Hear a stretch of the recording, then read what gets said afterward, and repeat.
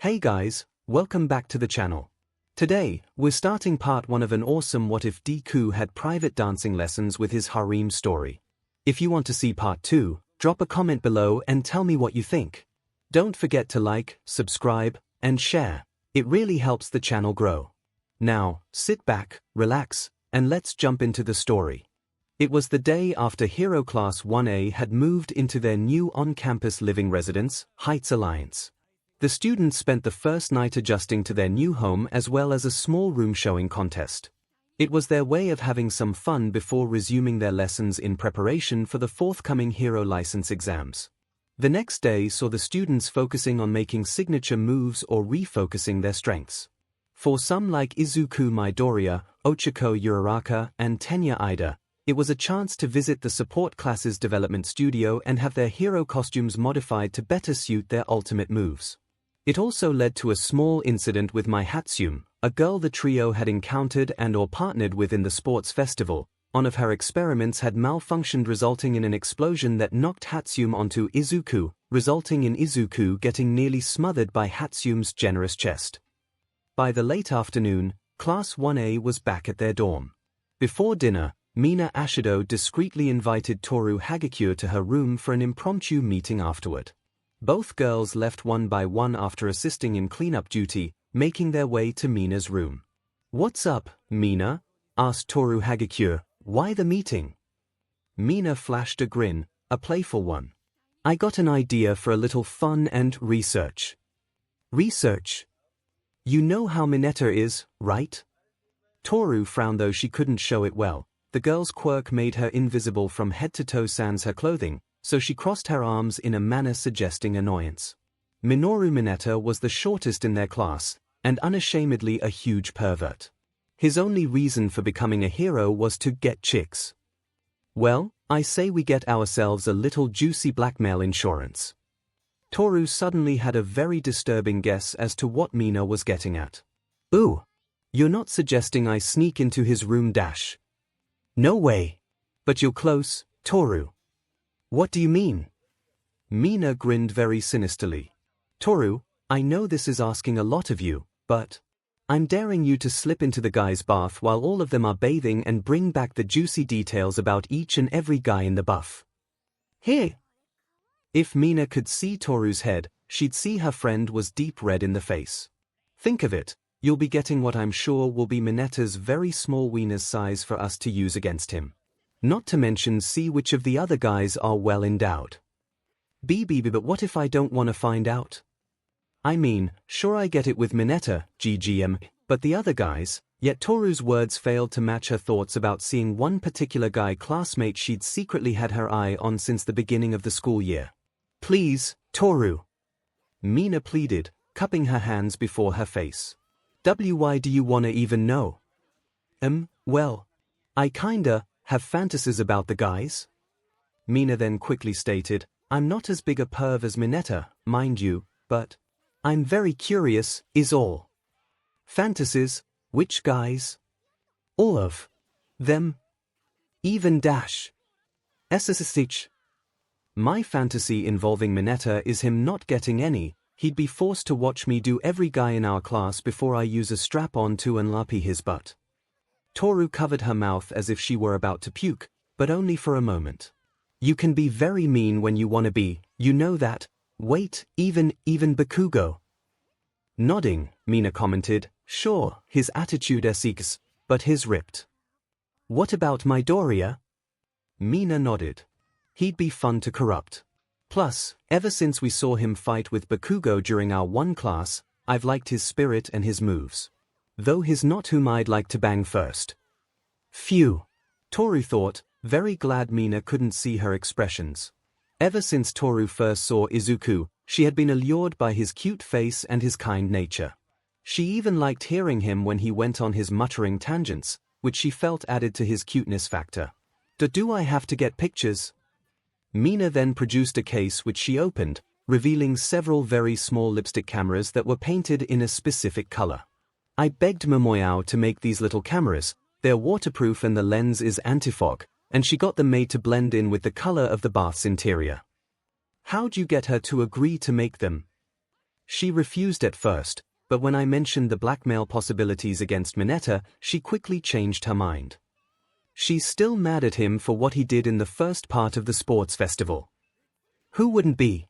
So, all you need to do is slip into the guy's bath, place them in strategic, hidden areas the guys won't notice, and then get out. What if they are found? Momoyao made them so that they close up when picked up, so they look like a tube of something. And if the guys try to force them open, they self-destruct. Still, it's risky. So's being a hero. So, will you do it? Tiptoeing carefully, Toru and Momorozu made their way to the door leading to the guy's bath. Yorozu was carrying a small tablet that was connected to the 4 lipstick cameras Toru was carrying in their case. Unlike Yorozu, Toru was fully naked, making her completely invisible. It helped hide her nervousness. Both of her hands were clasped over the small case, which almost hid them completely due to her quirk. As they neared the door, they heard the sounds of their male classmates all inside. Toru, if you don't want to do this, there's no shame in admitting it. We'll just tell Ashido that Aizawa-sensei almost caught us, and we chose to scrub this mission. No. I can do this. Wish me luck, I'm going in. Just one thing. Turning away, Yorozu blushed yet retained a serious expression. Kindly not stare at Todoroki in the __. Don't worry, he's not on my personal list. And Toru quietly and successfully slipped through the door without any noise. Yorozu then crept away to the couch in front of the TV, eyes on her tablet. Now she had to wait until the first camera was activated and she could begin recording on her tablet for later. The guy's bath looks like it's the same design as ours, Toru thought as she tiptoed through the changing room into the bath itself, peeking around the doorway to make sure she didn't accidentally bump into anyone. She saw the guys were all busy soaking or scrubbing or gabbing away, all in the bath. Toru felt her head was growing very hot with the blood rushing into it, but she resolved herself to her task and quietly, stealthily moved to place and activate each of the lipstick cameras. Thankfully the hot water from the baths had already produced a good amount of steam and mist, aiding her in her task. After she placed the third camera, she spotted Mineta on a stool, washing himself. His legs were open, and she willed herself not to laugh aloud. Boy, he really had a shorty. The odds of Mineta actually scoring were now almost nil. Toru quietly repositioned the camera to catch Mineta's position perfectly. There you go, Mina, juicy blackmail obtained. Now she had to place the final camera. Oi! Watch it, Deku. Sorry, Kaken. Toru nearly jerked at the voices, specifically the latter. Her eyes found Izuku moving out of the bath to make his way to an empty stool, where he sat down and began squirting body soap onto a bath sponge before applying it to his arms. Toru's heart sped up. Oh! Izuku! Toru simply watched Izuku scrub himself, arms first and then his chest. From his position, Toru got a very good and clear view of his front, especially with his legs open. Toru slowly moved her eyes south until Toru put her hands to her mouth to keep from making any noise. Wow!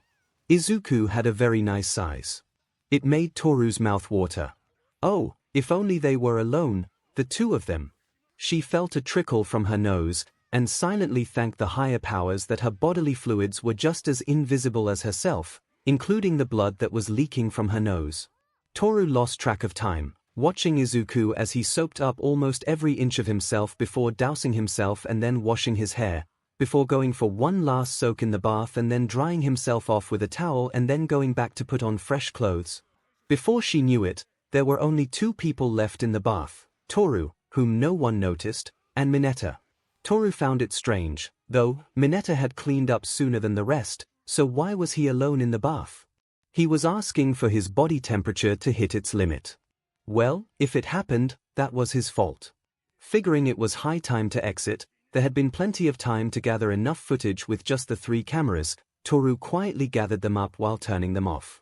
After getting the last one, she heard the sounds of 𝐴𝐸 intermixed with watery movements and heavy breathing. From behind her. Now she knew why Mineta had stayed behind. You! Time to jet fuck out of here. Leaving Mineta to make a mess, Toru quietly through the changing room, which was empty. And, checking first to see if any of the guys were out in the commons room, they weren't, only Yorozu was there, and then Toru slipped out. Very nicely done, 𝐻𝐸𝐽, Yorozu said with a smile while waving her now deactivated tablet. Sure, you only used 3 out of the 4 cameras, but we got plenty of footage. Mina should be very satisfied. Good, now let's go, I need a bath now, badly. Toru moved for the girls' dorm door, with Yorozu in tow. Why did you not place the 4th camera and leave? That's my business, thanks. As if I'd admit I was watching Izuku with his goods on display before me. Is something wrong? Mineta was still in there, but he wasn't bathing. Yorozu's complexion turned slightly green. May I join you for that bath? By all means. After I take some medication. Don't blame you. Alone in her room, Toru laid on her bed only wearing a lacy set of a pink bra and panties. She couldn't sleep, not yet. Bathing after that little excursion had helped cleanse both her body and mind, but now she had better, more pleasant things on her mind. I saw him. I saw Izuku naked. I saw his manhood. Kia! She quietly pedaled her legs in the air in excitement, hands cupping her face while she felt her cheeks flush hotly. Speaking of heat, she felt her panty crotch start to get very warm. A thought crossed her mind, one that would make her just a little bit of a perv like Mineta. Well, I didn't do it the first night we stayed here. I guess that's something. But the hell with it. Toru then rolled over so she could reach underneath her bed for a small tube that looked like a flashlight, but it wasn't, it didn't have a light built into it. Unscrewing the large top, Toru removed the lid and then reached inside to pull out what she'd kept very hidden from even the rest of the girls as well as her parents back home. A DLD. Letting the tube casing fall to the floor, Toru set her toy aside of her, after she rolled onto her back, and then used both hands to quickly discard her lingerie. She grabbed the toy and then rolled over again so she was on her stomach, propped herself up on her elbows and, taking the DLD in both hands, she began to lick the tip hungrily. Her eyes were closed, so she could let her imagination take over, painting a scene where Izuku was in bed with her, and she was giving him head.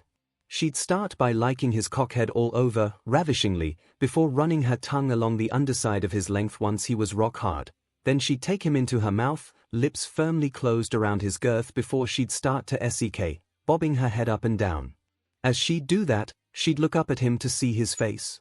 Toru bet Izuku would have his eyes shut tight, mouth open wide as he'd and groan while she attempted to SEK him dry. Sometimes she did, in her fantasies, other times she'd JK him off with her biases and make him shoot his load all over her mound so could watch her like the come off, but tonight, she was so horny she'd only SEK him enough until she'd pull away slowly, sking him long and good until he slipped out of her mouth with a nice pop noise. Then she'd kiss up his body, sliding up his as her BRSTs pressed into his skin. She stopped sking her toy and, getting up on all fours, moved her toy between her legs and positioned the tip of her toy at her slick opening, rubbing at her pussy lips. 𝐼𝐴, Toru pleaded quietly while using her free hand to bring her pillow directly beneath her face. Izuku, I want you to 𝐼𝐴 with your stiff PP, and she bit into her pillow as she pushed her DLD inside of her, to the hilt. Biting her pillow muffled her cries and MMMs as she began pumping the toy in and out of her wet heat. Eyes closed tightly, she envisioned Izuku behind her, pounding her with his manliness with a passion and aggressiveness she merely guessed he'd been hiding. I bet he's a tiger in the sack, It's the true quiet ones, that always surprise you. Oh, Izuku. 𝐼𝐴 good and hard. I wanna come hard all over your PP. Her hand moved faster and harder, pounding away at her using the DLD.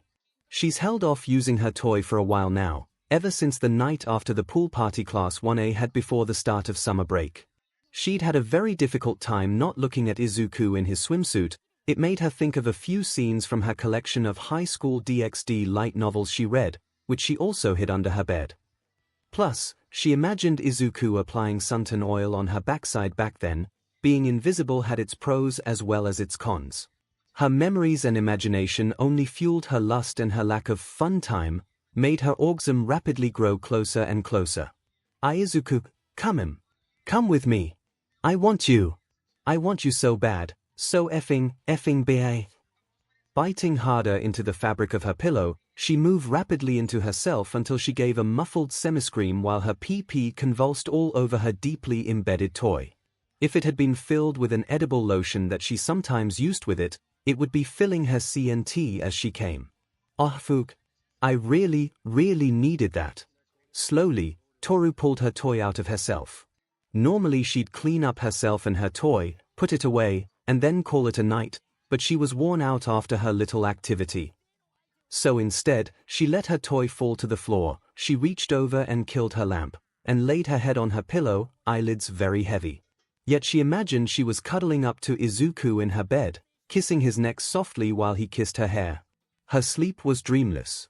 The next evening, the 6 girls of Class 1A were gathered in Mina's room, with Yorozu bringing her tablet with her per Mina's request. So, what's with the meeting, Mina, ribbit? Tsuyu asked. And why did you bring that with you, Momo? J.I.R.O wondered, pointing at Yorozu's tablet.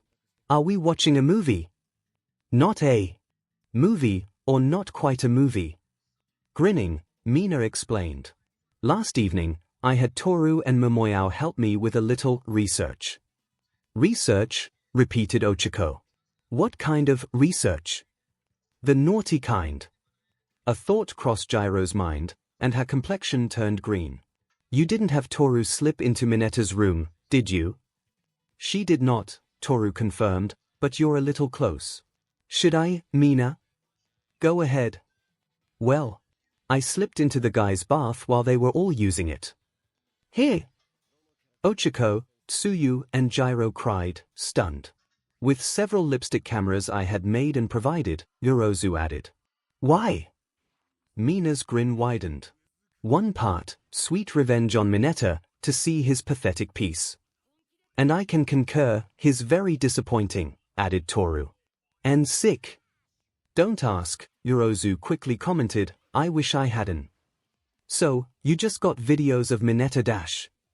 Not just Mineta, Kyoka, we got all the guys. Well, most of them, Mina. What? Toru put a hand behind her head. Only got 3 of the 4 cameras in place. Toru blushed, but she was thankfully the others couldn't see her doing so. And she wasn't about to tell why she was blushing, that she had seen Izuku and ogled him until he left the bath. No way. I was distracted. Too much STMLTN? Mina asked. When Toru muttered yep, Mina shrugged. Fair enough. At least it was 3 out of anyway. Momoyao has the recordings on her tablet. I invited you all for a little watch party. J.I.R.O stood up, hands up while she shook her head. Nope. Not me. I'm out. Don't want to see any guys' privates, thank you. Fair enough, but just don't dash it. I won't say anything, I swear. Pardon me, and J.I.R.O quickly excited the room. Rolling her eyes, she shook her head again. She did not want to sink to the same level as Mineta or Kaminari. Hell no. Still, part of her wanted to pay the former back for not mentioning her when he talked about peeping into the girls' locker room with that hole in the wall he discovered. Screw it, I'll listen in. Least I won't fully scar my eyes or mind. Back in Mina's room, Mina looked at Tsuyu and Ochiko. What about you two? Honestly I'm on the fence on this one, ribbit, Tsuyu said, tilting her head from side to side slowly. There are a few guys I'd like to check out, but I won't admit that out loud. Ochiko? Ochiko was deathly quiet, but her face, it slowly changed to a deep red. Obviously she was thinking about it, or more accurately, she was thinking about Izuku. Mina didn't hesitate. That's a yes from Ochiko. Tsuyu, you got 30 seconds. In, or out? Meh, why not? Outside the room, J.I.R.O breathed a quiet sigh of relief. Both her earjacks were plugged into the door, allowing her to listen in. Momoya, set the video up. Yairozu began working her tablet. Would you like all 3 at once or 1 at a time? 1 at a time, please. Why split our attention? But save the video with Mineta for last. Nodding, Yorozu opened the file folder containing the 3 videos. Her finger touched the icon for the first video, which activated the tablet's video media player and opened the video.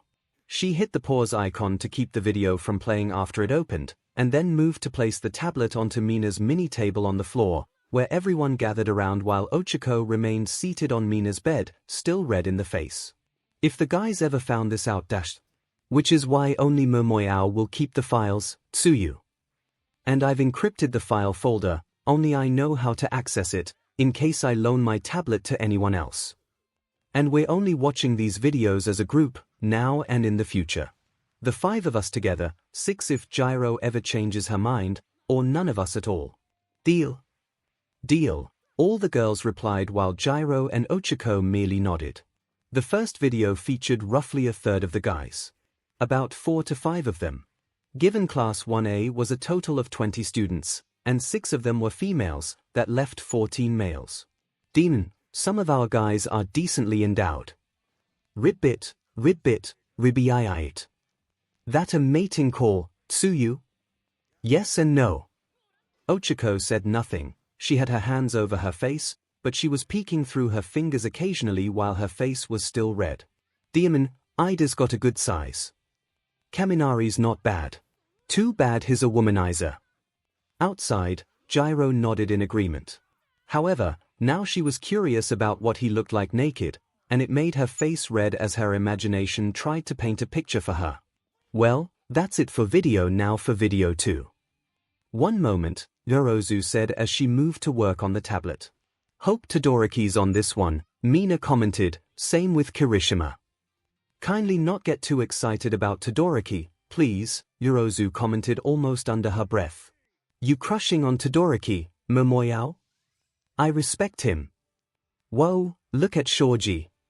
Tokoyami's no slouch, either, ribbit. There's Todoroki now, you're staring 𝐿𝐿. I am not. A lady does no such thing dash. Yet you're here watching with us.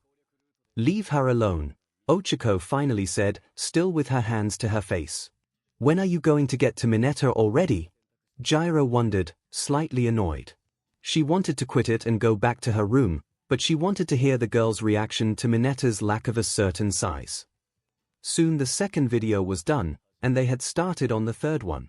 This one should have the rest, Toru said confidently. So it's Midori, Bakugo, Mineta, and Koda, Mina listed off, recalling all the guys they had seen in the previous videos. And there's Dash. Why ha ha ha ha. Soon the room erupted in laughter and giggles. 𝐻𝑒𝐫, still outside listening in, smirked as she knew who had made her friends and classmates laugh so much. Or, Mineta got an extra belly button.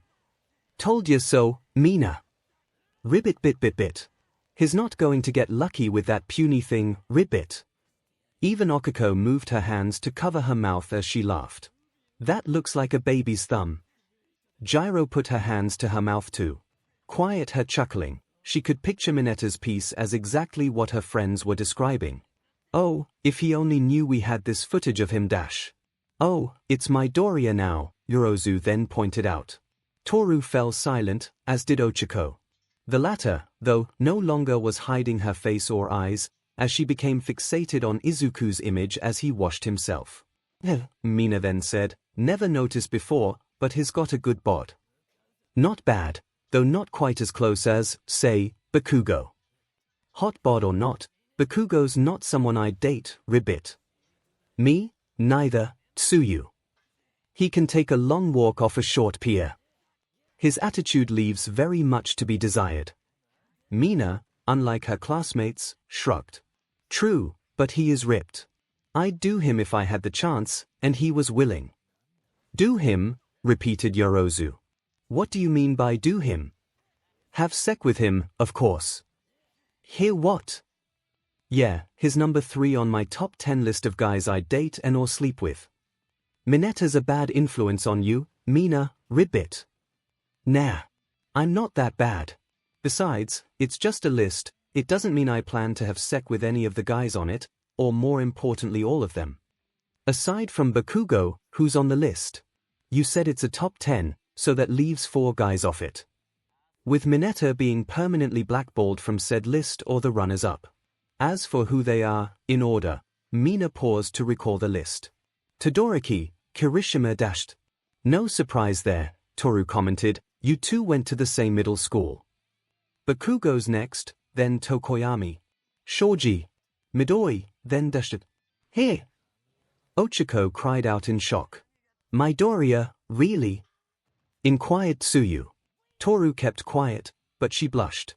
Izuku was number 1 and the only one on her list of guys she'd like to get lucky with. So, you'd have him for a night and that's it? Asked 𝐒𝐭𝐴𝐳, shocked. I never said that, 𝐒𝐭𝐴𝐳. Though it would depend on, if he's good in bed, that is. You do realize it's highly likely he and the rest of the guys in our class are as much versions as we are, ribbit. Well, you never know. Midori always surprises you. I learned that from that class where he fought Bakugo. Very true, Yorozu mused, and, to be honest, I would have liked to have seen how he would have done as our class president instead of Ida. Wonder who voted for Midori. My thought exactly, Mina, Gyro mused quietly. That I did, 𝐒𝐭𝐴𝐳 admitted, blushing. Me, too, Toru spoke up. Whoa! You two did? I'm amazed. Wonder who the third one was, ribbit.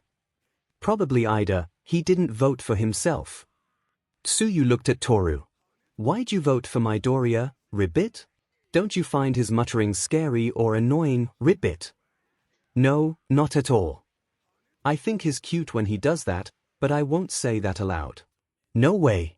As for why, you do realize he was the student who jumped in to save Bakugo from that slime villain last year, right? The remaining girls, and Gyro outside, all had their eyes go wide in realization or shock. Yes, it was him. I saw his image on the news. It further inspired me to get into UA. Then why didn't Midoriya use his quirk on that slime villain? Isn't it obvious? 𝐒𝐭𝐴𝐳 suddenly blurted out. You've seen what his quirk does to his body, or at least it did to his body before he got better control over it. He probably didn't want to injure himself and become a liability, or he didn't want to hurt Bakugo in the attempt. Excellent points, Uraraka, Yorozu said after thinking it over. Mina and Tsuyu both nodded, and Toru said, yeah, that's right. This all reminds me a bit of our talk during that sleepover we had with a few of the 1B gals, Mina then said, reminiscing. And before anyone asks, I didn't want to bring up the subject of sleeping with guys, not after what Mineta tried to do. Good reasoning, Mina. Plus, looking back on when we talked about Midoriya, Toru then spoke up, you do have to admit, him being a fan of All Mights isn't that bad. I mean, at least he picked a good role model to take after. True, but how many girls has All Might been with over the years? Well, yeah, but given that big bad villain he fought before he'd been forced to retire. Very true. Villains do love to go after a hero's loved ones. Even if All Might had met someone he loved, he would have distanced himself from them to ensure they'd be protected. So, would you actually date Midori, Toru? Maybe, Toru replied casually.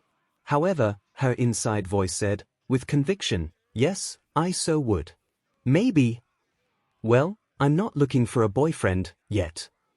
He's a friend to me, Tsuyu promptly said, not sure I'd risk it trying to date him. Then again, we've only known each other for a few months. Too early to say, ribbit. You're not, saw at him for dash? Tsuyu shook her head. No, we all made up for it, and he did it to save Bakugo. I'd like to think we're moving past that, ribbit. Right, sorry. Well, I'm also on the fence about dating Midoriya, Mina admitted. But if I had the choice between only him and Mineta for a date, the answer's pretty obvious. Yes, Midoriya is a gentleman, I'll admit that, Yorozu thought about it while tapping her chin. I probably would consider it, probably, though Yorozu had someone else on her mind to ask out before Midoriya. I'm not sure, either, Gyro thought while cupping her chin to mull the idea of going on a date with Midoriya. However, she would definitely pick Midoriya over Mineta, or she'd pick about any of her male classmates, almost any of them. What about you, 𝐒𝐭𝐴𝐳? Mina asked suddenly. 𝐒𝐿𝐵 blinked while stammering. Me. Realizing everyone was looking right at her, given she was now the last one of the group to say anything about Izuku, she found her throat closing up, unable to form words. It was true she liked Izuku, or Deku as she called him. But date him? Would she admit that? She liked hanging around him, and he totally inspired her to do her best in school and more, and she admired that he was willing to go to any length reasonably to save someone, like how he pushed Todoroki to move past whatever mental issues the latter was having at the sports festival. But to admit all that, Ochako couldn't do it. That was all private information. Her eyes darted about, trying to find something else to force a change of subject, and then she eyed the clock on Yorozu's tablet. "Ah! The time!" she cried, pointing. The other girls looked, and Yorozu saw the time and she gasped. "Oh my! It's that late already! We should all start preparing for bed, given we have an early start tomorrow." She closed the video player and once more encrypted the files. Outside in the hallway, Gyro unplugged her jacks and calmly and quietly moved for her room. She'd approach the girls tomorrow about looking at those videos, after sleeping on the subject. One by one the girls all wished each other good night and exited Mina's room, save for Mina as she prepared for bed. Toru went back to her room, and after locking her door, she got out her toy and lube. Seeing the video and watching a naked Izuku all over again, not to mention her inner voice declaring she wanted to date Izuku and do him, had her hot and bothered for Izuku all over again. Unlike last night, though, she required 2 good rounds of using her toy inside herself. Excerpts from the Diary of Toru Hagekyo. I really like living here on UA's campus. I've never been closer to my classmates, my friends. Sure, what happened at our supposed summer training camp was a tragedy, and I was lucky I was only rendered unconscious, but I have to quietly admit, some good came out of it. Granted, we still don't know how the League of Villains found us, or if the whispered traitor is still out there, but I trust the teachers here at UA, and I trust my classmates and friends. Even Mineta, he's a perv, yes, but he's no traitor. The first night at our new home, we had a little room show and tell, and even a contest. We ignored Mineta's room completely, and Tsuyu wasn't feeling up for it, and Bakugo called it an early night so we wouldn't see his room. So, it wasn't a full tour, but it was fun. The winner, Soto. Though technically it was only because he made a cake, and he shared it with everybody. All the girls voted for him unanimously for the cake alone. But Soto's wasn't my favorite room, no. It was Izuku Midoriya's. He is such an All Might fanboy.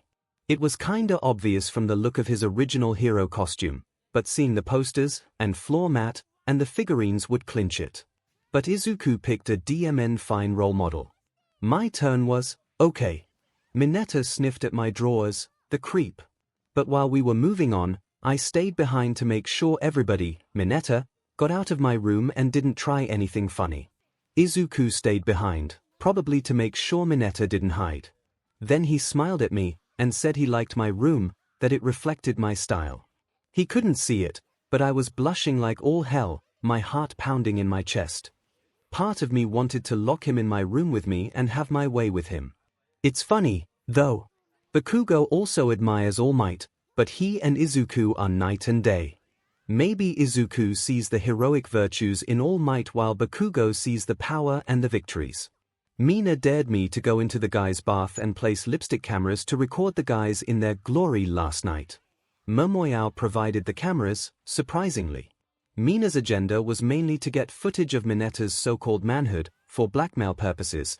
I think she mainly wanted to compare the sizes of the guys for her own gutter brain. She admitted she has fantasies about most of the guys, and even a torturous fantasy about Mineta watching but never getting any, sick, yes. But in a way, I admire Mina's villainous side. I wanted to fight the idea, but... Diary, I was weak. I wanted to see him. Izuku, in the buff. Mina doesn't know it but I have my fantasies, too. But they're mainly with one guy and one alone. Izuku. So, I did it. I slipped inside the guy's bath and placed all but one of the cameras, and Mineta has 0 chance of getting laid, not with his pin between his legs. Why didn't I place all 4, you ask, Diary? Well, after placing the 3rd, I spotted Izuku, and I stayed right where I was and watched him. Watched him cleanse himself, wash his hair, and then soak before he left to put his clothes back on. Thankfully I never got caught, nor did the cameras get accidentally found. I gathered them up and left, and just in time as Mineta. No, diary, you really don't want to know what that waste of space was doing. I needed a bath myself to cleanse myself. Though later that night, my mind went back to what I saw of Izuku. My toy got its first good workout since before the summer training trip, and I'm likely to give it plenty of workouts. Carefully. Learning ultimate moves is hard, probably the hardest test I've ever faced here at UA. But I can't give up. Only a few more days until the provisional license exams. Izuku got some new gear made, for his feet and legs. They look cool. I guess he decided to switch up his fighting game and go for kicking instead of punching. He's even having Ida help him with his footwork. At night he goes outside and practices his new moves. We girls have seen him a few times doing it. 𝐿𝐻𝐼 watches Izuku a lot. Mina's noticed, and she says it's because 𝐿𝐻𝐼 is in love with Izuku. 𝐿𝐻𝐼 denies it, naturally, but I can't blame her. I think I'm in love with Izuku, too. Or it's the biggest crush I've ever felt. I feel sorry for 𝐿𝐻𝐼. Because of her obviousness, Mina's always observing her. Then again, it distracts Mina from when I look at Izuku. Truth be told, I've eyed him ever since we started classes together. And when I learned he was the young boy who rushed headlong into saving a classmate from some slime villain, I couldn't help but think, wow, this boy is amazing. I think if anybody deserves to graduate from UA with honors, it's Izuku. I passed the provisional license exam. Wow. Wow, WW. Everybody except Bakugo and Todoroki got their licenses. We all made it through the first half of the exams, but the second, unlike the first exam, which was about combat, the second half was about rescue work. Bakugo's not much of a rescuer. Todoroki, I don't know what happened exactly, but he took not passing better than expected. Mineta started shooting his mouth off, but Ida stopped him, repeatedly. Though Bakugo and Todoroki are allowed to take makeup courses to get their provisional licenses. I'm just glad, especially for Izuku. He sent pics of his new license to All Might and his mom. Surprised he didn't cry buckets with joy. Izuku and Bakugo had a fight after curfew last night. We couldn't believe it, I couldn't believe it. Usually, Izuku avoids a fight unless it's life or death. He and Bakugo hadn't fought since the first class All Might taught us when we put on our costumes for the first time. What went down, what led to the fight, nobody really knows. Maybe Bakugo was jealous that Izuku got his provisional license and Bakugo didn't. Well, because of their fight, Aizawa-sensei has them under in-house suspension, cleaning the common rooms morning and evening. Bakugo has 4 days, Izuku 3 days, and both have to write out apologies to Aizawa-sensei at the end before they can return to class. As for the rest of us, we have to keep quiet about what we learn in class from the two of them. And we were warned not to abuse the fact that the two had to clean the common room, i.e., make more of a mess for them to clean up, either during or after their duties. Though it hasn't stopped Mineta and Kaminari from razzing Bakugo about even the smallest trace of dust left. Bakugo claimed the spot they found was Izuku's half to clean up, and Izuku confirmed it, poor guy. Even so, Izuku does a good job cleaning up. He says it's because he lived with his mom for years while his dad works overseas, and he learned to help with the cleaning chores around their apartment. I'd love to meet Mrs. Midoriya and tell her she raised a good son. I saw her picture in Izuku's room, and I see where he gets his good, cute looks from. He's wearing earbuds so as to block out the chatter about classes, though I don't know who suggested it to him or if he came up with it on his own. And he's even avoiding 𝐿𝐻𝐼 and Ida, to be safe.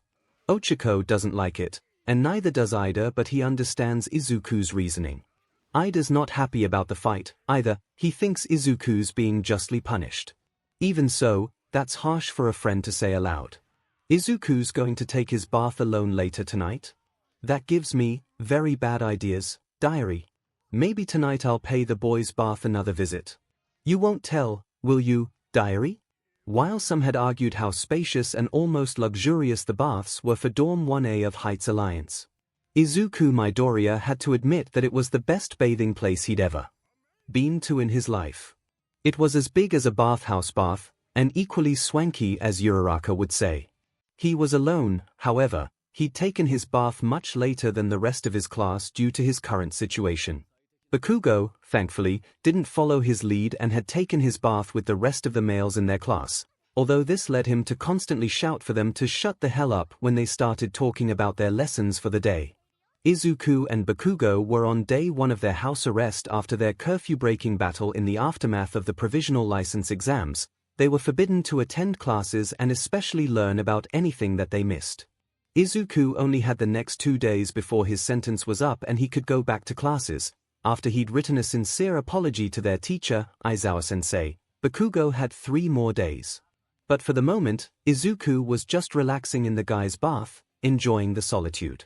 Sure, he missed his friends Ida and Uraraka, but since he wasn't allowed to discuss or hear about classes, it severely limited their topics around him. Better he just be alone for the duration, then he'd apologize to them for what happened, and everything would be back to normal, or so he hoped. But Izuku felt bad, more so for Bakugo. Mineta and Kaminari loved to razz him for missing even the smallest amount of dust or dirt in the dorms, even if it was actually Izuku's fault. Mineta turned his attention to Izuku after Uraraka and Tsuyu, Asui, and Hagekure complimented him on how hard he worked in cleaning. The shortest of 1A didn't like it when the ladies gave their attention to anybody other than him. Of course, more often than not, Gyro would use her earjacks to punish his classmates, which while he was glad to have them off his back, he wasn't sure how he felt about the method. Still, it was appreciated. Lifting his head to stare upwards, he let out a sigh. I just hope after all this, things will improve between Kaken and myself. He couldn't put his finger on it, but as much as he did not want to get into that fight, something changed between them or was starting to. Maybe it was All Might clarifying to Kaken that he wasn't to blame for his quirk being lost, and letting him in on the secret of one for All Might open new doors. Or maybe it was pounding the snot out of each other that cleared some cobwebs. Maybe he was reading too much into things, didn't he always? But he hoped things would work out better from now on. Izuku then stood up fully and stretched. It was random, but his body felt the need to stop sitting or wading in the bath and work the 𝐭𝐴𝐽𝐾𝐽 out. At least he was alone, as he'd be embarrassed to stand up like this and just flash all he had to the world, not out of shame for his body, he just didn't like to show off.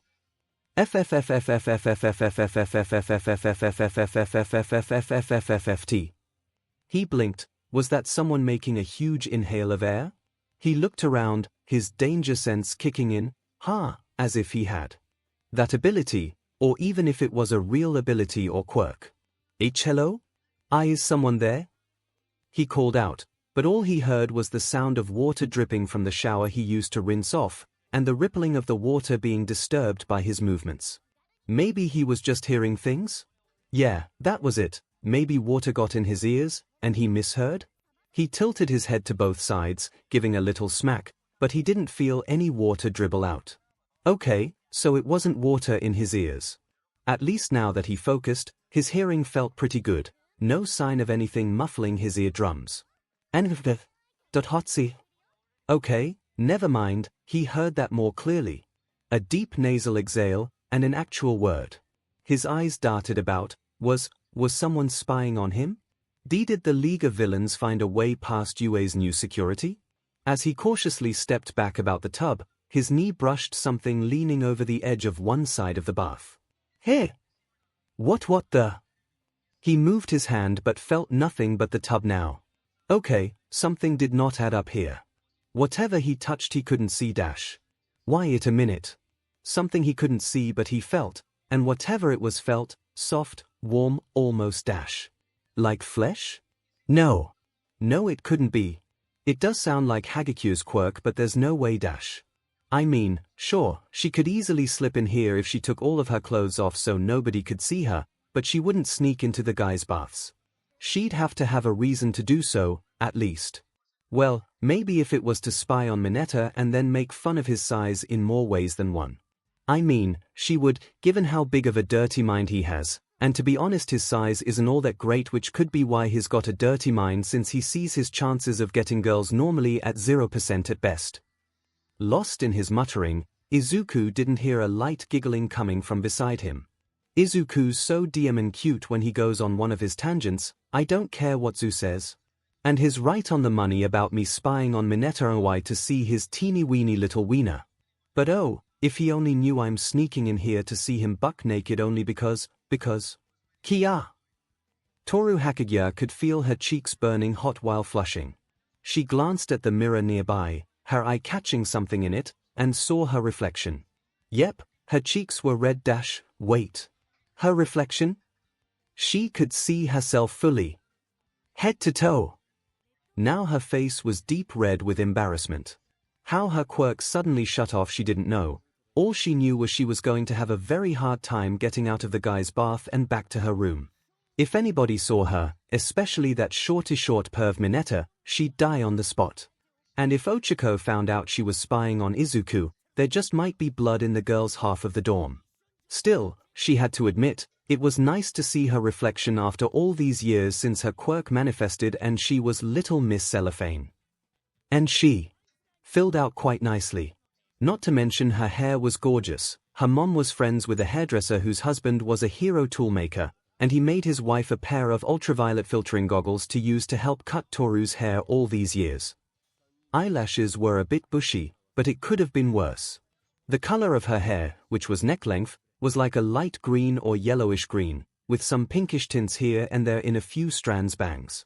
Her eyes were blue with an inner pink coloring that reminded Toru for Mina's eyes a bit. Hello, old friend. Nice to see you after so long. You look good. Toru's train of thought halted when she noticed that Izuku's reflection showed, and he was beet red from head to toe and his eyes wide open in shock with steam emitting from his ears. He could see her. He, maybe, didn't recognize her, but he could see her in all her full glory. As a famous TV actor said frequently on an 80s sci-fi drama, "Oh, boy. Hey, hi there." She saw his jaw drop and heard him inhale deeply, and she quickly pounced on him, hands clamping over his mouth. Whatever you do, do not shout or scream. Not unless you want both of us to have to try and explain this mess, and likely have us both kicked out of UA. Izuku's eyes threatened more than ever to pop out of his head. He was trapped in the bath with a naked girl. Flashbacks of the provisional license exam crossed his mind with that girl Cammy. Wait. This girl's voice, he knew it. He tried to speak her name, but due to her hands over his mouth it came out garbled, "Hukukohi? Call me Toru, and yeah, it's me. Don't ask me how my quirk turned off, it just did. Are you going to scream or shout?" Seeing Izuku shake his head furiously, Toru sighed and removed her hands from him. She then saw him turn away and put his hands over his manhood. He wasn't wearing a towel. "WWWW, what are you doing in here?" Her cheeks flushed again. Unlike Izuku, she didn't try to cover up. "Well, I was peeping on you." "Why me? I'm not Mineta, just so you know. I mean, I'm not a pervert. Not like him, at least. Though I did spy on him once when he was in here. You guessed right, I was checking to see if his shortness was in other places, and boy, is it ever. I mean, he's got an extra belly, but if you look at it that way, makes for nice blackmail if need be, least Gyro and Mina think so, too. Anyway, enough about that twerp. When you spied on him, was he alone or dash?" Toru shook her head. "Nope, it was when all you guys were in here. It was a dumb dare I took from Mina to slip in while you all were bathing. It wasn't easy, but I did it and didn't get caught. And thank the gods what happened tonight did not happen then. And as for why you, well, among other things, since I first saw you the first day of class, I thought you were cute." Staring at her, Izuku craned his head as he visually examined her, acting like he didn't hear her right or was trying to ensure he did. You think I'm cute?" "Well, duh. You are." She insisted, like it was as natural as breathing air. "Trust me, I'm not the only one dash." She was about to drop some names, one in particular, but she felt that was Ochiko's business and not hers. "Just trust me, you're certifiable in the cuteness department." Oh, he murmured, blushing more now as he rubbed the back of his head. "GG, thanks." Unable to help herself, Toru's eyes went lower. "You also are stunningly endowed." Oh geez. Realizing his D was hanging out exposed, he again covered himself. Toru giggled.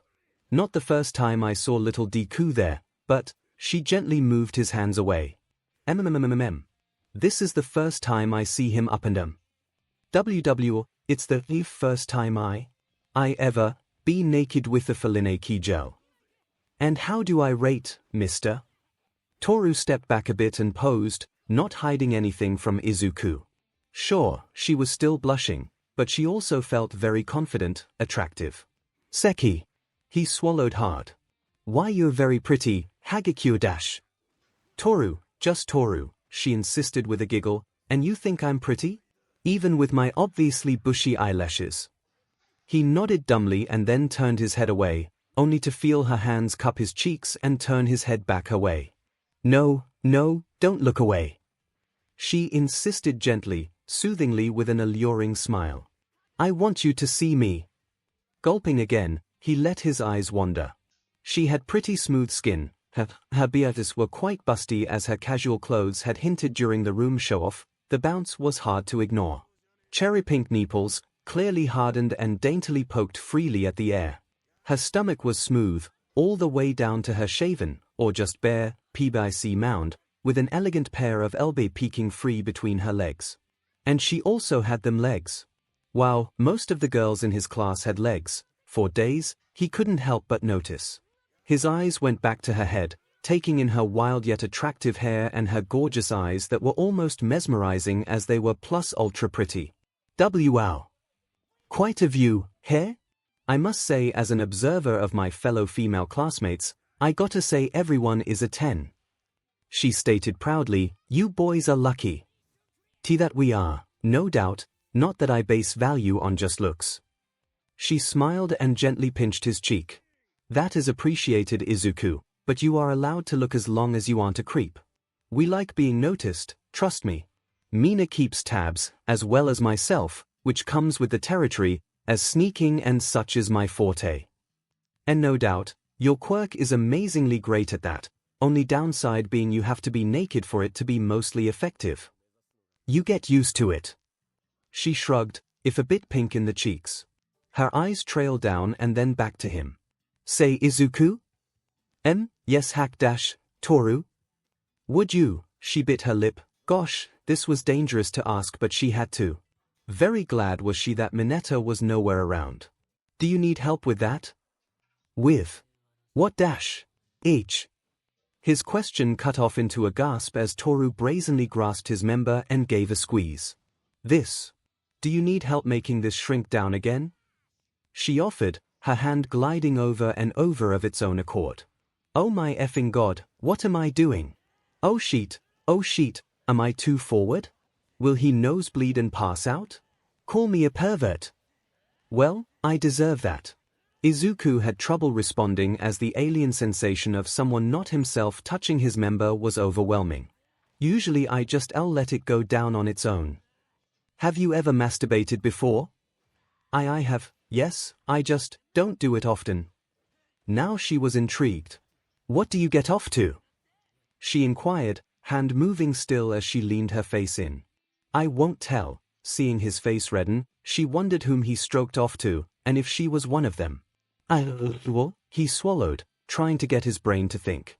You used to a few heroine-centric magazine pin-ups. Like Mount Lady? Mandalay? Yeah, and Mummidnights SEI. Well that doesn't surprise me, but what about your classmates? Seeing him clam up, it just made her more curious. I won't be mad, I swear. I might have had fantasies about all, oh gosh. Skiing in a lungful of air he exclaimed. Okiko, Tsuyu, Gyro, Yorozu, Ashido, and sometimes Hatsum, but that was a fluke from a dream rather than a planned fantasy. He got out all in one concise, but surprisingly clear explanation. He then started to panic again. God, you probably think I'm a harem-observed perv. Do you want a harem? She asked with genuine curiosity. And no, those never work. I never even asked a girl out. See, you're sensible. Fantasies are fine and just cause you thought of each girl in class doesn't mean you're a weirdo. Lord, she could tell him her fantasies, and Mina, the girl had a scenario with every boy in class but Mineta. Yes, that included Bakugo, someone Toru would sooner give a cold shot to the nuts rather than kiss him. Most of Mina's fantasies these days had a certain hardening quirk user involved, but Mina wasn't fantasy shy. Scratch that, Mina did have one Mineta fantasy, but that was totally PP blocking him. The little turd would get tied up and gagged before she effed all the boys in class but him. And then she'd put on a strap-on and dash. Well, let's just say Mineta would get laid, but not the way he'd enjoy it. Not that Izuku needed that information. Toru wanted to entice him, not scar him. My point is, you're a normal boy, but one who's clearly not a creep. She insisted, her body now gently pressed against his. Also, we girls are very capable of showing interest, and this is me showing my interest. So I can see and feel any, he groaned and cringed. Toru, if you keep that up, what are you doing? His voice trailed off as she knelt before him, hand leaving his D-dash, only for her melons to mash his member between and start rubbing. Dash. 𝐒𝐻. She put a finger to her lips, reminding him not to get too loud. She then moved her hand back to the other BST and resumed tit-fucking him slowly, sensually. So hot and hard, and she bent her head down and Izuku felt something wet and soft along his little head, her tongue. Izuku groaned, trying hard to keep it low. His body shivered with sheer delight, a sensation he'd never felt the like of before. You taste so good, Toru cooed, taking a small break before she resumed liking him. His tip was leaking badly with precum and she was liking it up as if it were melting ice cream, only hot and salty instead of cold and sweet. Truth be told, she was living a fantasy she had about titty-fucking Izuku and making him explode on her BRSS before she had him watch her like herself clean. Of course, she was invisible during that fantasy, unlike now. Toru felt herself growing intensely hot and wet between her legs. Her PP was dying to get in on the action. Not yet, just a bit longer. Feeling Izuku's member twitching more and more, Toru decided to go for the kill. She slowly stopped moving her BSS and released Izuku. She heard him whimper softly from her halting her actions, but her eyes met his as she repositioned herself, and she slowly took his pride into her mouth and began to seek him, bobbing her head while she looked up at him, muffled mms leaving her lips as she sked and sked and sked. That was the last straw for Izuku's stamina. His loins stirred to the point of no holding back, and before he could say a coherent word, Izuku shut his eyes and bit his lower lip hard as his orgasm surged through his being. His member twitched while it seemed to unleash a pent-up load he had no idea how long he'd kept locked away. Toru swallowed every drop of Izuku's cum. She'd had plenty of practice using a secret toy and edible lube she'd had since she was 14, and now that lube paled compared to the taste of Izuku's cream. Once she'd downed the last drop, she slowly pulled away, letting his PP come out with a small pop noise as she sat up, eyes half opened in semi-delirium and a smile on her lips. Yummm, she said while looking at a panting Izuku. Izuku couldn't speak, he was literally speechless. 𝐿 never felt anything like that. He felt drained, like he'd used one for all past his limit, but he also felt a high he'd never experienced before. Then, he felt soft lips repeatedly on his abdomen and he looked down, forcing his eyes to open. Toru was kissing his body softly, tenderly, moving up his frame. As she did, her own body pressed to his, making him feel her mounds and hard nipples brushing along his skin. His member strangely felt rock hard still, usually after coming once it calmed down quickly, but not now. And while Izuku thought that strange, he also felt glad. As she kept kissing up his chest, Izuku felt Toru take one of his hands and move it between them. Suddenly his fingers felt something warm and wet, Toru using her digits to guide his. To move, to feel. Feel how wet I am, she asked him in a soft, stuck voice. How hot and horny I am for you, Izuku? Ever since we moved into the dorms, since I peeped on you that first time I haven't had a night where I didn't use my toy. Imagining you doing me. T-toy? Yes. I'm a closet pervert. But unlike a certain perv we both know, I don't want every or any guy I see. Who I want is right here with me. Ah. Toru ummed as she felt Isaac's fingers were now touching her without her guidance. She felt one of his fingers worm its way into her heat, exploring cautiously yet marvelously. Yes, play with me, Izuku. I want to feel you touching me, feel your fingers, your lips. By then she was face to face with him, and she kissed him long and sweetly to emphasize her pleas. Izuku's mind went blank. He was being kissed for the first time. By a girl. Granted, he'd have liked it to have been with Ochako, but the fact a girl like Toru, a beautiful and sweet girl like her, was kissing him was literally a dream come true. Not to mention he was currently naked with a girl while being kissed, and doing naughty things at the same time. Closing his eyes, he leaned into the kiss, trying to give back equally while not messing up. Then, as Toru pulled away, Izuku felt her hand once more stroking his piece. "Do me," Toru pleaded. "Please, Izuku, do me like you do in my fantasies, my dreams." She moved back and laid on her back before him, legs open wide to let him see her open and dripping slit, practically begging for him to take her. "I'm so sorry, Ochako, but I'm seizing this moment, plus ultra." Izuku swallowed hard, and then moved cautiously into position between Toru's legs. While a complete hero junkie, Izuku did own a very small collection of hentai, so he knew mostly what to do in a situation like this. Taking his PP in one hand, he rubbed his tip at Toru's opening, lubing himself up with her feminine juices and making her softly. He didn't do more until he felt he was lubed up enough and slowly, gently pushed himself into Toru's wet, boiling, tight heat. Toru bit her lower lip hard. Izuku's hot meat was bigger than her toy by a bit, but damn, what a difference in feeling. And he filled her up deep, ball deep. She put her arms around his upper back while he slipped his own underneath and around her back. "Talk dirty to me," Izuku then begged before he started to move, pulling out slowly until he almost pulled out and then reversed course. He repeated his motions over and over, going slowly until he got a steady rhythm and sped up just enough. "Toru-chan, talk dirty to me. F me like I'm your dirty little slot. I want to be your dirty slot, Izuku, your dirty, slutty lover." Toru hummed softly as she felt her body being dragged back and forth from Izuku's moves. She had to admit, she would have never taken him for a dirty talk lover, but as a fellow lover of that K&K she was happy to oblige. Truth be told, that first night, when you told me you liked my room, I wanted to lock you in with me, rip off your clothes, and rock your effing world. Why me? Ever since I laid eyes on you, our first day. I just couldn't take my eyes off you. Gently her fingernails raked along his back. I want you, Izuku. I want you so bad, so effing bad. Grunting softly, still mindful they had to try and keep the noise down. The hour of the night was their sole ally at this point. Izuku slowly built up not just his pace, but confidence as he got used to the motions, now firmly plowing himself in and out of the formerly invisible Toru over and over. The wet, slapping sounds of their flesh filling the bathhouse, along with their soft cries and breathing, echoing about. Adding to, if not amplifying, the intense artisy sensations between the two of them. For the moment, neither could care about the outside world, only they existed, and the intense effing between them.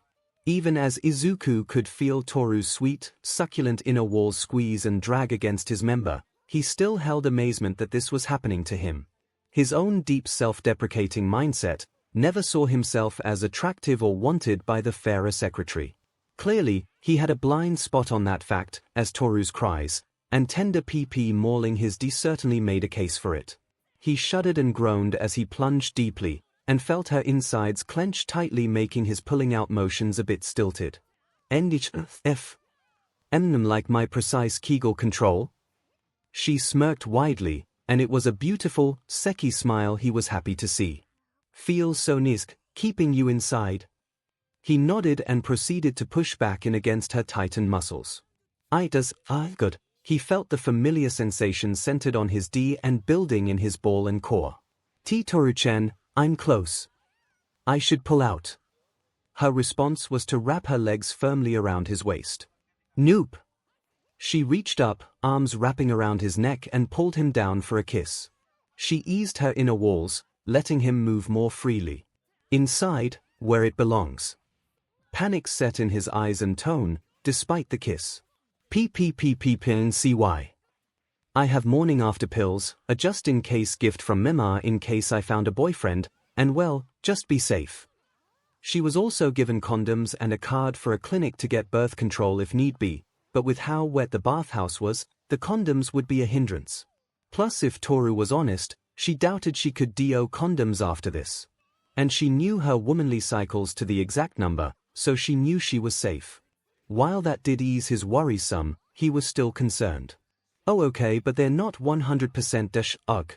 He groaned as she squeezed him and nibbled his lower lip. We're heroes in training, risks are part of the job, and at least this risk is eased with modern medicine, plus. I just effing want your cum inside me. She pleaded, kissing his cheek and keeping herself clutched around him. Be the man to sully my maidenhood. Pump it all, every single thick drop of your baby batter. She gripped his ear gently with her teeth and nibbled, murmuring seductively. Into my CNT, like you are trying to breed me. Make me come as you fill me up. Maybe it was the dirty words, maybe it was the continued massaging goodness of Toru's PP clutching his PP, churning and working to milk the pending explosion awaiting in his ball. Or maybe he just wanted to cut loose for once. Whatever it was, Izuku snapped, in a good way. Gently cupping Toru's face, he kissed her hotly, his tongue invading her mouth, making her and then she saw the flickering lights along his skin. 1-4, full cowling. 0.1%. His hips lifted and smashed down into hers, again and again, with both blinding speed and intense power. Not the kind of power to destroy the room, much less her body, but enough of a boost to F her boneless. Toru was glad he was kissing her, as it muffled the intense cries trying to escape her throat as she felt his just spear and wail her PP deeply. Did he actually thicken some just now? Was it his quirk, or some adrenaline thing? Frankly, who the F cared? She was getting F'd by Izuku, F'd like the breeding beat she kinkily played herself out to him for 𝐭𝐽𝐺's sake. Her nails gently rake his back as her legs cling to his thighs, not stopping his motions, but she needed the extra purchase to avoid being F'd across the floor. Talk about plus ultra. The wet, fleshy, slapping sounds intensified as Izuku's drilled and stretched Toru's PP to the brink, pre-cum leaking like a sieve as the tense, throbbing slowly built up along his, as Toru's inner walls began to quiver and pulse with impending release. Who came first neither could fully figure it out, but neither also cared, as after a few more moves, both cried out together, clinging to the other as Izuku slammed himself deep within Toru, once again their lip lock saving them from alerting the whole dorm they were mating like animals. Trembling violently, Izuku's quirk-enhanced PP began to spurt his pent-up load madly inside the spasm-happy PP belonging to his lover. With every tug and quivering churn of her slick, warm folds, another several thick ropes of white seed gush in, flooding Toru's womb to overflowing. There was so much, a thick gush squirting out from their conjoined sex, their fluids mixing and spilling onto the slick floor of the bath. Both lovers trembled violently as they rode their surprisingly violent, in the best way, orgasms to the end. Stars exploded, and soon faded from Toru's eyes and brain, as the haze of release left her. Slowly she pulled away from the kiss, panting and staring up at Izuku. Holy Izuku, that was.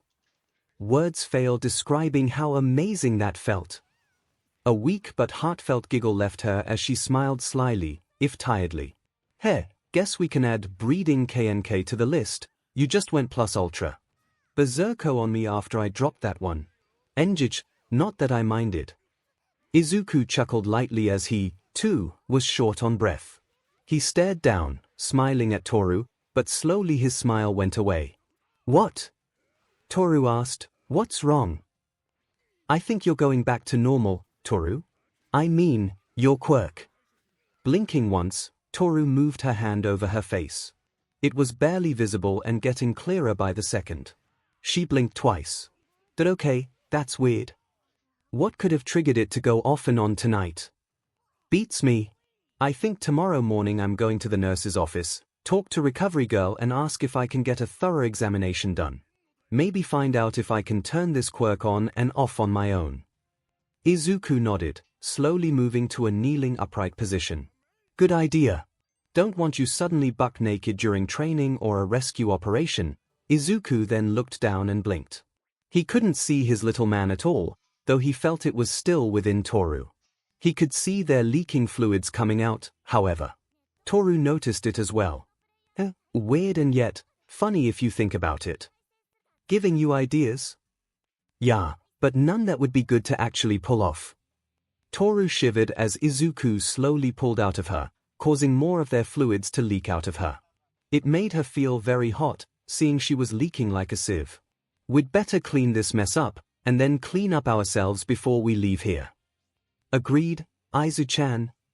Toru then moved to kiss Izuku on his lips once more, tenderly. You can rock my world anytime. Naughty boy. No effing way is this going to be a one-night stand, and if I gotta share Izuku with a few other girls, so be it, but I am not letting this animal get the hell away from me or be taken from me. Wash your back. Sure. Chuckling weakly, Izuku scratched his chin while Toru worked on soaping up his back. We'd have to be discreet. Oh, absolutely. Don't want Mineta to find out we're the first in our class to lose our virginities ahead of him, or the fact you got lucky and he didn't. We'd also have to not use our given names unless it's just us alone. Agreed, but it's going to be hard. She heard Izuku snicker. What? Hard? Seriously, Toru-chan? Toru thought about it, and then she giggled. Yeah, poor choice of words. And I can't sneak into your room dashed. Don't worry. Given Gyro's on the same level as me, we're better off not risking anything in my room. She's not nosy, but why press our luck? Butte, I can easily sneak into your room. Then again, we'd risk waking up Dash. Toru suddenly had an idea. It was risky, but maybe, just maybe 𝐻𝐸 would be someone Toru could approach for assistance. She'd just have to find a moment to get her alone and somewhere without prying ears. The two hammered out a few rule suggestions between themselves before finishing up bathing and cleaning up any traces of their fluids. Once that was done, Toru borrowed Izuku's towel to dry off before she slipped out and made her way cautiously back to her room. Alone again, Izuku's body turned red again as the realization hit him. He'd had sex with a girl. With Toru Kagekyo of all people. And she liked him. Of course, she wasn't the first girl he ever interacted with, that was Ochiko, but having sex was a totally different experience than talking to or hanging out with. Also, this kind of thing he had to keep secret. Hell, he couldn't do normal things with Toru since they had to pretend not to be into each other. He couldn't even tell All Might, not without risk of detention or expulsion. For him and Toru. And Mineta. Izuku didn't want to think about it. This is going to be worse than keeping the secret about One for All, but I have to go plus ultra about it. Toru's at risk more so than I am. Just have to not think about what we just did when I see her from here on out. Easier said than done, yes, but I have to give it my all. Too bad we have to downplay it, though. I would like to take her out, on normal dates, the movies, meals, shopping. Maybe I can find a book to help me, like Dating for Dummies or Dating Discreetly for Dummies. Soon as she returned to her room, Toru downed a morning after pill and then got out her diary and began writing in it. She had to get it out of her system before she went to bed. Diary, I want to tell you everything that happened earlier, but I can't. I just can't. All I can say about part of it is, Izuku and I have walked through a door of which there is no going back. We're closer than we were before tonight. I never, ever felt the way I did earlier tonight. And it was beyond description. And I have Izuku to thank for that. Oh, how I have him to thank. No, can't explain. Sorry. Mineta would be uber-cessed off and run his DM mouth off if he ever found out about tonight. It's not me I'm worried about, but Izuku. So, I'll be DM'd if Mineta ever gets even a simple whiff. And Ochiko will kill me if she ever finds out about this. Which is why, diary, I can't tell even you. Please forgive me. But there is one thing I can tell you, diary, for the first time in years, my quirk turned off all by itself. It was a real shock. I could see all of myself.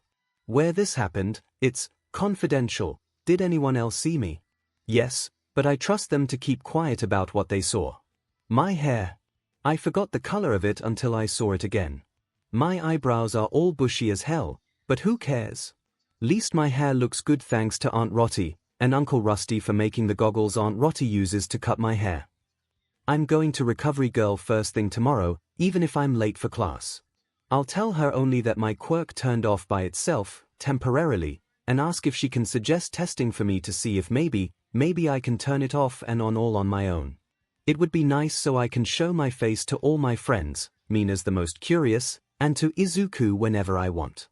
Though there is one perk about my quirk making me invisible. Toru left very early the next day so she could go see Recovery Girl in the infirmary. As luck would have it, Midnight was also there, having a chat with Recovery Girl. Perfect, 2 birds with 1 stone, if I play my cards right. Both teachers noticed Toru at the doorway. Come in, dearie, Recovery Girl said sweetly like the old woman she was. Sorry if I'm interrupting dashed. Midnight gave a dismissive wave. Not at all. We were just discussing lady stuff. And you and lady stuff in 1 or 2 cases, so what can I do for you, dearie? Well, I need testing done. It's about my quirk. Toru added that last part quickly, in case Midnight and or Recovery Girl took what she had said first the totally wrong way. Both women looked at Toru with raised eyebrows. What about your quirk? Well, last night, suddenly I could see my reflection in the mirror. My full reflection. My quirk had somehow turned off and I could see myself after so many years. Oh?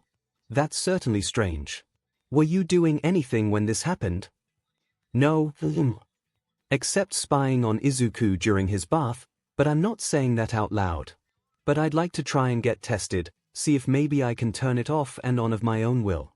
Is that possible? Recovery Girl tapped her chin in thought. Maybe, though honestly, I'm a medic, not a scientist. However, I do have a few connections, as does Principal Nezu, but we'll need some DNA samples. Like blood. That, and maybe some hair or even fingernail clippings.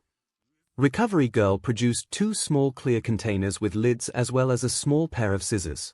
Use the scissors to clip a few strands of hair and a few fingernails while I prepare to draw a little blood. Toru did as she was told, though she noticed Midnight eyeing her carefully for some reason.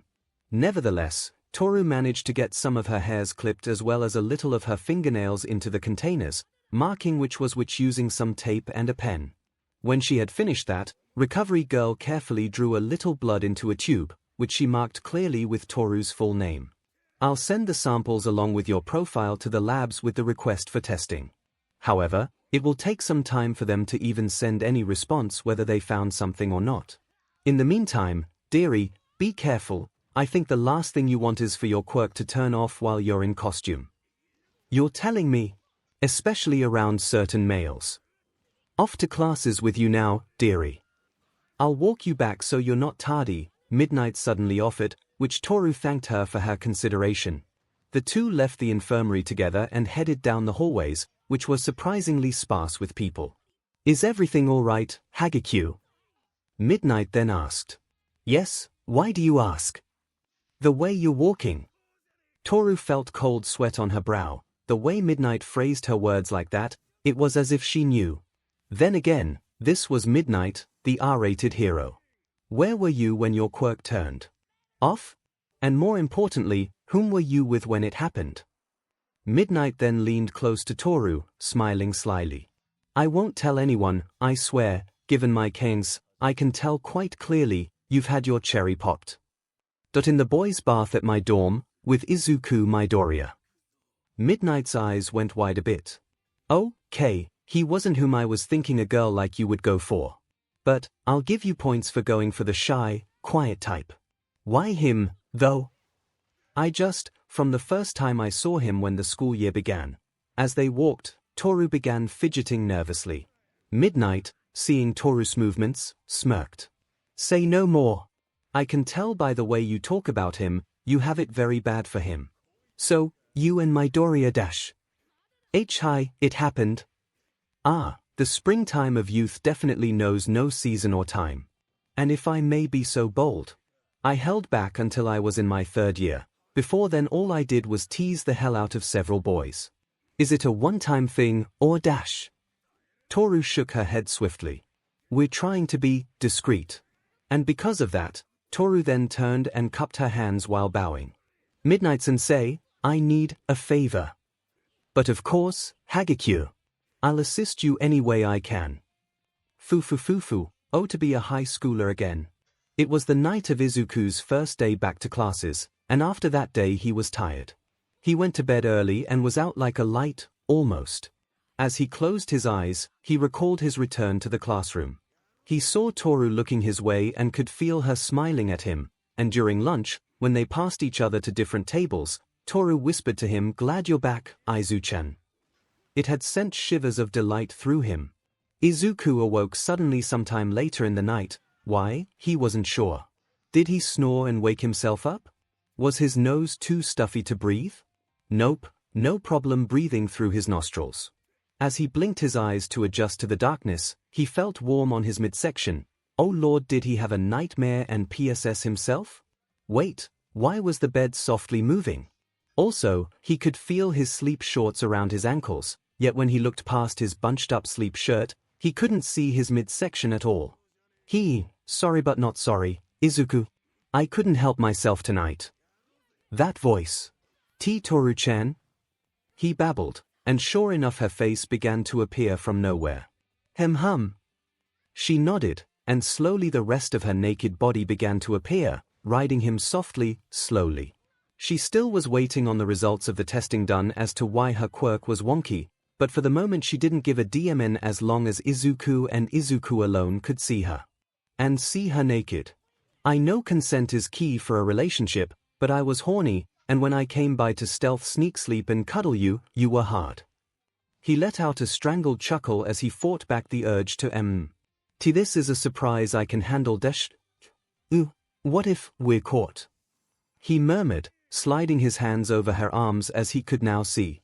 Her hands planted on his chest. She flashed a very sly grin. Oh, this floor is a super sleep zone. Same with the floor above. Let's just say I called in a very small favor from someone who has the skills at making extra sleep essence, and I might have sprinkled it about. Thank you, Midnight-sensei. It was devious, but Izuku had to admit, he liked it. Groaning, he bucked his hips, causing Toru to softly gasp as his D pressed deep inside her. Well then, we don't have to be too quiet, but since you went to the trouble, let's make the most of it. As he began to buck harder, she saw the telltale light show of his quirk and Toru ummed as she felt him drive up harder inside her quivering core. Ooh, yes. She panted harder, gripping his chest as she rocked her hips faster. Come fill me. Ooh, oh, fill me Izuku. She softly wailed before surrendering to a delightful orgasm, as she felt his pee nudge deep and spill that much desired come inside her hungry oven. Outside the dorm, a dark silhouette looked at the window of the dorm room of Izuku Midoriya, and smiled widely as their youthful lewd senses tingled. It's such a joy to see the youth of today exchange love and fluids together. Giggled Midnight as she sauntered away from the dorm building, before she could be noticed. She had to admit, she never expected one of as girls to come to her for stuck help, but she was happy to make it happen. A little burst of her quirk here and there, and everyone but the happy couple would sleep deeply that night. Sure, this was technically an abuse of power, but Midnight didn't get where she was by being conventional. Happy loving, kids. She murmured softly and hummed as she headed to her own quarters. Perhaps she'd break out one of her own toys, and Discord call one of her boy toys for some cyber fun, until her next day off. Later, Izuku and Toru lay in his bed, just relishing in the afterglow. Both were tired but content, but Toru fought to stay awake as she would have to slip back to her room, preferably before dawn. But it was so comfy cuddling against Izuku, she would hate herself when leaving him. And it sorta helped that he was currently nibbling suckling on a spot where her neck and shoulder merged. Normally a girl would not be wanting a hickey in such a spot as it would be clearly visible, but given Toru's quirk, it would be alright. Toru-chan? Izuku asked once he finished, leaving a small but nice purple mark on her skin. Yes, Izu-chan? Would you think me weird if I said I'd like you to meet my mom the next time we have off? No. Not at all. I'd love to meet your mom. Though since we're going that route, you think you'd be up to meeting my folks? This made Izuku sweat just a bit. Maybe. Come on. It won't be as bad as, say, your previous encounters with the League of Villains. Or Stain. Toru had been surprised when Izuku told her about that particular battle a night ago and the reason why it had to be hushed up, although he and Ida and Todoroki were thanked personally by the police chief. It made Toru fall in love with Izuku all over again, knowing he risked his life for a friend. Besides, they or your mom don't need to know how deep our relationship is. True, but what if your folks find out? We'll worry about that when and if that happens, and then find a way to get through it. After all, we're heroes. Izuku smiled. He couldn't argue with that kind of logic. I just hope Kaken doesn't find out about us. Why do you call him that? We've known each other since we were kids. But he hates you. It hasn't always been a solid friendship, but, well, I've always had two heroes I've looked up to. All Might and Kaken. He had a cool quirk, was fearless, excellent grades, he was everything I wasn't. Toru stroked Izuku's cheek gently. You were jealous, weren't you? Envious, maybe. But your quirk that is more complicated. Izuku held up his right arm, eyes on his scars. And private. Toru took hold of his arm very gently, fingertips softly caressing his scars. Well, whenever you're ready to talk about it all. I'll be listening intently. And Izuku felt like crying. He wanted to tell Toru everything. After all, he'd already gone this far with her, the first girl he'd ever gone down such a road with before, but his promise to All Might, he'd already broken it once inadvertently with Bakugo. Again he felt her lips on his face, she had seen his hurt expression and was trying to ease his heart. Whenever you want to talk, doesn't have to be now or later today. I'd better go, Toru then said, getting up out of the bed. She was already going invisible again, but she gave Izuku one last look he could see. But he held her hand even as it went invisible, and he sat up to bring it to his face and he kissed her palm and fingers briefly. Maybe next time, or sometime, somehow. We find a way to be in your room. A giggle from Toru was enough to tell she liked the idea. Don't know how we'd pull it off, but I think it would be worth it. Sweet dreams, Toru-chan. Sweet and seki dreams, Aizu-chan. Lovely dreams of us. And Izuku felt her fingers slip for his hand. He heard her soft, quiet steps padding to his door before it opened by itself and then closed. And he was alone again. Laying back down, Izuku felt good, but tired and lonely. What had possessed him to ask if Toru would meet his mother? It was like he was asking her to marry him. Then again, Toru had said she'd like to meet his mother, but also brought up him meeting her parents. Yawning, Izuku decided to go back to sleep. Tomorrow was another day. Plus, he had to call Gran Torino, see if the old hero would take him back for work studies. Toru opened her dorm room door, and was surprised to see Mina standing before her. Hi, Mina. What's up? Mina gently moved past Toru and motioned for her to close the door. We need to talk. After closing the door, Toru looked at Mina. About what? You've been acting funny lately, Toru. Ever since you spied on the guys in their bath. And lately things have been totally concerning. I mean, you went to see Recovery Girl a few days ago, why? Toru shot a look at her vanity's mirror. Good, she was still invisible. That way Mina couldn't notice her blush. Well, it's my quirk. See, a few nights ago, I suddenly could see my reflection. Mina's eyes widened a bit. Your quirk turned off. Yeah, it blindsided me. But after like 15 to 20 minutes it came back. It spooked me, so I went to Recovery Girl and explained what happened and asked if I could have some testing done. She and I are still waiting on the results. And before you ask, I have tried willing my quirk to shut off, but so far it hasn't worked. Mina suddenly became excited. Did you take any pictures? What dash? No, I was too shocked to even consider it. Mina frowned. Ever since the two had started attending UA, one of the big mysteries about Toru was what she looked like given she was invisible from head to toe except when she wore clothes. Diamin, what a wasted opportunity. I'd have liked to have seen your face. How about details? Like your hair color? Toru had to think about it. She only remembered getting a good look at herself when she was spying on Izuku that one night, leading to the first time they had secretary. I think it was, like, some sort of green color or yellow-green with bits of pink. Here. I was thinking blue or maybe pink like mine. What about your eyes? Blue with inner pink, a bit like yours. Cure. Has it happened again for you, your quirks suddenly turning off like that? Toru blushed again, though Mina was unable to tell. The last time it had was a night ago when Toru had slipped into Izuku's room and woke him up to have fun with him, with Midnight Sensei assisting by ensuring the rest on Izuku's floor were totally knocked out with her quirk. Only once. Late at night. I got up to pee and it happened. It must have happened while I was asleep because it went away again. Toru then noticed Mina was eyeing her strangely. What? That you're hiding something, aren't you? I just sense it. Flustered, Toru began waving her arms frantically. And no. Why would you say that? Because you're acting like Ochiko when I asked her about how she felt about Midori. Aiku has nothing to do with it, I swear.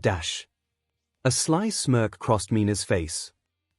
You call him Izuku, do you? Toru gasped, hands going over her mouth. She only used his first name in private but with him and him alone. Oh shit. Since when are you so close to Midori that you're on a first-name basis, Mina then blinked. Toru was suddenly going from crystal clear to translucent, and growing more visible by the second. Your quirk's wearing off. I'm starting to see you. Why you are? Mina nodded vigorously. She patted herself, realizing to her disappointment she didn't have her cell phone on her. Shoot, so much for recording this moment or taking pictures. Hey, how about I round up the girls and dash? She stopped, blinking twice. Wait a sec, what's that on your neck? Again, Toru gasped. She forgot, the last time she did it with Izuku, he'd left a mark on her neck. It looks like. Holy dash. Is that a hickey? Now fully visible, Toru clamped her one hand over the marking. Her face was deep red. A mosquito bite, yeah. It's a mosquito bite. Toru, I have seen plenty of mosquito bites since I was a kid, that is not a bite by a bug. Mina grabbed Toru's arm and tried to pull her hand away. Let Dr. Mina see dash. If you're a doctor, Bakugo's Prince Charming plus Ultra. And keep it down. Gyro might be listening in. Let her, this is going to get out sooner or later. So where'd you get that from, and who gave it to you? I won't rest until dash. Suddenly Toru grabbed Mina and pinned her onto the bed using her hands and her legs. Mina was stunned as Toru's face looked like she was seriously considering bloody murder. Swear to me you'll keep your demon mouth shut, Toru hissed darkly, or I promise I will knock you out, rip off all your clothes, hog-tie you, and lock you in Minetta's room so he can have his way with you with his pathetic, minuscule thingy. Eyes at their widest, Mina pictured horrifyingly the situation Toru threatened, with a naked and slobbering Minetta stalking his way to her. Unable to speak, she merely nodded quite vigorously. Swear it. Toru repeated, a bit louder. I swear it. My lips are sealed, my tongue tied, and none of my fingers or toes or eyes are crossed. Toru swallowed. Mina had sworn her silence, looks like there was no avoiding it anymore. Izuku. It was. I did it with. Izuku. Mina blinked in shock, the way Toru said she did it with Izuku Midoriya. Oh. My. God. Had it bad for him since we all started classes. Got worse as the school year went on, and when you dared me to slip into the guy's bath that one time, when I saw him in the buff, that night, I broke out my toy, and had quite the workout. But a few nights ago, I snuck in Izuku 𝐒𝐽 himself, and while I was doing that. Seeing the blush on Toru's cheeks was enough for Mina to get the picture. That was when your quirk suddenly turned off. Toru nodded. And Izuku saw me. Surprised he didn't shout or scream dashed. He almost did, but I stopped him. I pointed out we'd both get in big trouble and likely be expelled. So, how'd it happen? We talked first, then I noticed he was fired up, so I offered to help relieve him, and we ended up having sex. Toru silently prayed that 𝐂𝐬𝐽 was not listening in somehow. Thankfully for Toru, 𝐂𝐬𝐽 was busy in her room, headphones on and listening to music. She was totally oblivious to whatever else was happening on her floor. Toru, you beat me to getting some tail. I'm seriously impressed. Though, I never thought. Well, I thought if anybody made a move on Midori, it would be Ochako. Please don't tell her --. I swore, remember? If she does find out, it isn't going to be from me. And I am sure as hell not telling anybody. Thank you. If that perv Mineta ever found out --. Let's stop that right there. Mind letting me up now? Apologizing, Toru backed off to allow Mina to sit up. And before you even ask, Toru then stated, I'm not the love him and leave him type. Izuku and I. Friends with benefits. Yeeth. Mina then grinned. What's he like?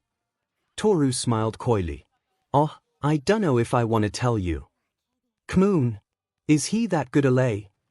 Toru again put her hands to her cheeks, blushing visibly. Yet she still smiled. The memory was fresh and magical. He totally rocks my world. Really? Especially when I talked dirty to him after he begged me to. Mina let out a low whistle. What size is he? Compared to the rest --. He's above average. Bakugo and Todoroki got him beat, same with Soto, but he proves it's more about the way he uses it than how big he is. And damn, can he use it? And when he taps into his quirk --. EP. Wait, he used his quirk while you two --. Shutting up now.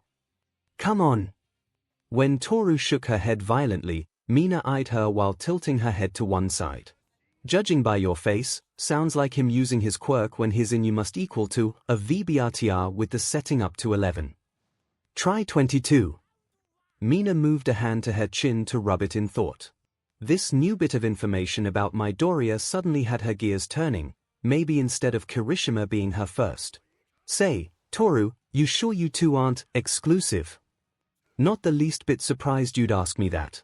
No, we're not dating, though he did ask me if I'd like to meet his mother --. He what? Mina thought, visibly stunned by this information. Demon --. SSSSH. Demon, Toru, that means he is literally one half step away from making you his girlfriend. Oh, Ochako would be 𝐤𝐽. Even so, I'm willing to share him if conditions are right. I mean, there's no way I'd be blind to see Ochako has it bad for him --. Oh yeah, it is so obvious she likes him. So, think I might get a chance with him? I mean, yeah, there are other guys I'd like to jump their bones from our class, but Midori is at least in the top 10. What position in the top 10? I thought I mentioned it before --. Oh wait, we were watching those videos when I did that. Let's see. Todoroki at number 1, Kirishima next, then Bakugo, like I said before, his attitude 𝐿 but the dude's ripped, Tokoyami, Shoji. Midori would be number 6, with Koda next --. Wait, Koda? Koji Koda was one of their male classmates in 1A. Unlike most of the guys, his skin was pink, almost the same as Mina's, and his head was shaped mostly like a rock. His quirk allowed him to communicate with animals, like a modern-day Dr. Dolittle, including insects, which he had a slight fear of. He was also incredibly quiet and shy, more than Izuku, and was very kind-hearted. Mina shrugged. He's cute and innocent enough I wanna corrupt him in the sexiest way. Anyway, the final 3 are Ojiro, Zero, and Ida in that order. Ida would have been at 9, but his stiffness cost him. Toru let out a low whistle. You're eviler than I gave you credit for. Still, an impressive lineup. Too bad for the rest of the guys, though. Well, they'd get a better chance than Mineta, his blackballed. And permanently blue-balled. This made both girls laugh hard. As they laughed, Toru's quirk reactivated, and she once again went invisible sans her clothes. Really hope you get a handle on your quirk, Toru. Me, too. I should ask Mom and Dad if this ever happened to them. They have the same quirk as I do. But at least Izuku thinks I'm attractive. A thought struck Mina. Think you could get a video of you two --. 2 words, hell. No. Toru crossed her arms, showing she wasn't thrilled at the idea. Firstly, I don't want to have hard evidence out there of 2 UA students being bed buddies, especially 2 first years. Secondly, and mainly, I don't want Mineta getting his grimy hands on a copy or even knowing about it. Knowing the midget perv, Toru was afraid Mineta would 1. JRK off to the video, and 2. He'd use it for blackmail purposes. She could, 𝐤𝐬𝐽. Imagine his utterly smug response. If you don't want me to share this video on social media, you have to do everything I say. Starting with dumping Midoriya's butt. Mina seemed to be on the same wavelength as Toru. True. I'm sorry I even asked, seriously. So, I'm the only one now who knows your secret? Well, no. Midnight Sensei knows. Seeing Mina's shocked expression, Toru added, I asked for a favor from her, have her use her quirk to keep the guys on Izuku's floor from waking up when I snuck into his room the other night. Surprisingly, she not only agreed but she encouraged me to ask her for help whenever I needed it again for being alone with Izuku. Why that sly, stuckvess and queen probably did something similar back in her teenage years and wants to assist any girl who wants to do the same. Mina, one more thing, don't tell anybody about my quirk acting up, please. Don't want to risk showing your hickey again, right? No prob, my lips are sealed. Though next time your quirk does turn off and it's while you're in here, you might want to try using makeup to cover it up. If your quirk doesn't make it show, that is. I'll worry about that later. But dashed. It's a bug bite, definitely a bug bite. And if Mineta says otherwise, I'll deck him. Oi, Deku. Pay attention. 𝐻𝐻. Oh, sorry Kaken. Was lost in my head, Izuku muttered as he rubbed the back of his head. Bakugo, All Might and himself were having another private discussion, mainly another catch-up explanation from All Might to Bakugo about One for All, its history and the secrecy of the quirk, and the secret war with All for One. Rubbing his chin, All Might didn't mind that Izuku was not actively participating in the discussion, since this was information he had mostly heard already. That said, Izuku, did seem very distracted of late. Have you been getting enough rest, young Midoriya? Izuku nodded. Oh, plenty, All Might. I just got distracted by a stray thought. He insisted, while giving an assured smile. Faye, well, you often get lost in your own thoughts Deku, but seriously focus. Bakugo chided but kept it at that. Especially if All Might asks for an anecdote from your end. You're right, I'll keep my mind focused. Which he could do, but it was somewhat hard given his thoughts easily traveled to that night in the bath, as well as the other night when Toru snuck into his room. To be honest, he wanted to scream to the world in joy, not so much about the sec, that was private, and he wasn't one to consider still being a virgin and knock against someone. More like, and he admitted this was petty, but he kind of wanted to say SCK it. To all those who coined him a dateless loser, Bakugo and Mineta. But, given Toru and he were keeping it on the down low for a myriad of reasons, technically they weren't dating, yet, he could settle with private, mental happy dances. The rest of the private discussion went off without any issue, and after bidding All Might a good evening, the 2 students returned to the dorm. I'm gonna hit the books and turn in, see why do, muttered Bakugo as he turned to grab a small snack from the cooking area. Have a good night, Kaken. Izuku waved, feeling a sense of, well, happiness that things were better with his old friend and rival. Sure, it wasn't all rainbows, but he preferred this to the animosity from before. Plus, if Kaken eased up, he wouldn't invoke Toru's ire. She admitted she wanted to slap Bakugo a few times, especially when he was treating Izuku badly. Midori. Blinking Izuku turned as Mina Ashido bounced up, and by bounce, he meant the sway of her chest in the dash. Well, it was a combination of a tank top, with a low neckline t-shirt over it, and skin-hugging yoga sleep pants. He shook his head. Bad Izuku. Oh, hey, Ashido, what can I do for you? I was wondering if you could help me with something after classes tomorrow. Izuku craned his head. Tomorrow? Oh, sure, what is it? Mina rubbed the back of her head. Well, truth is, I drew the short end of the straw and gotta go. Pick up some girly items, for all us girls. Loser of that straw pool has to do the store run. Oh, I get it. Some of the guys have similar pools going. So, what do you need me for? Help, I could use those strong muscles of yours to help me haul everything. She smiled slyly. The rules don't say I can't ask for a boy to help, just none of the gals go along. Well, I don't see why not. I didn't have any set-in-stone plans, and the day after tomorrow is Sunday, so getting permission off campus should be easy, he mused as he mulled her request over. Plus, thinking about it, he could pick up some items he needed himself, and given Ashido was very much a girl's girl. Maybe he could pick her brains about girl stuff, so he'd be better for Toru-chan. What time tomorrow? About 40 after the final bell at the campus gates? Why no, so we can both get in quick showers since we have quirk training courses tomorrow. He nodded in agreement, that would work up a sweat.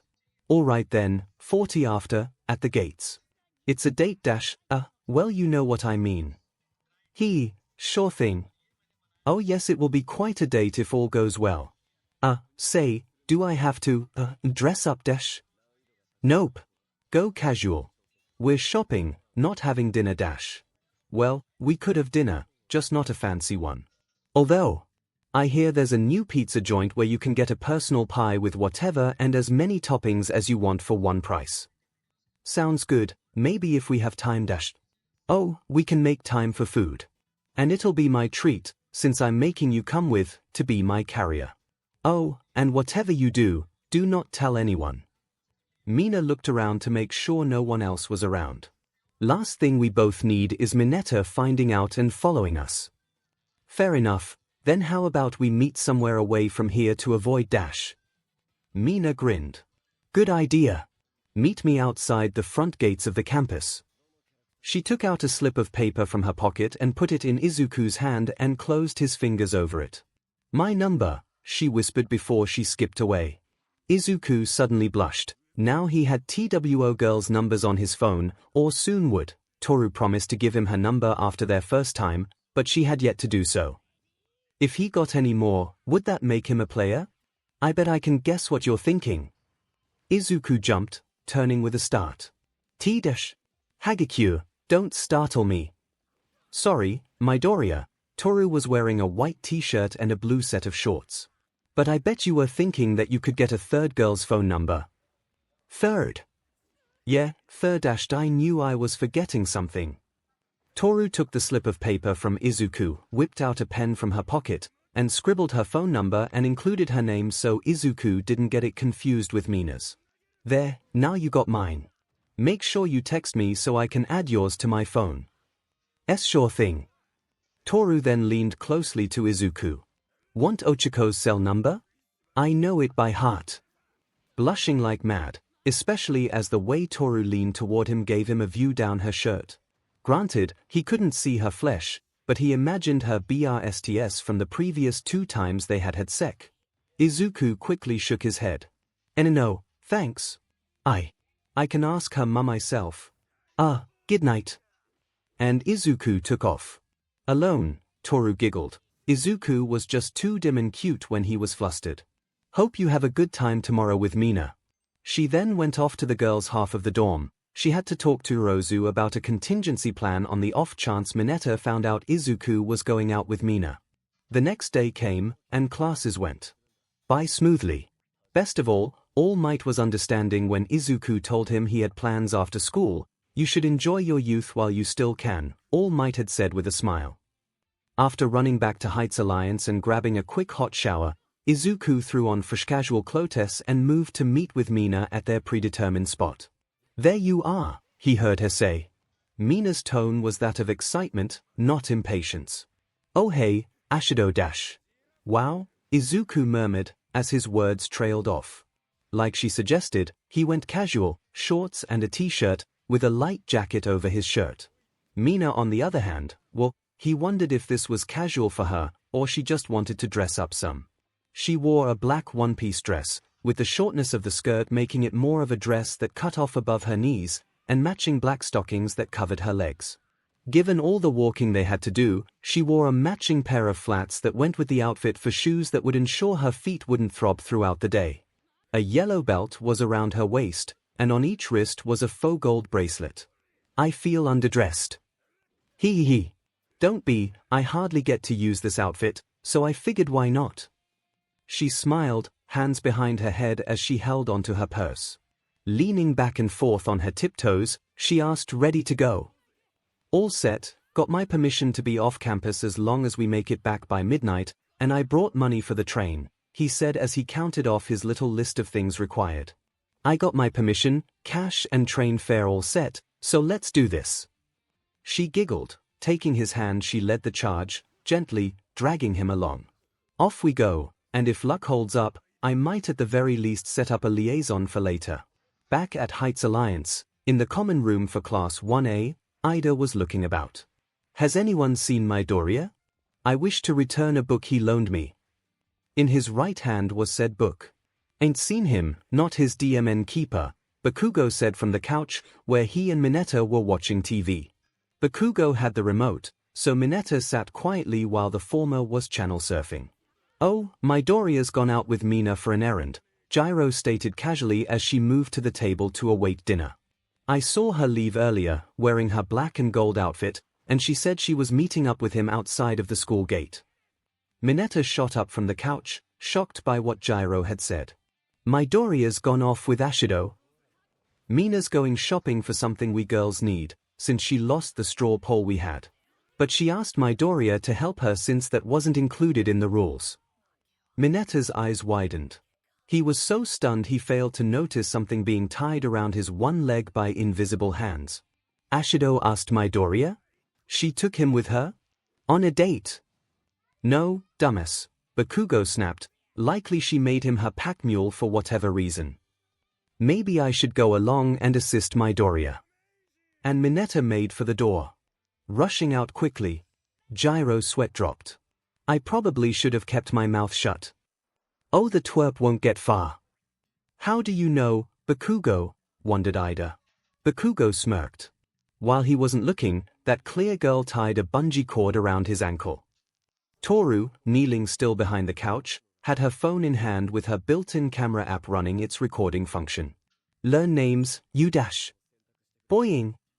Heads immediately turned as Mineta came flying back inside with a high-pitched scream, not unlike Zip from an old Nickelodeon TV show called Wienerville. Ay! Crash! Ow! My everything! Mineta whined in pain as he had impacted onto one of the pillars supporting the ceiling. Bakugo laughed, and even Ida found himself trying not to snicker. Gyro just outright laughed and pointed at Mineta, who had a full set of lumps forming from his body bouncing into things thanks to the cord after it snapped back. Toru, meanwhile, took several bows after she finished recording Mineta's return and saved it. This was worth promising that tea for Momoyao to have her make that cord. Don't worry about the tea, Yorozu said between laughs. She had walked right into the room when Mineta was pulled back and saw the results. Seeing that alone was worth making the cord. He really should have paid attention, muttered Tokoyami, who was leaning against a wall, observing the whole fracas. But he silently admitted to himself, it was pretty DMN amusing. He could even hear Dark Shadow snickering while mumbling he screamed like a little girl. I will get the first aid kit. Ida regained his wits and went about being a proper class president to tend to his fellow classmate. Even if he, Mineta, brought this pain upon himself. Near the stairs going up, Ochako Uraraka had a slight far-off look in her eye as she digested what she heard prior. Funny, Mina never mentioned asking Deku to help her. I gotta admit that was a clever way around the rules for getting help.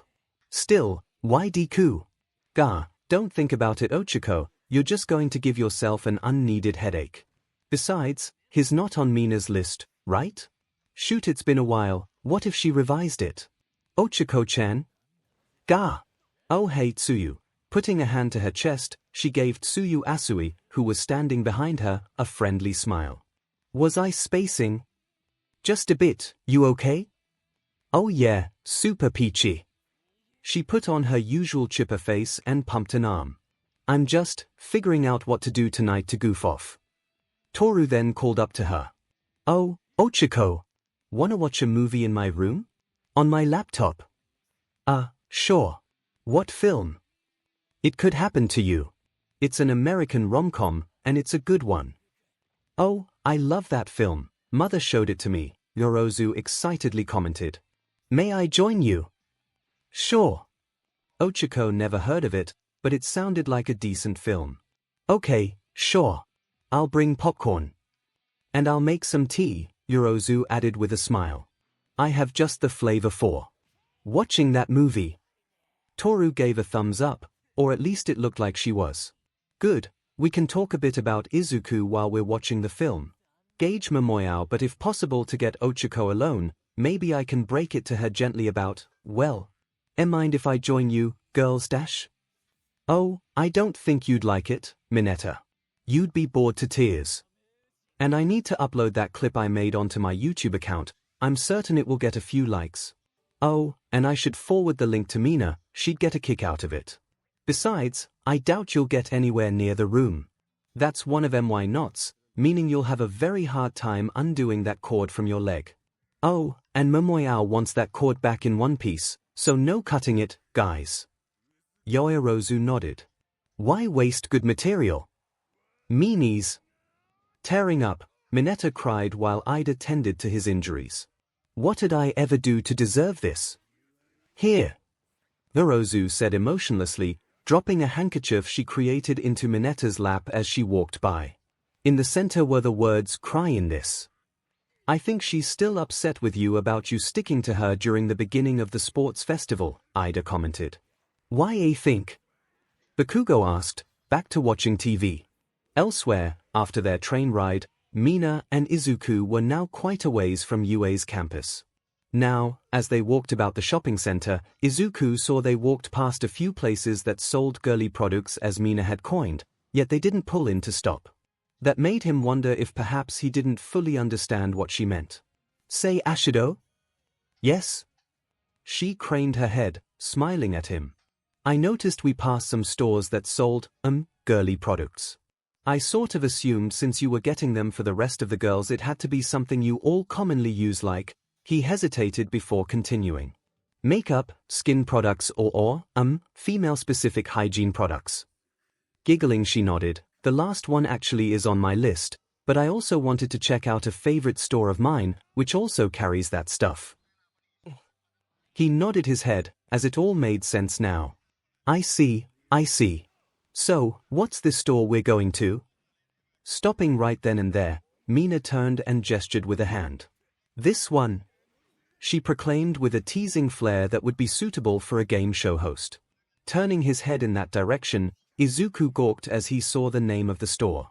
Hell and Heaven, a woman's needs fulfilled for the naughty and nice. He had heard of this store chain.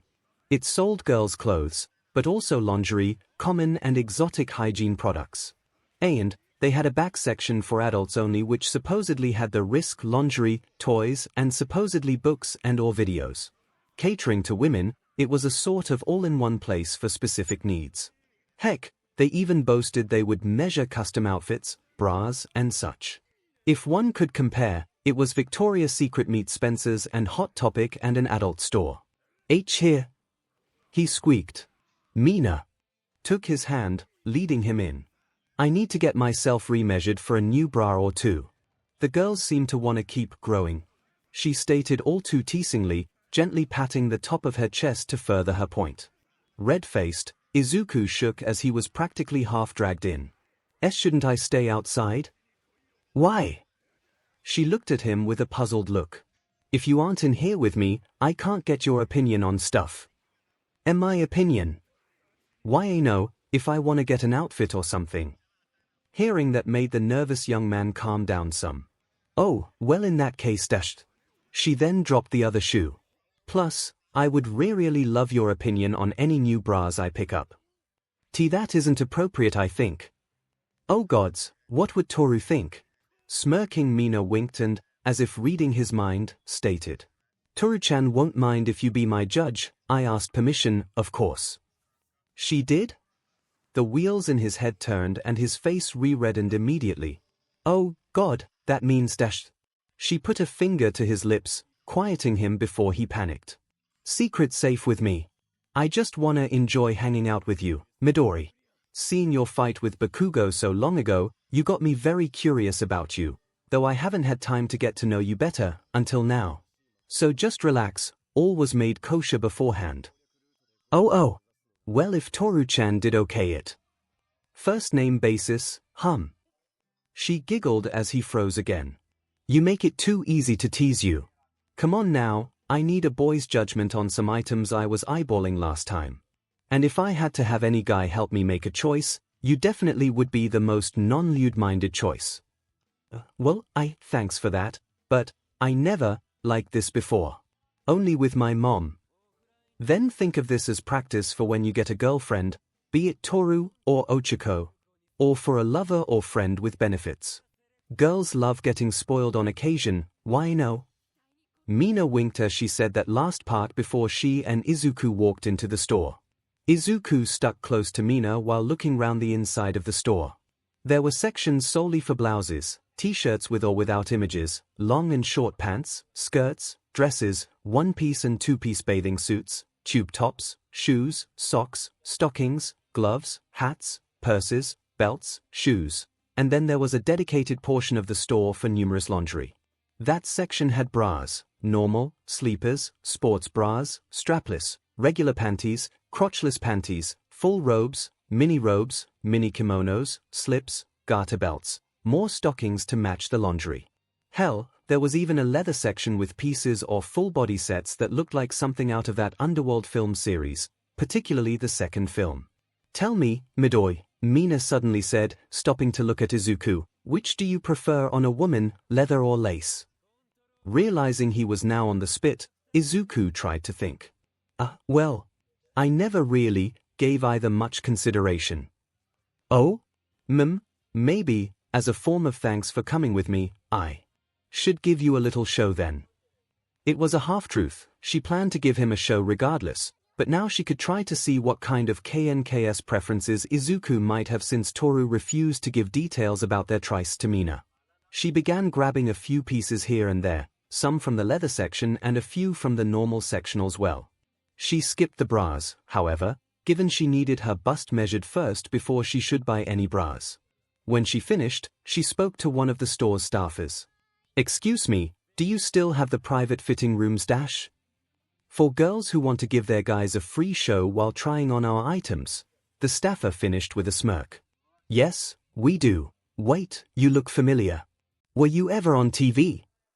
Only during the UA Sports Festival. Mina nodded toward Izuku. We're students from UA High School, first years. The staffer snapped her fingers. I thought so. I recorded the festival this year. But, weren't you two on opposite teams during the second event? Yes, we were. Mina glanced at Izuku in an apologetic way. She had gone to Bakugo for that event to be on his team, while Izuku had rounded up Okiko, Tokoyami, and that Hatsune girl. Their teams didn't fight much, but still, Mina worried Izuku might have had some lingering hard feelings.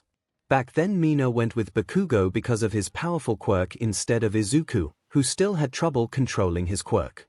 Scoffing lightly, Izuku waved a dismissive hand. It was all in fun.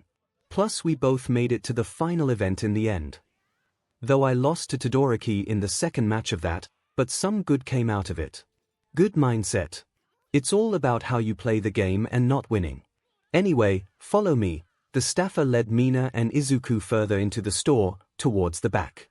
However, he stopped before the walled-off adult section and turned to lead them to another walled-off portion marked Private Changing Area. There was a large light bulb over the door, but Izuku noted it was off. Just step right in, the staffer said cheerfully as he used a keycard to open the door, which turned the bulb above it on to give a red light. For the young man, there's a chair he can use to sit down while he waits for you to try on your merchandise. Thanks, Dash. Oh, I also need my bust measurements taken, please. Mina was then surprised when she was handed a fabric tape measure.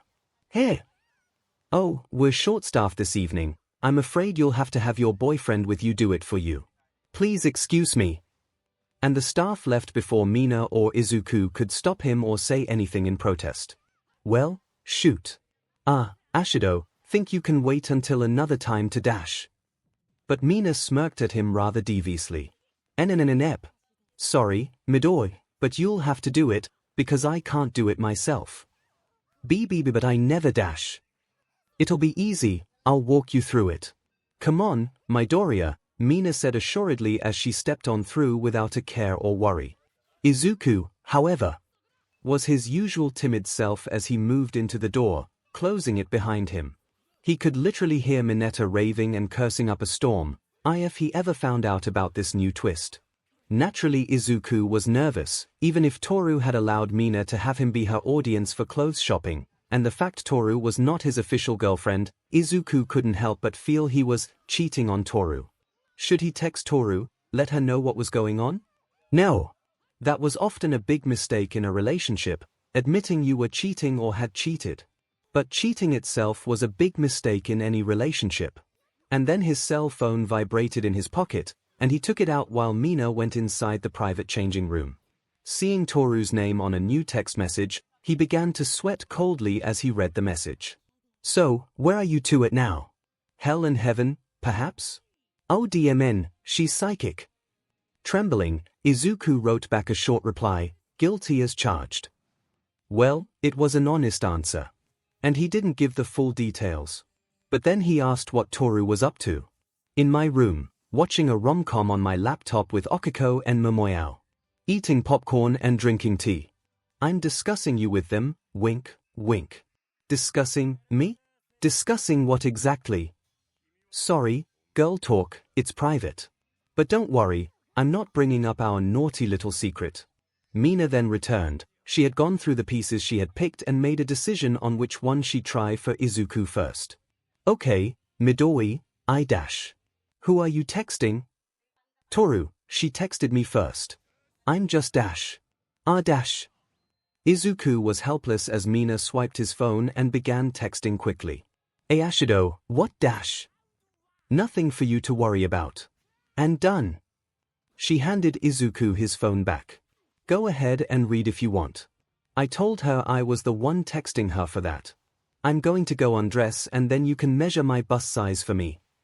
And she ducked back into the changing room without waiting for a response. Izuku looked at the closed curtain for the changing room, soon hearing the sounds of Mina removing her outfit. Blushing like mad, he turned away and brought up his phone to check what exactly Mina had written to Toru. However, he never got the chance as Toru replied. He read it first, and it shocked him. Fu. Way to seize the opportunity, Mina. Izuku, maybe sometime after you get back, you can measure my bust. I might need new bras myself.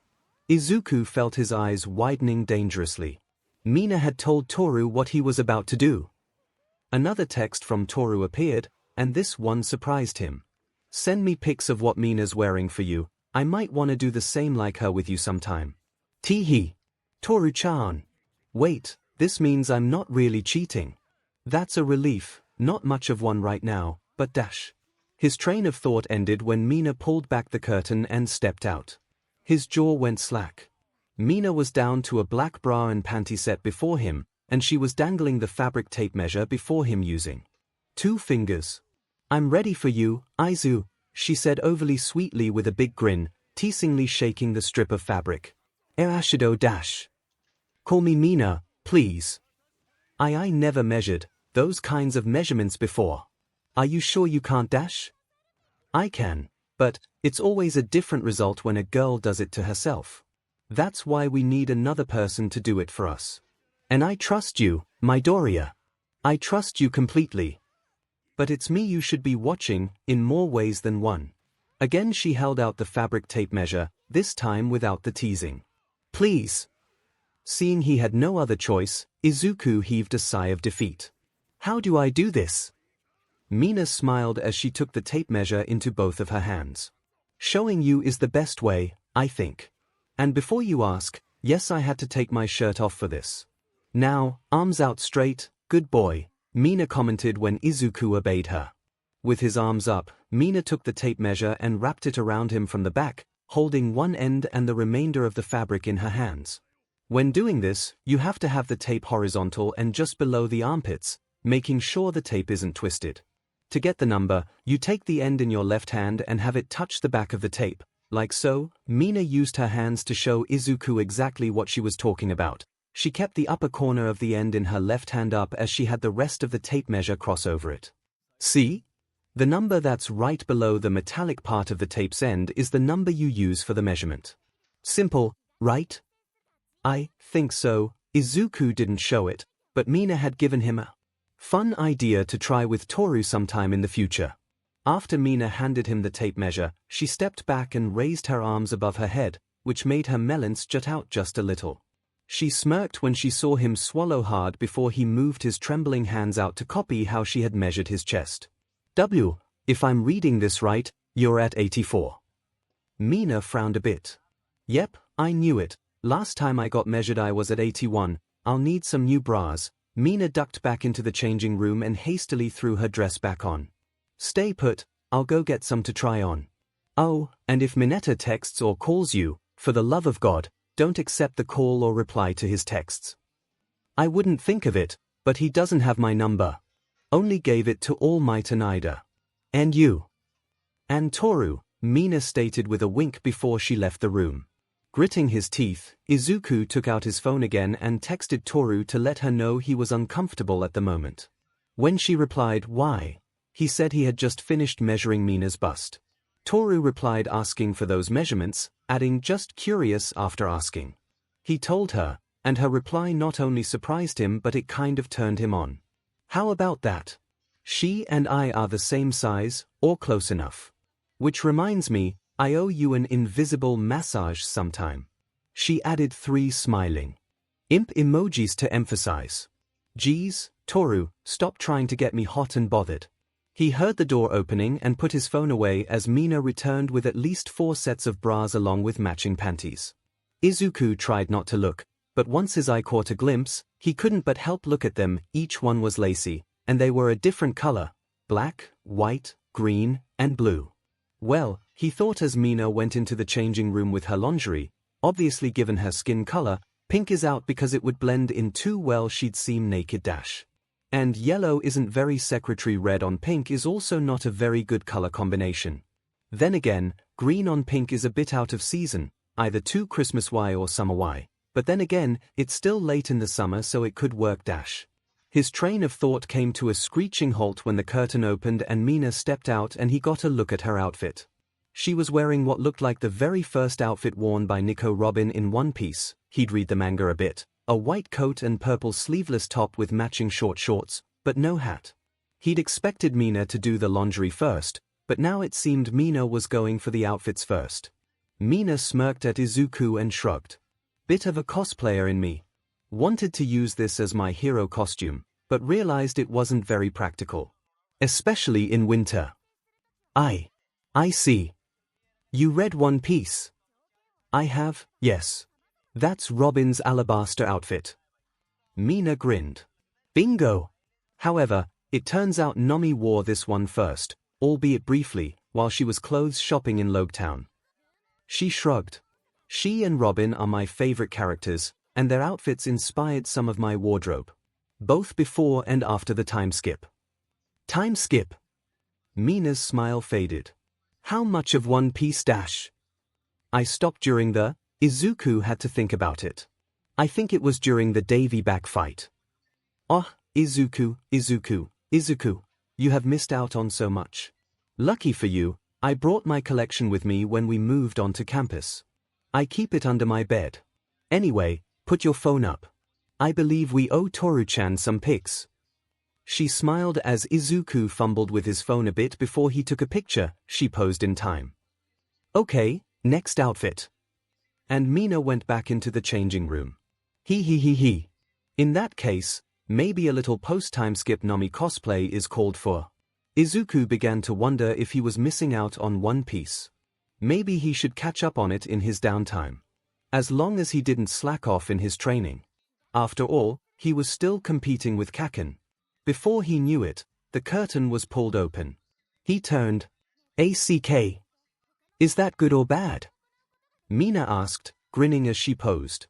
She was wearing long blue jeans, and a green and white bikini top that was snug against her nicely sized mounds. Granted she was nowhere near Yorozu's size, Mina was a definite 10, as Toru would say. Sauntering out a step or two, she kept posing. This is Nomi's look after the time skip, least for the first major saga. Only my hair's not long enough. She grew it out to the middle of her back. I see, Izuku replied, blushing madly with wide eyes.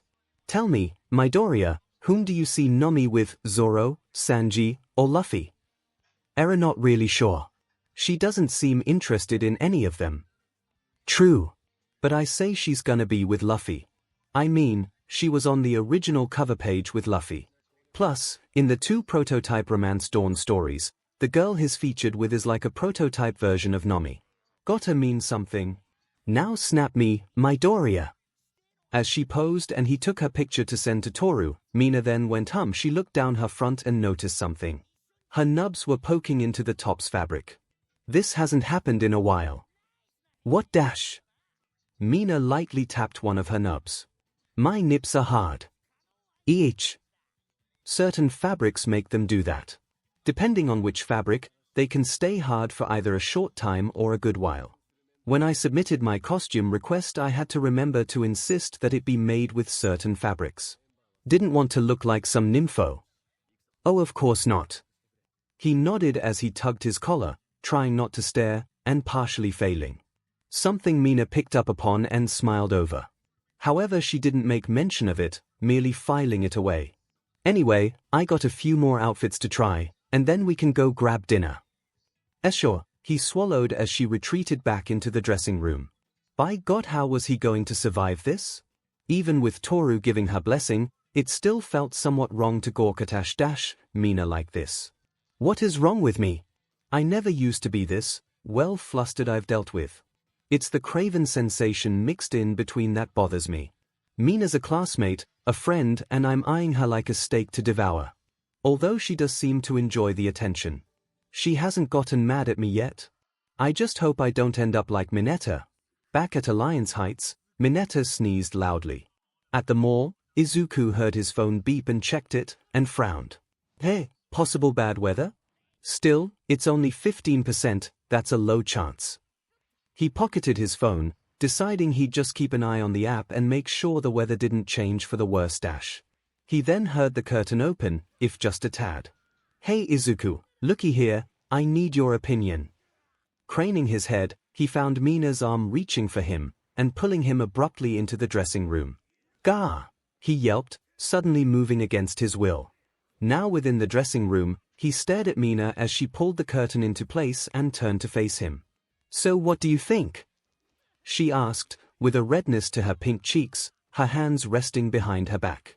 The pink-skinned hero in training was wearing what amounted to a G-string micro bikini bottom of a lovely baby blue color, with a matching corset-type bra that hugged her assets snugly yet let them breathe. I know this is a bit more risk than the rest, but I've been eyeing this one for a bit. Why no, in case I ever wanted to dazzle a guy in the bedroom when I worked up the nerve. Izuku could only dumbly nod, his brain trying to formulate words. His eyes were glued to the cups of the bra, aside from the side cups which had some faux leather material to cup the sides of the BRST. The front material was pure cloth satin, allowing Izuku to see the contours of her nipples pressed against the material. Eyes going lower, if the bikini was any smaller, he'd be seeing Mina's PBIC hair, assuming she didn't just shave it all. Stop thinking there. Either way it was small, and seki, and dash, and he liked it. At first Mina was afraid she went too far. Izuku looked almost broken. However, she saw his eyes moving all over her frame, and then she saw a telltale sign down south of his belt. This allowed her bravado to return as she smiled widely. So, I take it, this ensemble is a success. All he could do was nod dumbly. Definitely. He managed to squeak out when he regained the use of his voice. Mina smiled while still blushing. Well then, I'm glad I got this out after all. She then spun around to let him see the back. Is the back as fine as the front? The poor teen gave a thumbs up, trying not to stare at the lovely, mold buns of steel facing him, and the peak of the crack at the top of the back of the bikini bottom. He failed, of course. Giggling, she spun again and leaned closer to him. So, truly, this is awesome? Not too slutty, is it? And not to me at least. So it is a little slutty? Also, before you answer, it's supposed to be. This is stucked underwear. Then it passes the test. He stammered, sweating. He was helpless as Mina took his phone again and snapped a selfie to send to Toru. Shouldn't I step out before the clerk comes by? Giggling, she leaned closer, her chest pressing against his while she slipped his phone into his pants pocket. Oh, don't worry, since we're not going to break the rules here, I doubt they'll mind me giving you a show, so long as we're not too naughty. He swallowed again. Too naughty? I'm just letting you look, if we did more, yeah, we'd be thrown out. Too bad.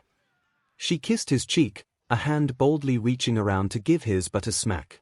I'd like that. Yelping at the smack, Izuku stared at Mina, wondering if he heard her right.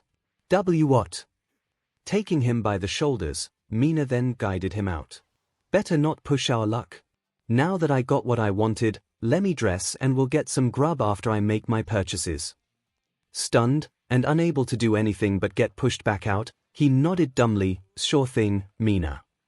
With the dressing room separating them now, Izuku clutched his chest and let out a breath. Dear God, this is going to kill me. Wow, is this what it feels like to have a girl's attention? Wait, I already got Toru's attention, so multiple girls' attention. Maybe, just maybe, he understood a little of what Mineta was longing for. A very little. Speaking of Mineta, shortly after they exited the store, Mina got an alert on her phone. Toru had sent her a text with a YouTube link. Curious, she clicked on the link to bring up her YouTube app, and a short video began playing, showing Mineta's failed attempt to go after them and the painful ending. Mina laughed loud and hard, almost like a lunatic. When Izuku looked at her bewildered, she showed him the video, which got him to snicker before he, too, began to laugh. Mina gave the video a like, the very first one it received, and texted Toru her thanks for showing it to her, and suggested she send the link to the rest of the class, including Izuku. Later, they reached the pizza place Mina had mentioned, located at the mall's food court.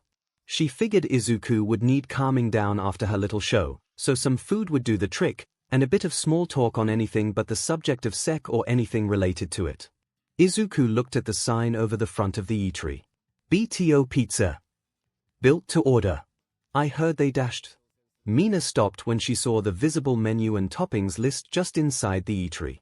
Yep, they even got roasted veggies like corn and broccoli and Brussels sprouts. Oh, they even do salads. Nice. She looked at Izuku. I like pizza, but I gotta watch my girlish figure, too. Understood. Though I've seen you eat a lot and your figure stays the same. Depends on what foods I eat. Plus I dance a lot, too, to exercise. They got in line, ordered their food, and were soon served after they paid. Both got one meat each. Izuku got chicken while Mina got sausage, and loaded up with assorted veggies.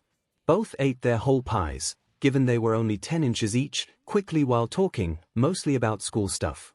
Though one topic was about whom they'd apply for work studies with. I tried asking Gran Torino to take me again, but he's too busy with something. Bummer. I remember when you came back after studying under him before finals. He really helped you improve your skills and your quirk. Mina grinned. You keep surprising us, Midoriya.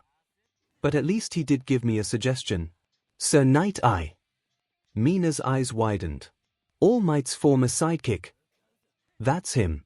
All Might says their relationship is too strained for him to ask on my behalf, but Tagata's working under Night Eye, so All Might spoke to Tagata on my behalf and he's agreed to introduce me. He said he'd go after classes today and start negotiations. I hope Night Eye agrees to take you on. As for me, I was thinking about Oroimusha, but he's booked solid right now. I'll try him again later on. For now, though, I got an introduction coming up to Hierophant Green. No way, the Emerald Hero. That's so cool. Mina grinned. You want his autograph, don't you? I'm a hero fanboy to the core. This caused both to laugh. Say, you mind if I call you Izuku? Not always, you know, but when it's just us two. Sure, as Mina. The meal at BTO went without Izuku's face permanently turning into a tomato, nor his head exploding, so that was a plus. Mina also kept the subjects from straying into the seki kind, though she did ask Izuku what he thought of Toru's face and hair when she wasn't invisible. Their meals were finished in peace with some nice back and forth banter. After the meal, they finished their shopping. Izuku made a quick duck into a bookstore and returned with a small bag. Mina didn't ask what he bought, and he didn't say what it was. However, Mina had a hunch but chose to let it go for the moment. Seeing as how they had some extra time before they'd have to get back to Uet, they went to a movie, which Izuku had to admit was pretty good so far. With one small issue Mina didn't mention, or in actuality she didn't know about this factoid. The movie, he forgot the title already, had some explicit love scenes, like DMN near pornographic. How the ticket seller let them in, he didn't know. Then again she seemed more intent on her phone than paying them mind, especially once she saw their 𝐂𝐲𝐽𝐽. Heroes get carte blanche, he recalled, but still wondered if this was a blunder.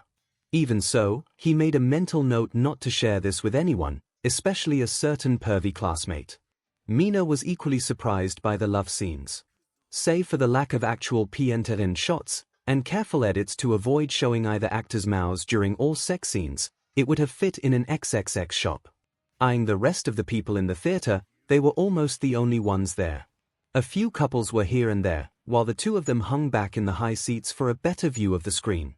Munching her share of the bucket of popcorn they bought, she fidgeted as she watched the three leads, having a teasem. The hero, his slightly younger brother figure sidekick and the princess they rescued, all getting so DMN cozy. She was now wondering if there was a full unrated version of the film, as she kind of wanted to see it now. Watching as Sunny was plowing Sally from behind as she scared off the cutie miles was enticing. She looked down briefly at the other moviegoers and was shocked to see at least one of the other couples was being covert pervs. She could see a girl blowing her boyfriend as he kept up acting like nothing was amiss, eating his popcorn. Rubbing her legs together, her eyes drifted to Izuku and saw he noticed the same thing, and then his eyes met hers. So, do we ignore them or go tell the staff? He asked in a whisper. They let him have this, she mused before sipping her soda, setting it back into the cup holder. Truth be told, her left hand began to inch over into his seat. I kinda wanna. What dash? Ah. Izuku gasped as he felt her hand cup around his crotch and gently squeezed. He cupped his mouth and held back a Mina. He hissed softly, before another left him. What can I say, the double show is enticing, she purred, leaning closer. She silenced him with a kiss as she kept rubbing his crotch, feeling the organ underneath the clothing harden more. While still kissing the confused but reciprocating Izuku, Mina checked the screen, watching as Miles was now sidespoon borfing Sally as she worked on sking off Sunny. While she could see the couple a few rows down were still at it, with the boyfriend discreetly moving his hand under his girlfriend's skirt as she kept her mouth working. Emboldening and unable to hold back the growing horniness, Mina grasped the zipper of Deku's pants and pulled it down, her hand instantly sliding into his pants and grabbing hold. Making a coo of delight, she fished him free. You are gifted. Panting from both the kiss that just ended and his manhood now out and exposed, Deku felt his heartbeat racing in his chest. Mina, we should ent. His words trailed off as she began rubbing and he squirmed. Why you making it trying to fight this? Then don't, she purred, nuzzling his cheek. I let me make you feel good. I've wanted to do something like this with you all evening. Remember, Toru-chan gave her blessing. Mina then liked Izuku's one cheek before she took her free hand and grasped Izuku's right hand, moving it to her one thigh. She used her fingers to gently manipulate Izuku's into feeling her leg skin, exploring its curves while moving theme and his hand slowly up her dress's skirt until his fingertips brushed at the edge of her panties. Then she said, in a stuck whisper, feel free to touch me, too. Izuku. Izuku grunted quietly, deeming himself for his lack of willpower. His fingers moved along Mina's pantycrotch until he was certain he could feel her pussy lips through the fabric, and he began rubbing one finger along it, and then two when he felt the panties start to moisten where he touched them. Hearing Mina coo and softly for his actions only spurred him on, especially as Mina's hand on his hardened member started to give him squeezes while she stroked him. Her one finger rubbed his tip, which soon became lubed by his pre-cum. Someone's feeling good. Mina liked her lips. She was sorely tempted to copy the couple further away and go down on Izuku, but she held back. There'd be a better opportunity. That, and she suddenly felt Izuku slip his hand underneath her panties so his fingers touched her PP without any restraint. She nearly gasped loudly from it, but she kept quiet. But damn, it felt good for someone else to touch her so intimately down there. Oh. So good. And you can have more on the train home. More. Yes, to be honest, Izuku. I've had one or two fantasies involving you and me having hot, steamy fun. And Toru's lack of details about you and her doing it, I'm so dim and curious as to how good you are with a girl. I'm seriously thinking you're going up on my top 10 list of guys, Izuku Midoriya. Maybe even the #1 spot. On a new list. Sadly, though, they had to stop there. Mutual handjobbing due to several occurrences. Firstly, the sex scene ended, though Izuku and Mina weren't too upset about it.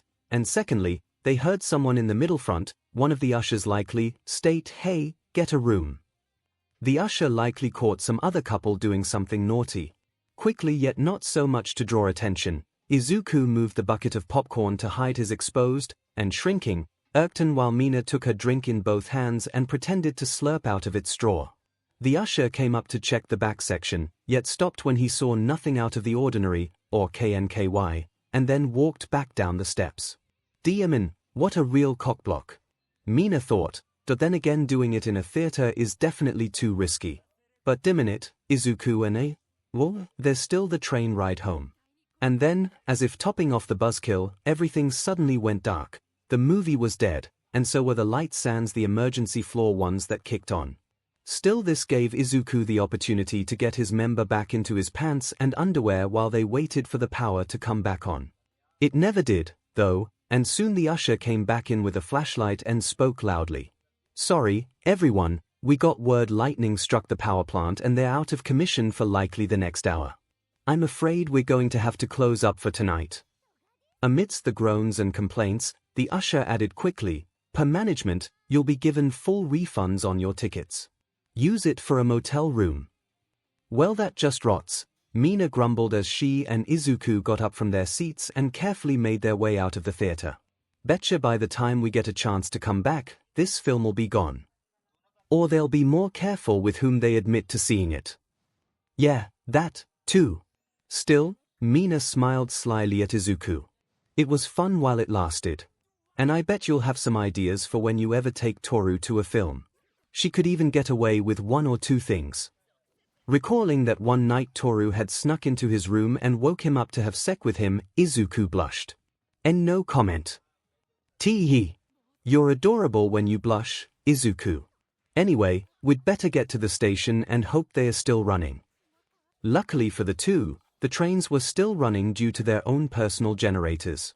However, in case there was an emergency, attendants were patrolling the cars, thus preventing Mina from fulfilling her promise to Izuku about some fun time on the way home. But, when she thought about it, the train ride wasn't that long, so it was probably for the best that she and Izuku didn't try anything. After reaching their stop, the two began the walk back to UA's campus.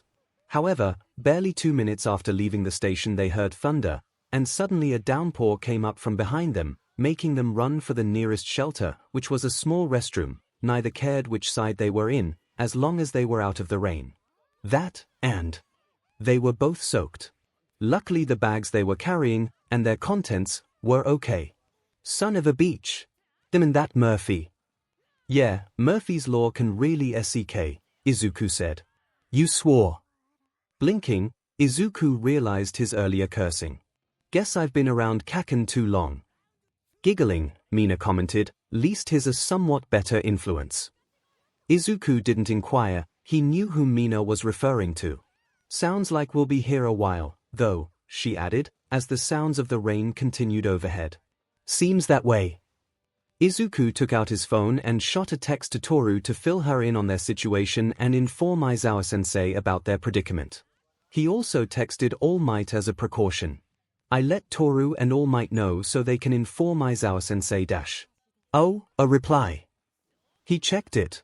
Toru says Aizawa-sensei was with her when I texted her, and he says to stay where we are for now until the rain lets up enough. He's also allowing some leniency in case we're back before curfew starts given the situation. He turned to Mina, but his jaw went slack. Mina had removed her black dress to wring it out, revealing her black lingerie for the second time that outing. Even if she hadn't been soaked to the skin, the bra and panties clung to her hot body to the point Mineta would claim she was actually using body paint instead of actual lingerie. She even took off her shoes, she wasn't wearing socks. When she noticed him gawking at her, she casually smiled. It's just us two in here, I checked. Plus, I don't want to catch cold. You might want to do the same, Izuku. She then walked over and placed her wet dress over one of the stall doors. Seeing the logic in Mina's suggestion, and feeling himself getting slightly chilly, Izuku began undressing, first by removing his shoes and socks. When he finished, he was down to his boxer briefs, and then he noticed Mina was staring at him with a smile. Something? Nothing. Just like what I'm seeing. You're studly, Izuku. Chuckling, Izuku put a hand behind his head, blushing. It wasn't always like this, though, he commented, reflecting on his old form before he met All Might and underwent his training to accept one for all. Liking her lips hungrily, Mina approached Izuku slowly. I never got a good look at you this way, back when we had the pool to ourselves before the training trip. Now I regret it. May I? Before Izuku could say anything, Mina moved a hand to his one arm, tracing his biceps with her fingers. Mina likey, I think he's on par with Kirishima in the muscles department. So, since we're not going anywhere for a while, and we're alone, Mina moved until she was pressing her body into Izuku, her BRSs mashing into his back as she was behind him. She brought her lips to his one ear and whispered as seductively as she could. Wanna Izuku? To further her point, she softly bit into his earlobe. Her arms snaked around his front and a hand cupped his crotch, feeling him getting hard almost. Very quickly. Let's properly finish what we started back in that dark theater. Plus, it'll warm us up, come on. Emi. The way she talked, Izuku clearly guessed correctly that Toru must have at least mentioned to Mina how he got turned on by a girl talking dirty to him. What about? Protection? Dad made me get an implant before I moved on to campus, as one of the conditions for me to stay at UA. So you can pump me full of your hot load. Another reason Mina was unconcerned was how quirk could also count as a CPTV. A light use of her acid focused within her naughty bits would act as a useful spermicide without causing either of them harm, as well as kill most bacteria that cause STDs. Mina went with the implant because the focus to use her acid as such internally was, well, it required a lot of concentration. The last thing she wanted to do was melt some poor dude's D-. In this case, Izuku's especially. Mina then used both hands to push Izuku's boxer briefs down his legs, releasing his full erection. Come on, Izuku. You make me hot, so hot, and I'll do the same to you. Izuku tried to think, but he couldn't. Mina's dirty talking and her hands roaming his now naked body and her bra-clad BRSs against his back only made him remember one thing. Toru had said it was okay. Screw it, he cursed before he turned and took Mina into his arms and kissed her lips, taking her by surprise, but momentarily. She kissed back, tongue moving past his lips while her arms wrapped around his frame. When she felt Izuku return her deep kiss, she hummed muffledly. His hands found her bra's back and began fumbling to find its hook. Giggling softly, Mina broke the kiss. No, here, she said, bringing his hands around to between her cups, where the hook was. Izuku wasted no time in undoing it and helping Mion peel the wet bra from her body, freeing her BRSs. She then jumped up and latched onto Izuku with arms and legs while he buried his face into her chest, peppering her with hot kisses as she hummed. She felt Izuku blindingly move them until her back pressed against the wall of the restroom. She cried out softly when Izuku took one of her hardened nipples into his mouth and began suckling it. Yes? Evis. Izuku. Her hands grabbed the back of his head, keeping him from pulling away, though he had no intention of doing so. She still heard the heavy rains pounding on the roof and outside the restroom, and she silently prayed it didn't stop, not for a good while. Not until Izuku shagged her rotten. Izuku then moved his hands to Mina's panties and began tugging them down. Getting the hint, Mina lowered her legs so Izuku could move the soaked panties. She figured he would follow through with sticking his PP inside of her version PP, but she was surprised when he got down on his knees before her. This is something I haven't tried yet, Izuku said before he moved to begin liking Mina's PP, tasting her and her juices. She gasped, and then started umming while her legs trembled from Izuku's tongue doing its work. Soon she slid down the wall until she was sitting down, legs wide open while Izuku ate away at her dripping PP. Feel good, Mina? Izuku paused long enough to ask her. Yes. Oh yes. She then gave a cry when Izuku pushed his wet appendage into her slick heat, tasting her inner PP as if he were starving. More. More. Like my PP some more. Without realizing it, Mina found herself astride Izuku's face, lightly rocking her body while his tongue moved in and out of her PP. F dash. Oh F dash. Ma. Make me come. Make me come like this. I wanna come all over your face. You big, hung, animal. It wasn't long after she begged for it that she gave a long, blissful cry as her orgasm rocked her body, making her juices leak out much more into Izuku's awaiting mouth. What felt like minutes later, she slowly moved off of Izuku so he could sit up and wipe his mouth with one arm. You taste delicious, Mina, he said with a smile. Panting slightly, Mina then said, stand up. When Izuku did, she crawled over to him and, using one hand to slide his PP, she looked up and pleaded, F my dirty mouth, before she nearly inhaled his PP and began sking him hungrily, bobbing her head along his length. She felt his hands go to either side of her head and his hips start to rock to match her movements. Muffled MMMS from her sealed lips intermixed with the wet sking noises she made. Her tongue alerted her to the taste of his precum, and it drove her to SCK harder, silently urging him to give her more. She tasted more and more of the precum, and soon she felt Izuku add more oomph into his moves, a sign he was getting close. Yes. Come I wanna drink it. Come in my dirty mouth, Izuku. You naughty man. Give it to me. Give it. Give dash. Yes. Izuku gave a cry just as his member twitched inside Mina's hot, talented mouth. A split second later hot fluid splattered the back of her throat, which she swallowed greedily along with every other shot his PP gave out. When his member calmed down, she ran her tongue all over his PP while slowly pulling away, ensuring she got every trace of his seed before she released him from her mouth. Looking up at him with half-opened eyes, she saw his eyes were still closed and he was panting while still on his feet. He's got good stamina. Wonder how many times he and Toru have dash? A flash of lighting briefly illuminated the restroom before a matching crash of thunder startled the two. The rain was still going on, but it had just slightly slowed. Well, we're still not going anywhere, Izuku said, looking at the doorway leading out where he heard the rain. Should we stop here, or dash? Mina smirked while lightly tapping his piece. It was still quite hard. Your mouth says one thing, but your little guy here doesn't quite agree. And neither do I. Mina leaned back a bit, moving into a pose she saw in a doujin she borrowed once from one of the girls at her middle school just before she came to UA. Her legs were wide open and she held one of them up with her hand, and the other hand reaching behind her and beneath to peel open her wet PP, showing Izuku she was still oh so horny for him. Please F me, Izuku. I wanna feel your stiff PP inside me. She moved her hand up to one of her BRSTs and pushed it up so she could like her NPL seductively. Smiling to show he was giving in, Izuku got on his knees and moved to Mina, hand guiding his PP to her PP. He slowly pushed it in her open, waiting PP and carefully pushed it in, making Mina loudly.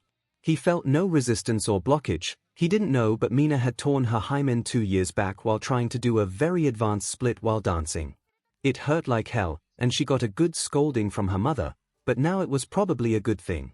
Oh Fook, Mina and as Izuku filled her to his hilt. You're so big and hard and hoot. Mina, you're so tight. Toru-kon wasn't this tight dash. Then again, Toru-chan admitted she uses a toy, so maybe that's why. Upright on his knees, Mina's legs on either side of him, Izuku put his hands to Mina's hips and started to buck his hips, his PP sliding in and out of Mina and making her more and more. He looked at her, she had her eyes shut and her arms above her head, making her bouncing BRSs jut out more while he rocked her body. She was a lovely, sexy sight to him. Looks like I may have started a harem, after all. A small one. So good. Izuku's effing me so damn good. I hope Toru wasn't lying about sharing him. I dunno if I can walk away after this. Plus Izuku's so cute and kind. I see why Okako has her eye on him, and why Toru did what she's done. And Mina decided Izuku was now number 3 on her list of guys she'd date bang. Bakugo was now at number. Izuku paused his moving to lean in and kiss Mina hard on her lips, making her put her arms around his back as he resumed moving. When the kiss broke, Mina called his name over and over, and he did the same to her. Time was lost to the two of them as they continued their effing, but soon Izuku felt he was close enough he'd be over the edge. Mina opened her eyes partly, just in time to see crackles of light appearing all over him. What dash? Is he going to use his 𝐂𝐸𝐽𝐽? Mina screamed as Izuku's movements suddenly went into overdrive, pounding her CNT like a supped-up jackhammer. And his PP, it felt like it had suddenly gone up a size and a half in its girth. It all made her eyes roll up beneath her tightly shut eyelids as the pleasure shot up, plus ultra sexy goodness. Oh yes. Yes. F me, Izuku. She didn't care if she was heard or not, her pleasure sensors were overloading and good God she was loving it. I'm gonna come all over your PP. Yes. Oh F.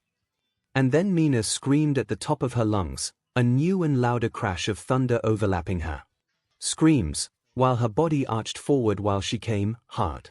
Her earlier orgasm and any before it seemed to pale in comparison to her current one as her PP spasmed and tugged at Izuku's PP.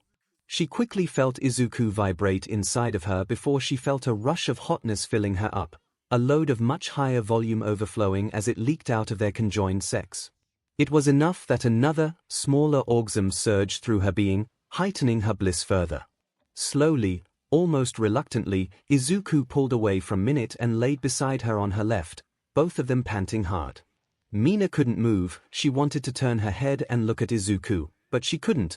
It was as if her whole being was jellified, including her bones. Holy F, good thing I do have that implant, because when he used his quirk, there was no way I could concentrate to make the particular acid I'd need to keep us STD free and me not PRGNT. Not without a ton of practice. If you're hoping for more, I'm sorry, but I'm spent. No more. I promise, you'd kill me. That was totally intense. However, finally managing to turn her head, Mina looked at Izuku as he did to her, and she smiled weakly. I'm gonna have a good, long talk with Toru about you, and her, and me. Weakly chuckling, Izuku put a hand over his eyes. I was never planning on having multiple girlfriends, or a harem, for the record. How about a TSM? That is, you, me, and another girl. Good, I was afraid you'd want it with me and another guy. This made Mina laugh aloud. No, you never struck me as that type of guy. Plus that kind of term would give the wrong guys bad ideas. Mina carefully sat up, her ears listening to the rain. You're just full of surprises, Izuku. I'm glad we're in the same class. Me, too, Mina. A minute or two later, the two of them cleaned up any traces of their mess and redressed. Just in time the rain had slowed down enough they could walk back to UA. Mina walked carefully. Given she just had her cherry popped, she had a bit of trouble with stability, but Izuku helped her stay upright and move until she fully regained her equilibrium before they reached the gates. They soon returned to the dorms, where Aizawa, Toru, and Ochako sat waiting for them in the common room. Thankfully it was still before midnight, so they hadn't broken curfew even if Aizawa was willing to be lenient. Looks like you two are all right, Aizawa said emotionlessly. Just a bit wet from the rain, sensei, Izuku said sheepishly. Make sure you grab a hot shower before turning in, don't catch a cold. I won't excuse either of you if you get sick by Monday. Yes, sir, Izuku and Mina said, sweat dropping. Plus you have your appointment tomorrow as well, Midoriya. Here, let us take those. Toru and Ochako took the bags from Mina and Izuku, save for one Izuku said was his, moving for the door leading to the girls' dorms. Thanks a lot, Midori, Mina said with a smile. Despite the rain, it was fun. Maybe I'll ask for your assistance again for the next time. Happy to be of service, Ashido. I'll help next time, too. ACK. Mina jumped into Izuku's arms and turned her head, seeing Mineta pop out of nowhere. Mineta? Why trying to give me a heart attack, while little JK? Better question, why did you take Midoriya with you? Why are you two so late? What did you do all this time? Mineta had more to ask, but he was stopped when he felt two hands slap and stay on either side of his face, silencing him. It's late, Ida stated calmly to Mineta. Please be quiet and consider the others that are resting or sleeping, Mineta. That, and I am certain Ashido and Midoriya are bushed after being out this late. Not to mention a hot shower sounds very nice before bed. After Izuku gently put her back onto her feet, Mina smiled at Ida. Thanks, present good night, Midori, and thanks again. Winking once, Mina walked away. However, she suddenly turned and said directly to Mineta, and for the record, Mineta, Midoriya was a total gentleman for the whole trip. Look that word up, gentleman. You might learn something. Unable to reply or comment or say anything, Mineta was held still by Ida as Izuku bade them both a good night and went for his dorm. Once he reached his room and shut his door, he sighed heavily. That was too close, with Mineta showing up suddenly and bombarding him and Mina with questions. A hot shower later and changing into his sleep clothes, Izuku picked up his phone and saw he had more text messages, from Toru and Mina. Mina was again thanking him, this time for everything.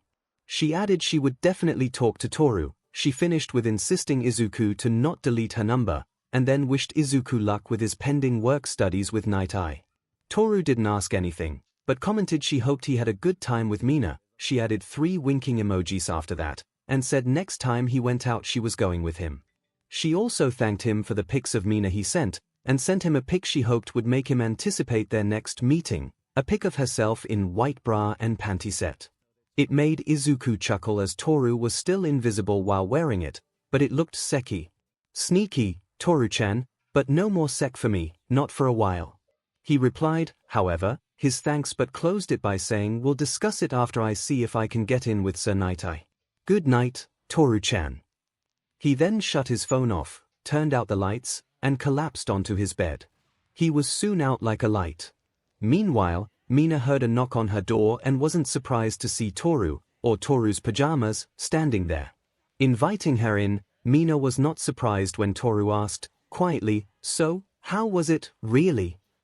Toru, here's the bad news. Poor Izuku's going to have himself a harem. Starting with the two of us. Both girls giggled madly. Seriously, now I understand why you didn't tell me about how good he is. But thanks for that one tip, it really got him going. Anytime. So, when and where? So Mina gave Toru the full explanation. By the end, both girls were giggling like mad. Let me ask you this, now, is Izuku still at number 6 dash? Nope. Bakugo is at number Izuku is at number of course, Izuku's also number 1 on a new list I have. Which is? Guys I'd have in my own harem if I ever decide to have one. But no plans for one, mind you. Mina then grew serious. Now, though, we have a slight problem. Right. Ochako. I tried talking to her, but Yorozu was with us for the duration. We'll both talk to her, but we have to be careful. I know that JRK Mineta surprised Izuku and me downstairs after you and Ochako left us. Thankfully, Ida showed up to defuse the situation. A yawn left Mina's lips. Let's pick it up in the morning, I'm drained. But you feel good, right? Oh, good night, Toru. Mina replied with a laugh. Suddenly, said, oh, wait. I do have one thing you should know. While we were shopping, Izuku stopped in a bookstore. I didn't go in and I didn't ask what he bought, but while we were in that restroom hiding out, I snuck a peek at his bag while he was texting you and All Might. Mina's lips flashed a grin. He bought 2 of those For Dummies books, on dating. Good. Aside from using those for future dates with us, he can put it to use when and if we get through to 𝐒𝐿. It seemed like only yesterday when Mina and Toru were given the good news. Not only had Izuku been accepted to have work studies done under Sir Night Eye, All Might's former sidekick, but both 𝐿𝐿 and Tsuyu were accepted by the Dragoon hero Ryukyu, the number 9 hero on Japan's top 10 billboard. And a hero Kirishima had gotten a work studies job, with the hero Fat Gum. The 2 girls were happy for their friends, especially for Izuku. The ultimate fanboy of All Might, Izuku, working for All Might's former sidekick? It had to be a dream come true for him. But that was a good while ago. And Izuku's time with Night Eye was now over, all too brief. Night Eye was dead.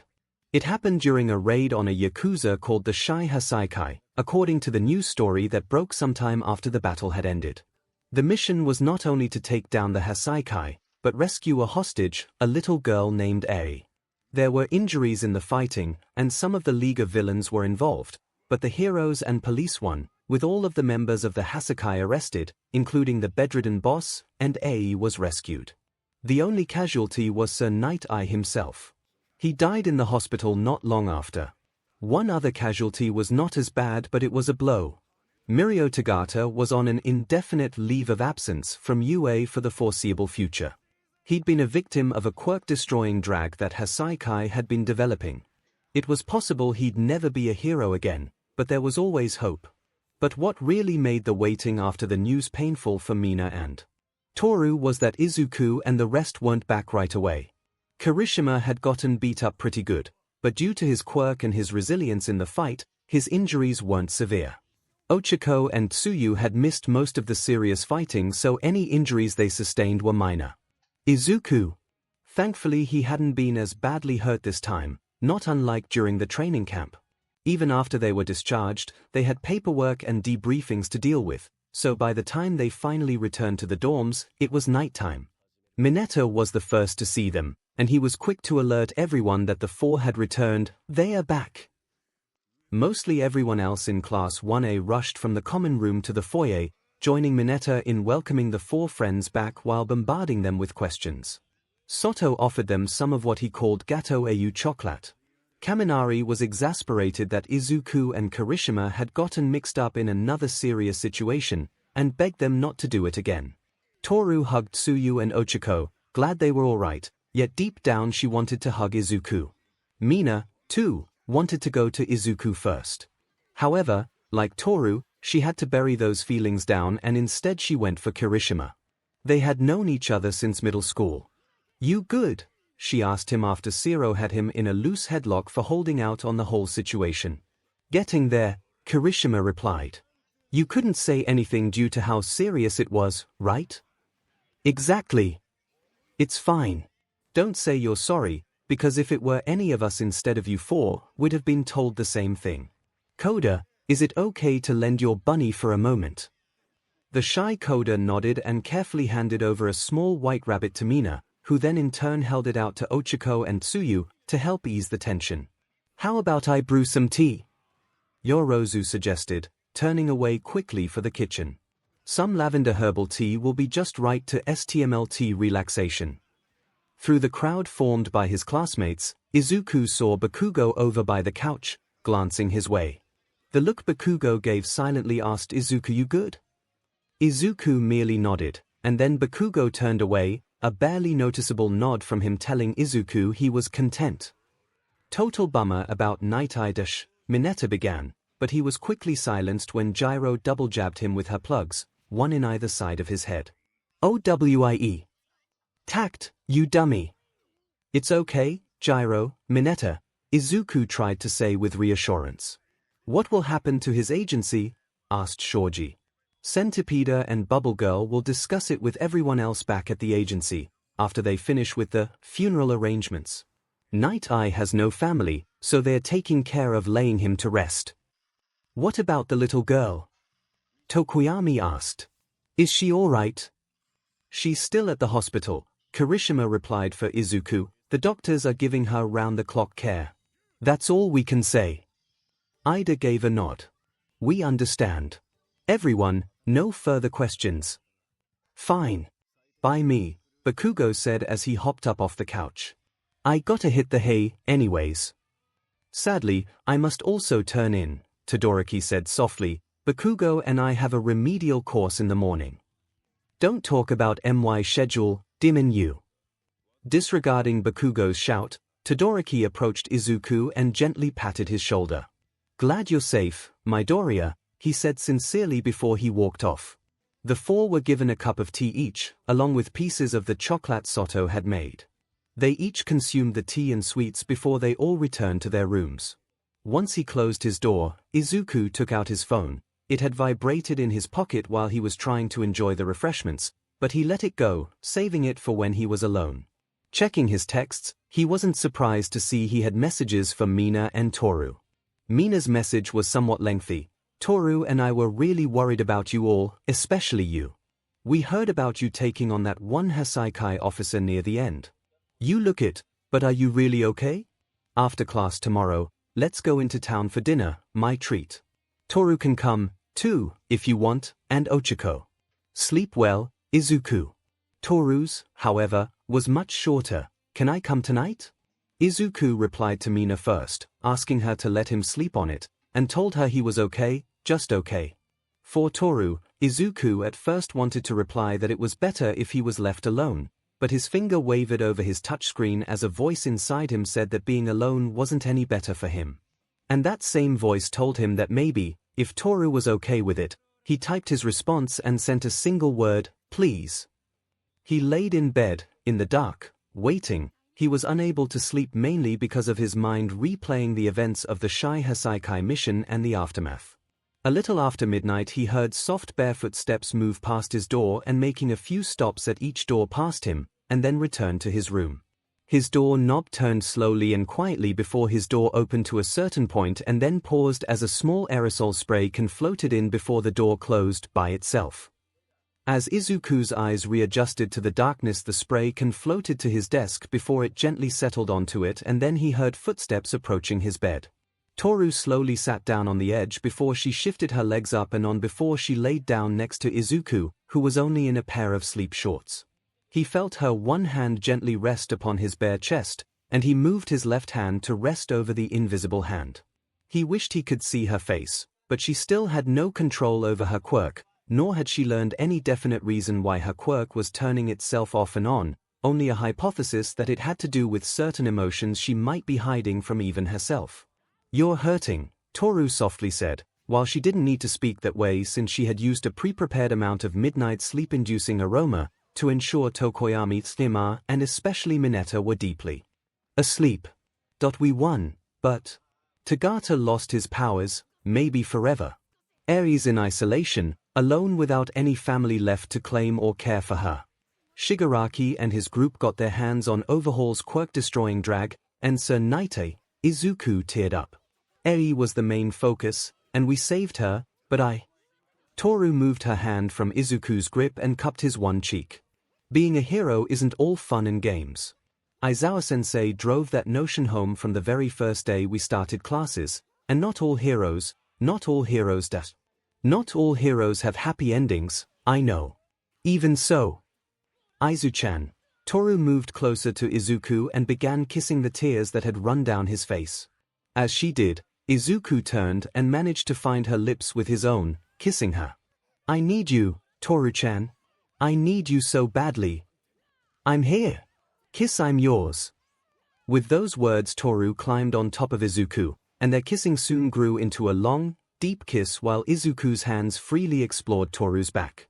As they kissed, Toru's being slowly became visible, revealing she was, naturally, naked as could be.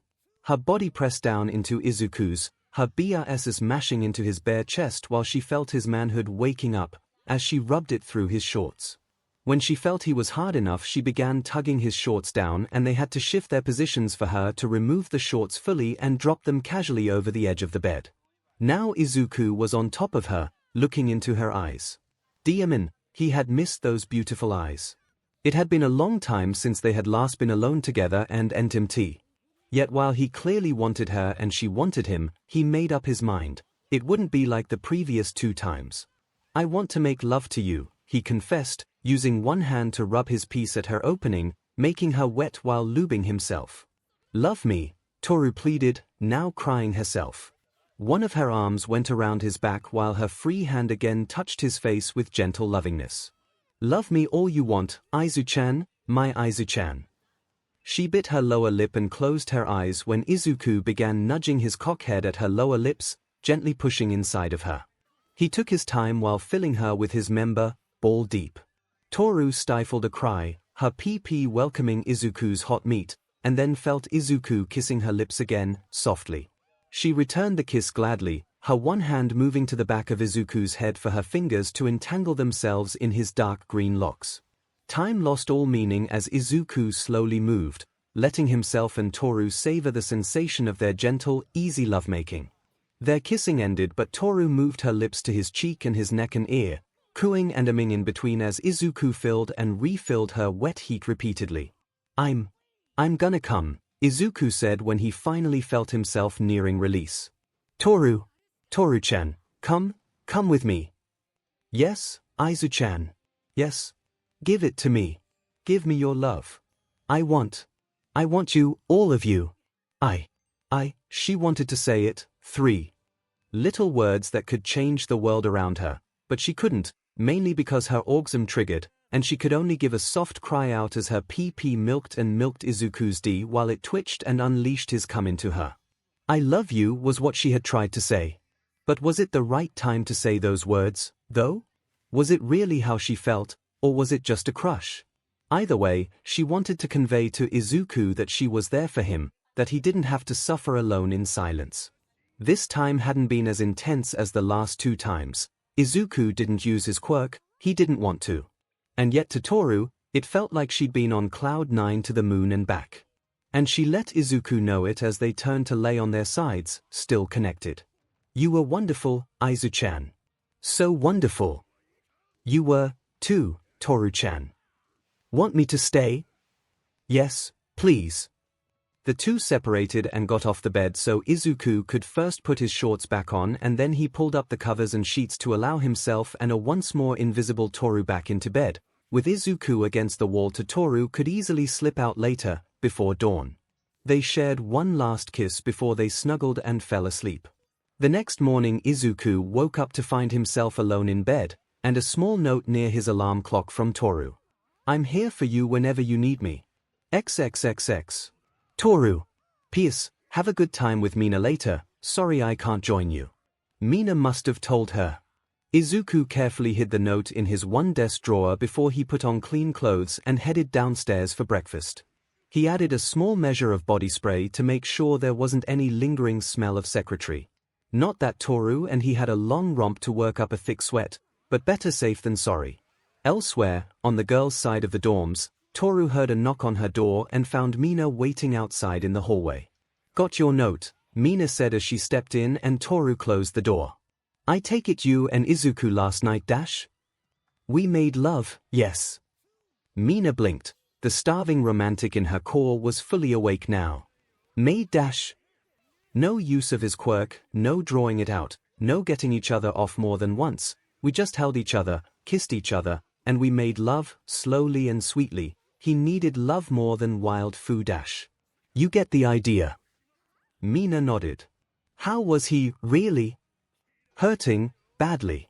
Saving that little girl was the main goal, but he feels he failed Night Eye by letting him die. Mina, if he feels not up for you and him doing it again dash. I'll respect his decision. I just want to cheer him up. He means more to me than a body. If Mina could see it, Toru's smile would tell her Toru appreciated her considering Izuku's feelings. But if he does need you like he needed me, please keep it to making love. You betcha, was it better than dash? Mina Ashido, you're the one who is gaga over lovey-dovey stuff. More than me. And yes, it was magical and romantic, and I loved every second of it. Sure, when it was hot and heavy and dirty it was fun, but last night? He admitted to me he wanted to make love to me, and he so did. Alright, Toru, you've sold me. Daemon, now I kinda hope Izuku will want to do it with me on our date, if it means he and I can be romantic. What about talking to Ochako? We'll talk to her together after your date with Izuku. Speaking of your date, we'll need to figure out how to get you two out and not repeat what happened last time. Agreed. Mineta was not too happy. Wait, do you still have some of Midnight Sensei's stuff? No, but I'll be getting some more after classes today. Slowly Mina grinned. We'll need some, plus we need to talk to Momoyao and Gyro. I have a plan to add more to our blackmail pile on Mineta. I usually dislike blackmail, but when you add Mineta to it, the bad part loses its implications, and I want to do it more. After a beat, both girls giggle incessantly over their own little joke, and unity over their dislike of Mineta. Classes seem to either go by fast or drag on almost endlessly, depending on whom one talked to about it. 2 days later, Aizawa was still at the hospital helping with so All Might filled in for him during the day. Izuku understood he could have taken the day off to mourn for Night Eye, but All Might told him privately that he'd mourn for his friend at the funeral. For now, he needed to focus on preparing the future heroes. However, Izuku and Bakugo would not be having extra lessons after class that day. Principal Nezu insisted, so All Might didn't have too much on his plate for the time being. Izuku was fine with that. After all, it freed him up to have dinner out with Mina later. And in all honesty, he could use a distraction. Lunch was somewhat peaceful. Izuku sat with Ida, Ochako, Tsuyu, and Toru. Toru and Ochako on either side of Izuku. Toru insisted it be that way. As he ate, he spotted Mina sitting with Kirishima, Yaoyorozu, Gyro, and Todoroki. It made him smile a bit, seeing Mina looking after Kirishima. She had said the two had gone to middle school together, so they were somewhat close. If Mina ever decided to become more than friends with Kirishima, Izuku would happily end their secret friends with benefits relationship and remain her friend, wishing her well with Kirishima. Mina caught his eye briefly before both returned their focus to their respective groups, quick smiles between them both. Nito Monoma of Class 1B walked toward Izuku's group, as he had done before finals. Toru watched him carefully. Last time he walked by a table occupied by Class 1A, he'd purposely bumped his tray into Izuku's head. Monoma had a severe dislike of Class 1A and enjoyed provoking and/or antagonizing them every chance he had to prove Class 1B's superiority over 1A. As Monoma approached, Toru noticed he eyed Izuku, so she took action. Immediately she stood up before Monoma could pass her, and she put hand in front of his tray, stopping him. Here! Toru moved behind Monoma, using both hands to make him lift his tray up above his eye level, and guided him past Izuku and Okako before she let him lower his tray. That is how you avoid hitting people's heads with your tray. Remember it well. And leave us in Class 1A alone, JRK. She then returned to her seat and resumed eating. And you are? Monoma asked, eyes on Toru, or at least her clothes. However, he felt a pair of fingers grip his one ear rather tightly, and he started making pained noises as he was pulled away. I can't take my eyes off of you at all, can I? Itsuka Kendo grumbled as she dragged Monoma away. She'd later apologized to Toru and her group later. He was going to hit Deku in the head with his tray again, wasn't he? Inquired Ochako. Oh yes, I saw the gleam in his DMN eyes as he approached. He's not right in the head, Ribbit. Thanks, Hagekyu. Anytime, Midoriya. It was then that Ochako noticed the slight hesitation when either one used the other's family name. As if they actually wanted to use their given names instead. But that would only mean that Deku and Toru were that familiar with each other, wouldn't it? And that talk Toru had with her during that movie. Flashback.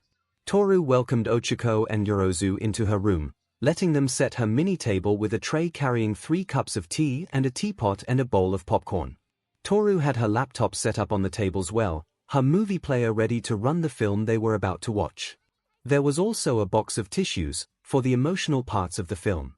Have a seat, Toru said cheerfully, get comfy and I'll start up the movie. This is so nice, I haven't seen this film in so long. 𝐒𝐿𝐴HO, however, had her mind on other things. Toru, Momoya, did either of you know Mina asked Deku to help her go shopping for us today? Yorozu shook her head. Not at first. I saw her ask him last night, Toru admitted freely while she started the film. But it wasn't my place to say anything.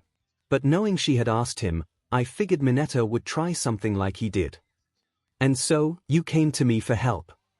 Yes, Momoya. Exactly. Toru then brought up her phone. And I'm gonna post the video I made of Mineta on my YouTube channel.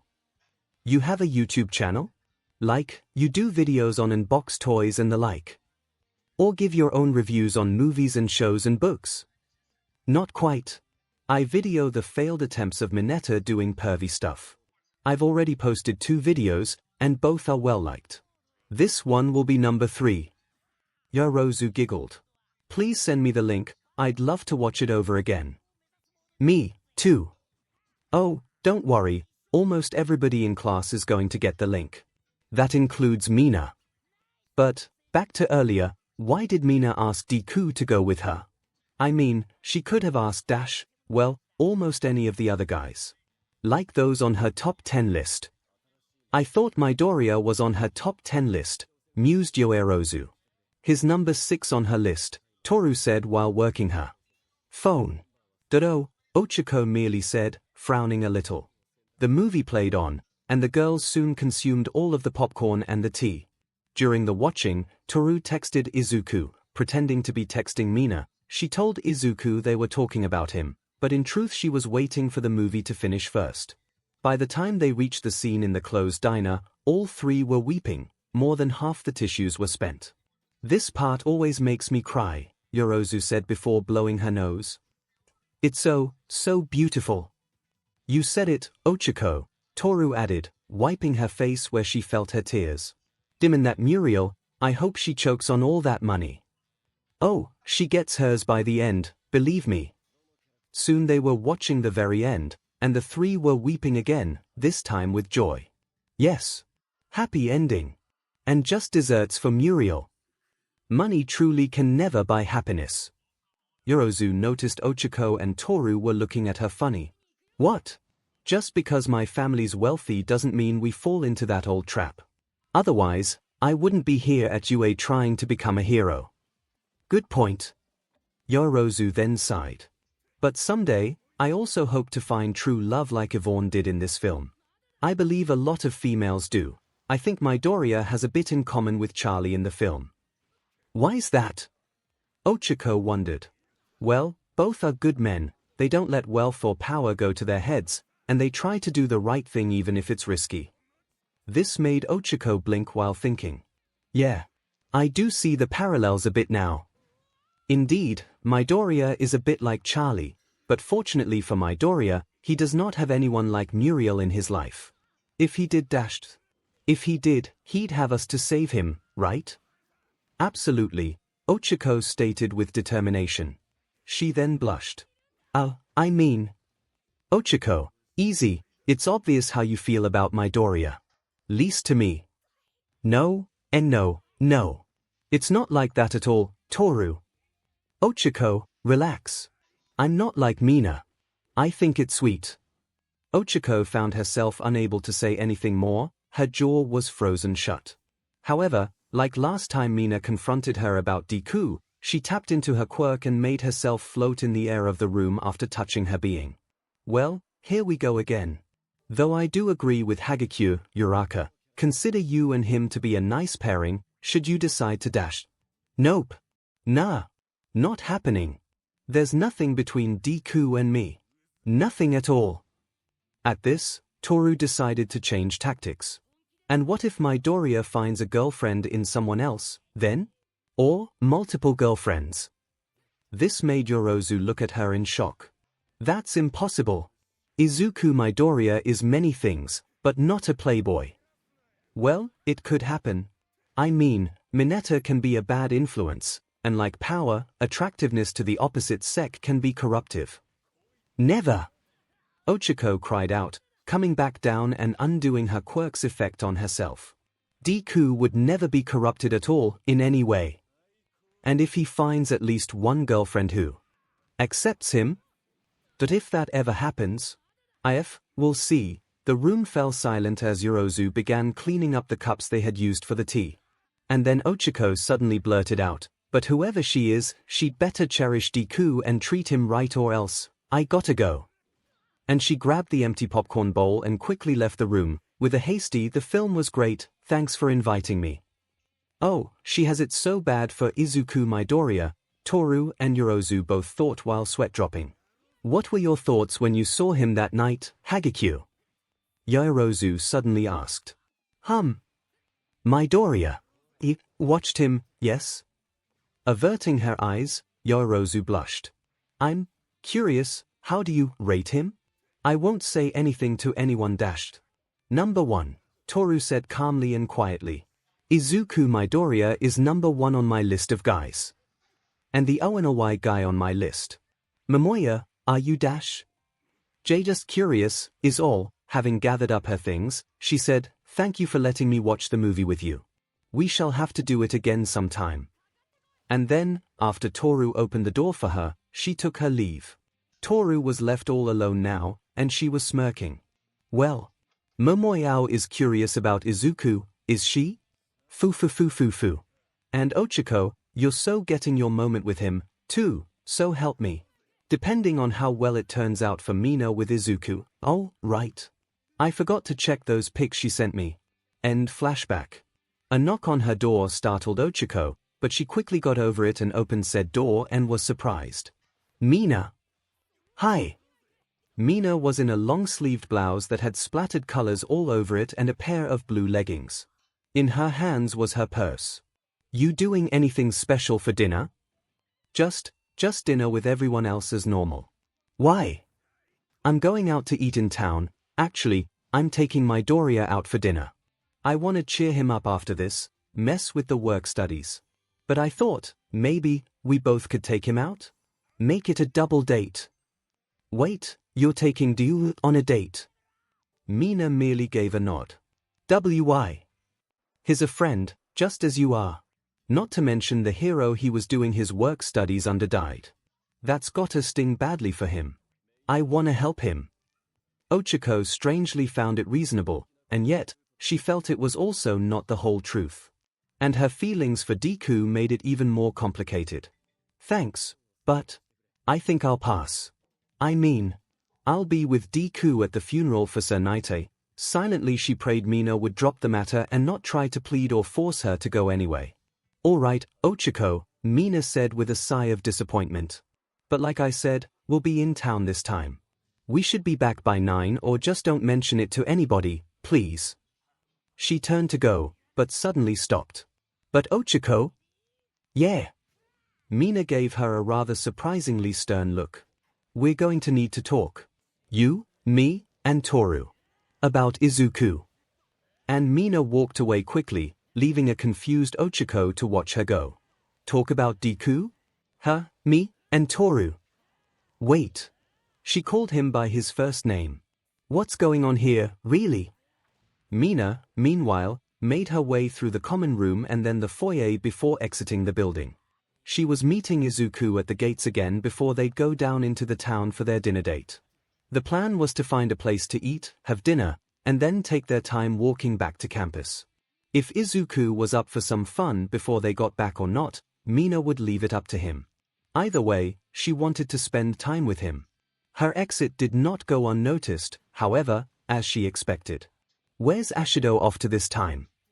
Hunter Zero asked. Koji Koda, the shy one of Class 1A, merely shrugged while he and Zero were setting the table for dinner. Minoru Mineta, however, was determined.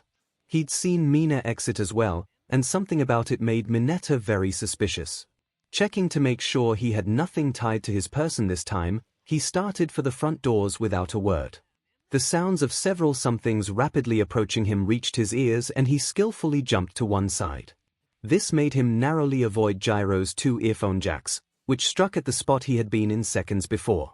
Don't try to stop me, Gyro. Retracting her elongated earlobes, 𝐤𝐬𝐽 glared back at Mineta. I know you were watching Mina leaving. Where she goes and what she does is none of your DMN business. And what I do is none of yours, flat chest. You're begging for a beating, you little lecher. Oh yeah? I'd like to see you try. Nobody lays a hand on me dash. So focused on 𝐤𝐬𝐽 as she was readying for another strike, Mineta failed to notice someone quietly approaching him from his blind spot. He heard a loud crashing noise, and then knew no more as he hit the floor in unconsciousness. Pieces of broken glass were scattered around his fallen form while a fresh lump formed on the top of his head.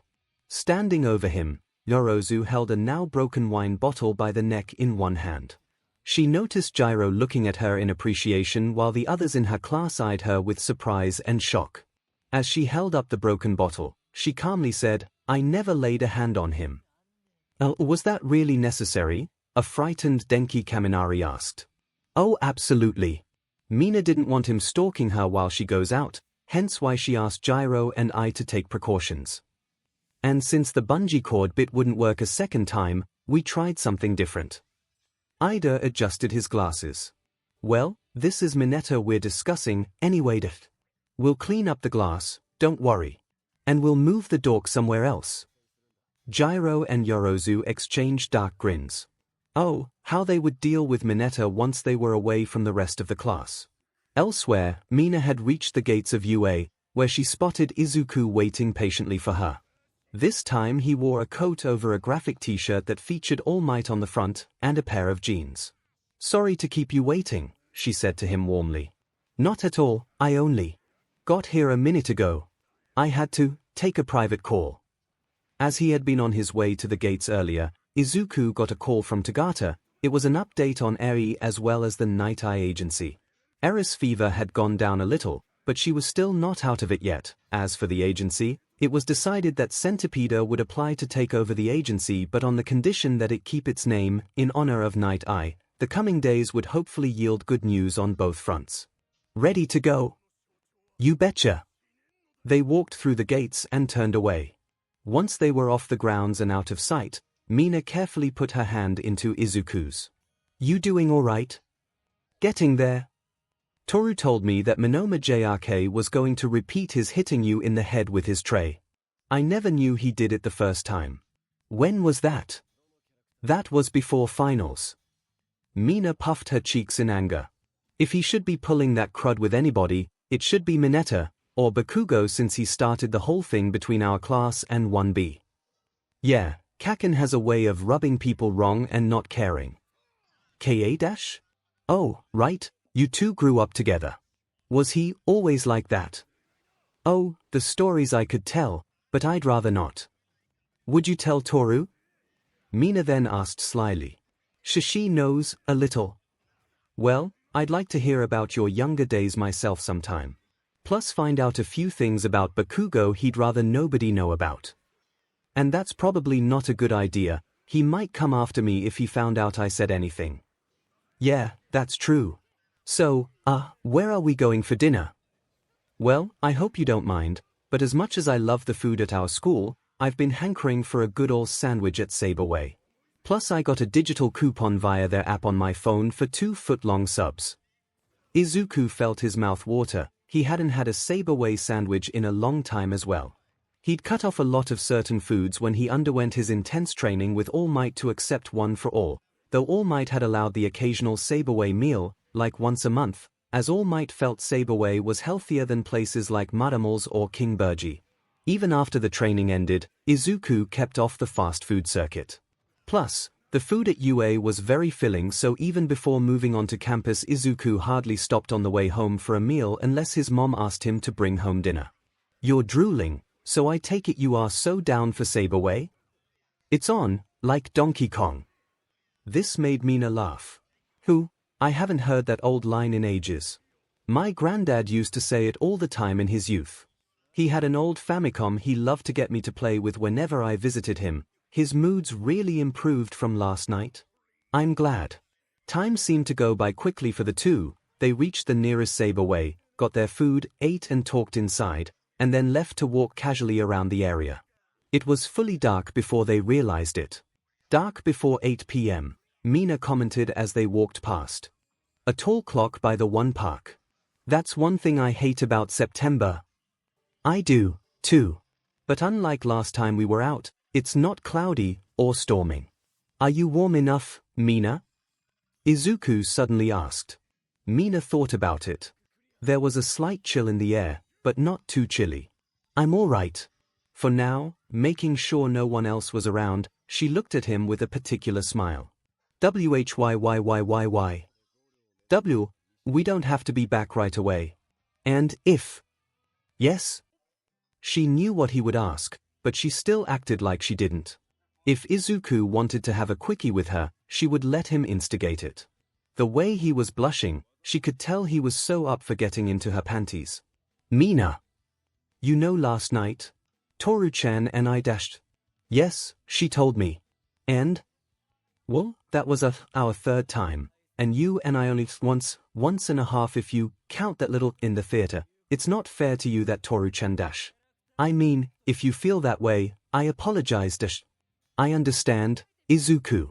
I do, you care about others more than yourself. It's why certain girls are drawn to you. Again, ensuring nobody was around them at all, Mina moved closely to Izuku and whispered huskily into his ear. Think you could get us up on a high roof, before you make love to me like you did Toru, Izuku? The roof was risky, Izuku thought while shivering from Mina's husky words and tarzing breath on his ear, but then again it was safer than an alleyway. Scoping Mina into his arms, he carried her into a nearby alleyway before he went into full cowling mode. This allowed him to skillfully hop up between the walls of the alley and into the shortest rooftop. From there, he glanced about until he spotted a building nearby that was high enough and then began jumping and leaping across the roofs before scaling the targeted building.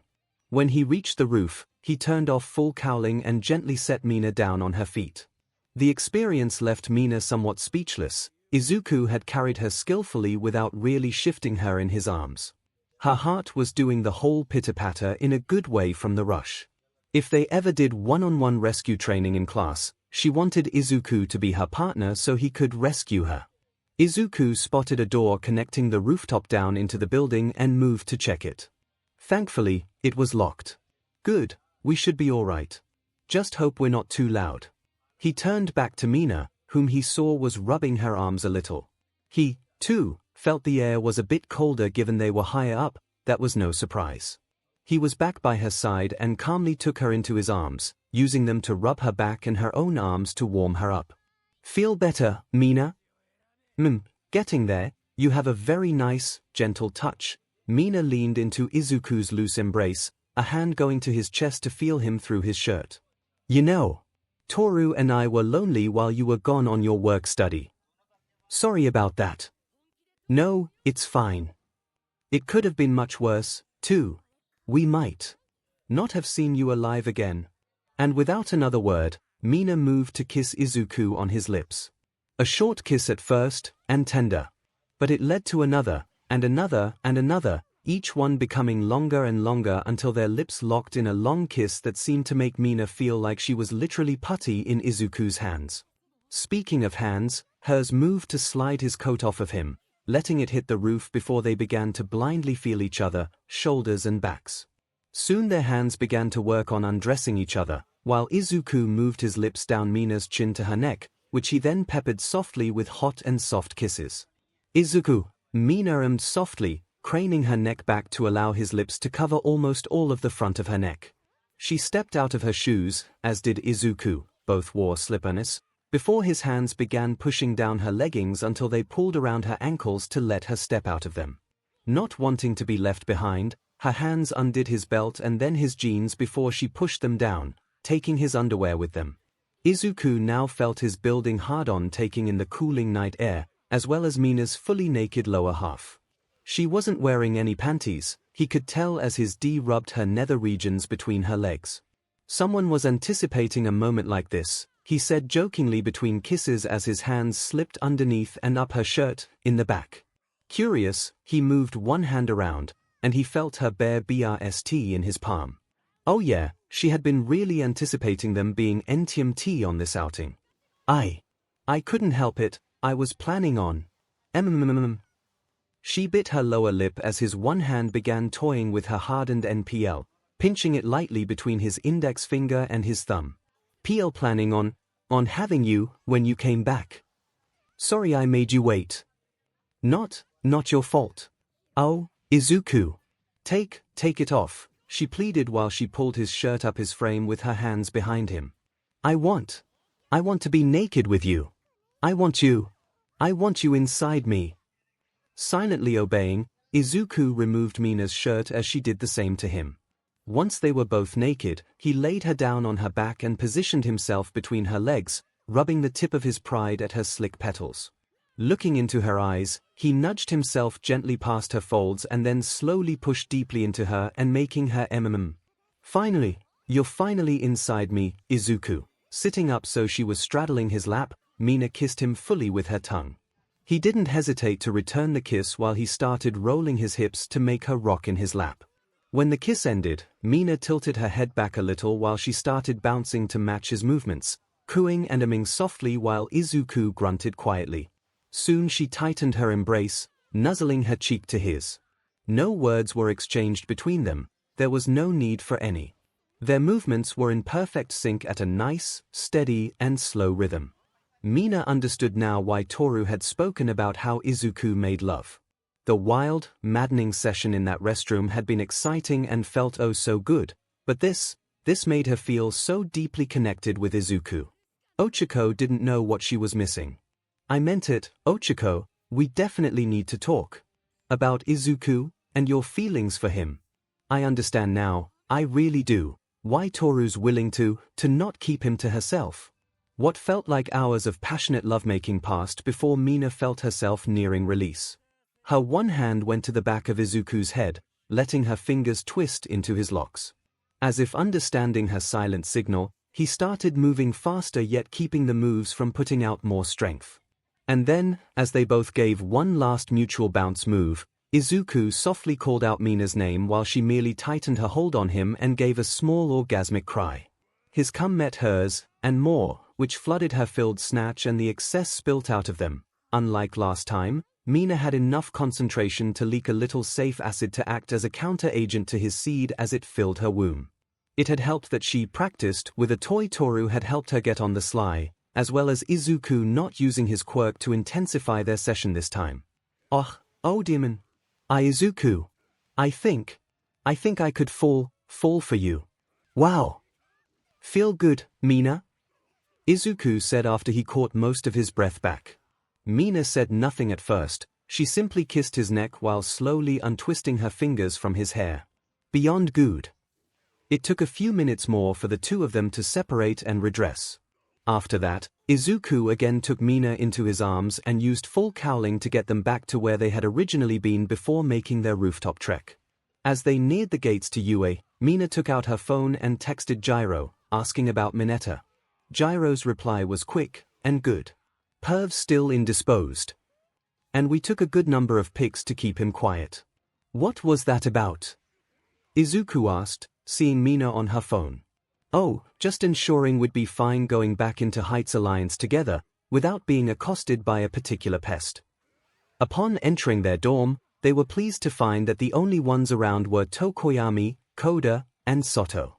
The latter of the trio had a serving tray in his hands that held less than half of a cake. From the insides of it, the cake was a red velvet one. Welcome back, Tokoyami said to the two. He wasn't one to pry into others' matters, but he followed up with a polite inquiry, how was your outing? Very nice, thanks. It was fun. Soto picked up a knife from the tray. Piece of cake? A very small piece for me, Soto, thanks. Same here. Izuku took a bite promptly, using his free hand to ensure the crumbs didn't touch the floor. Good. Sweetly satisfying, Mina chimed in. Hope you don't think I'm prying, but are you too dash? Before Soto could finish, Izuku quickly spoke up. We're just friends, that's all. Mina was worried about me after, he looked at her, smiling. Thanks again for dinner. Next time, let's take more out with us. Like Toru and Ochako. Well, good night, boys. And Mina moved for the stairway leading to the girls' dorms. Once inside the stairwell, though, she took out her phone once more and texted Toru, seeing if she was still awake.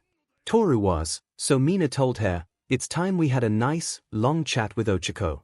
Tonight." Toru then texted, "Come to my room first, bring her with." "No, Toru, we go to her."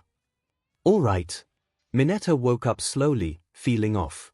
First, he had a pounding headache, like somebody hit him hard with something fragile.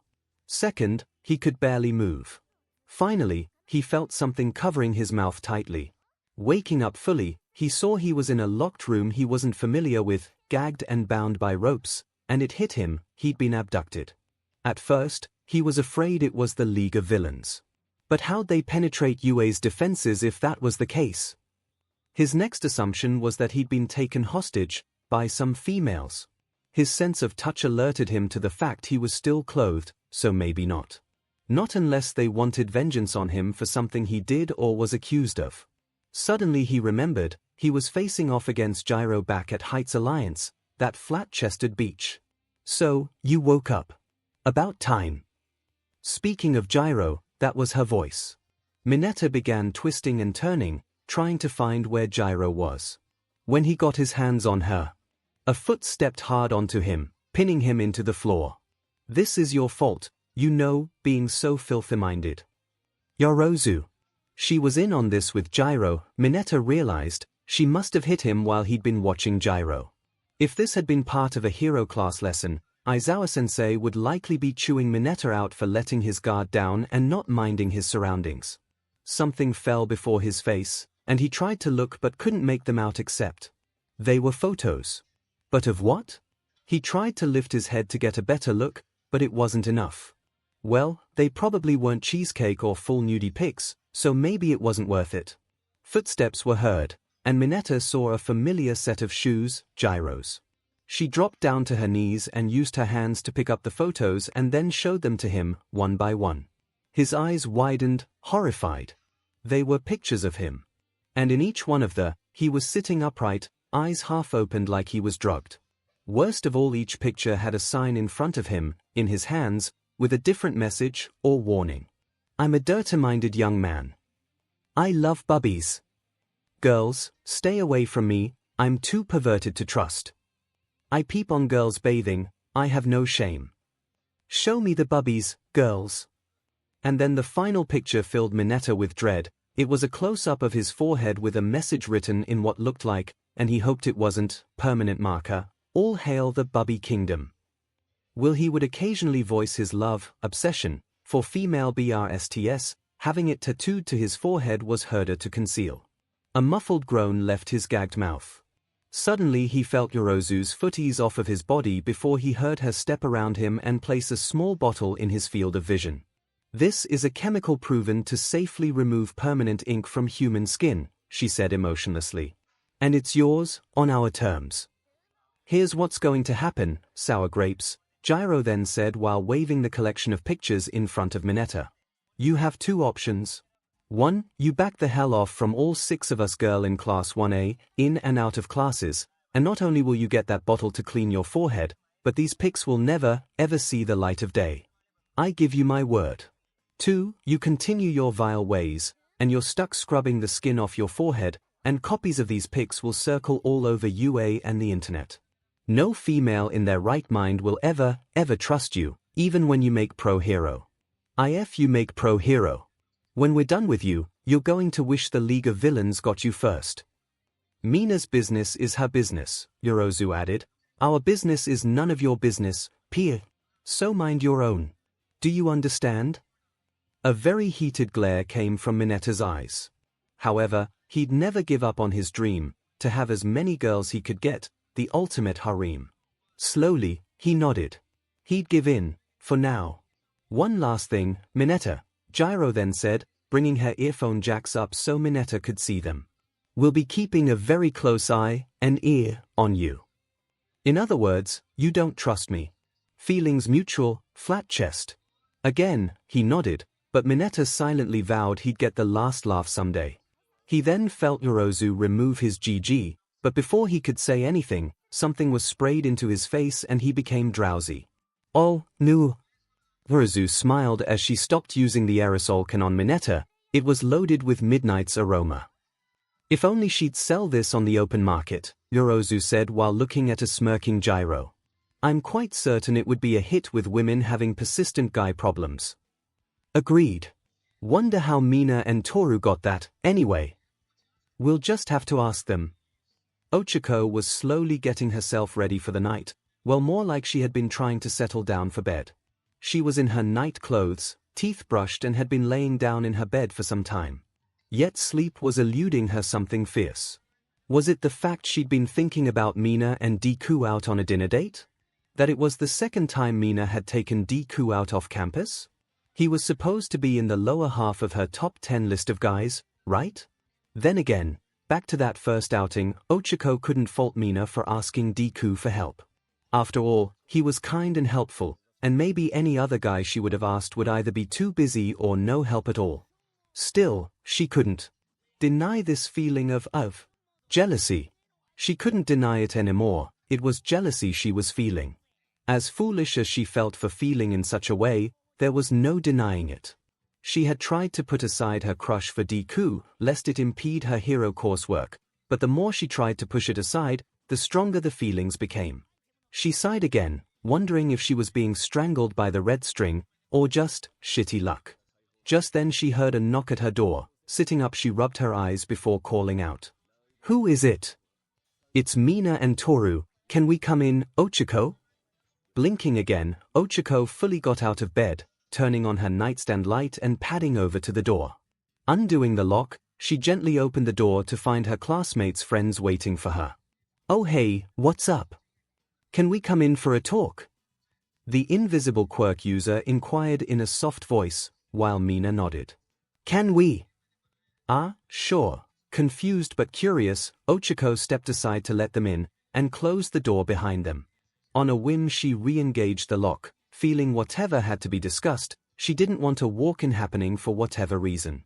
They all sat on the bed, with 𝐻𝐽𝐾o sitting at the head, while Mina and Toru both sat on the end, the three staring at the other, as 𝐻𝐽𝐾o waited for the two to speak up about why they came to her room at this hour. Especially with such dour looks, like they were afraid to speak. 𝐻𝐽𝐾o figured it was that talk Mina had mentioned before going out with Deku earlier. After a tense minute, Toru's arms began to flail as she finally spoke up. Sorry, 𝐻𝐽𝐾o-chan, we've both slept with Izuku and kind of dated him, she blurted out, making even Mina turn and drop her jaw in shock. Toru, what the hell? 𝐻𝐽𝐾o? Blinking, the brunette craned her head, her brain slowly trying to process what she heard. I'm sorry, did I hear you right? You both have been seeing Deku? And slept with him? Slept as in dash?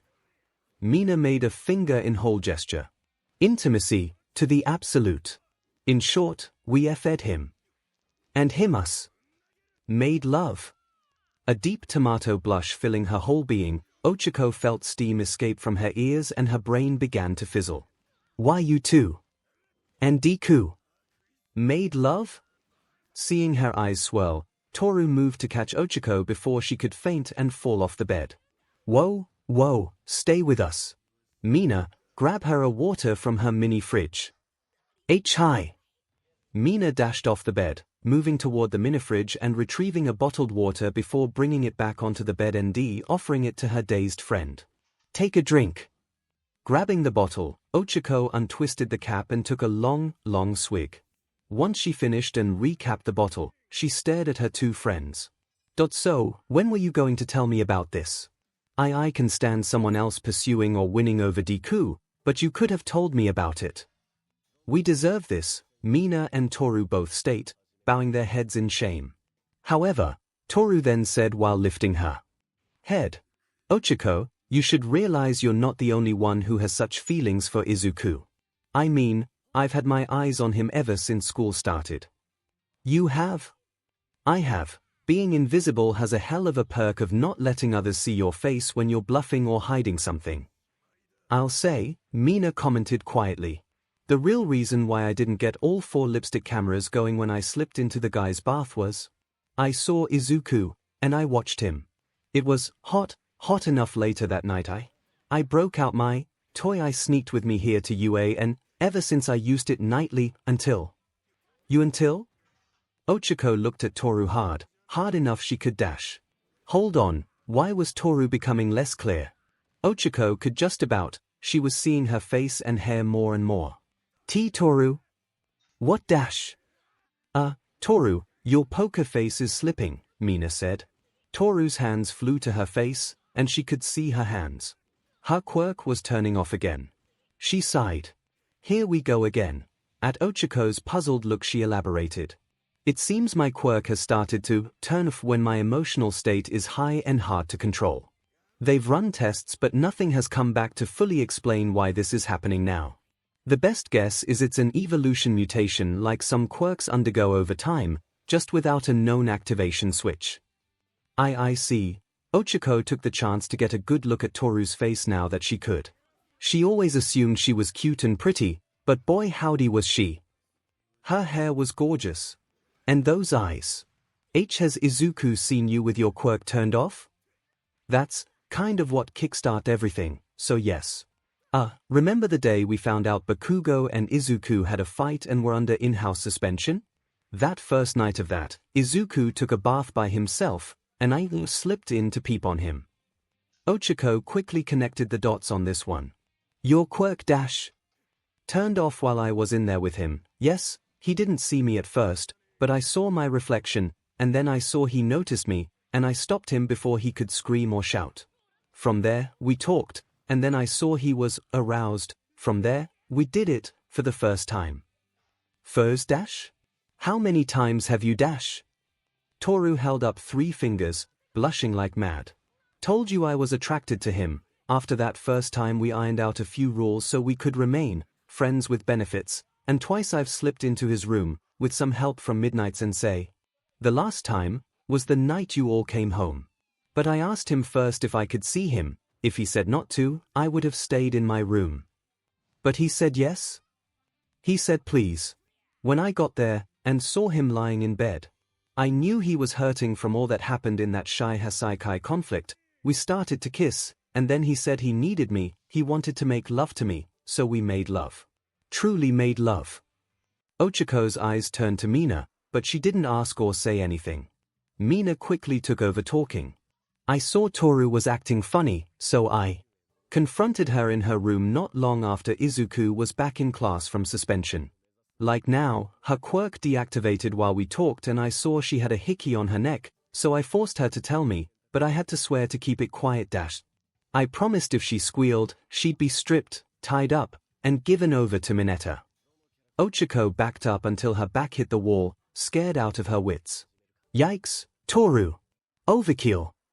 But it was enough to make me keep my word, so you can't deny it worked, Mina commented. Anyway, that's when I learned the truth about Toru and Izuku. And it got me curious about him. And I told her what I'll tell you, 𝐒𝐿𝐴, I'm not greedy enough that I want to hog Izuku all to myself, not when we could see how you are about him. While I love how he makes me feel in bed, and more. I'm more than willing to share him. Not that I own him or anything, he's his own person. And we aren't dating.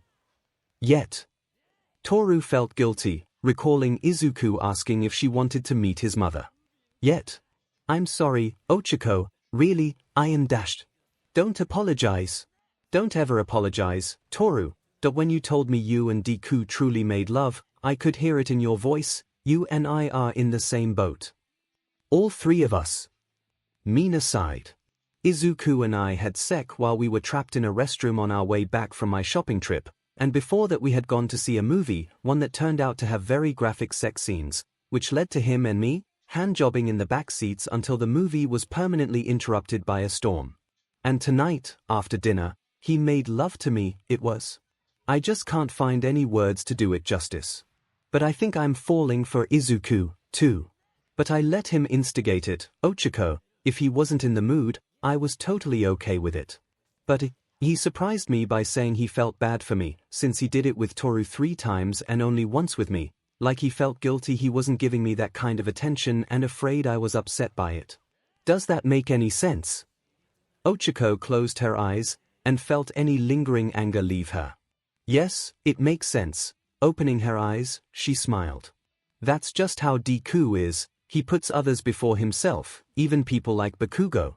It's one of the things about him that I love. Toru and Mina exchanged looks, and then smiled warmly at 𝐒𝐭𝐴. Mina herself felt no overwhelming urges to say, "I knew it," or "You've been holding out on us." She was just happy to see 𝐒𝐭𝐴 come clean and be happy about it. No hard feelings? Toru then asked. Pulling back her right arm, 𝐒𝐭𝐴 smiled as she waited for Toru and Mion to do the same, and then all three spoke together a chant they hadn't used since before the Island incident. No hard feelings, best friends forever. As they said those last three words, they put out their arms and made, to their amusement, the signs for paper, Toru, rock, 𝐒𝐿𝐴, and scissors, Mina. They all began to laugh before they did a group hug. But now, though, Toru said. After they broke apart, "It's your turn, 𝐒𝐿𝐴." My turn? Her eyes widening, 𝐒𝐿𝐴 shook her head. Why you don't mean dash? Why not? Toru and I slept with Izuku, why shouldn't you? Well. I don't know about either of you, but I don't, what if he gets me dash?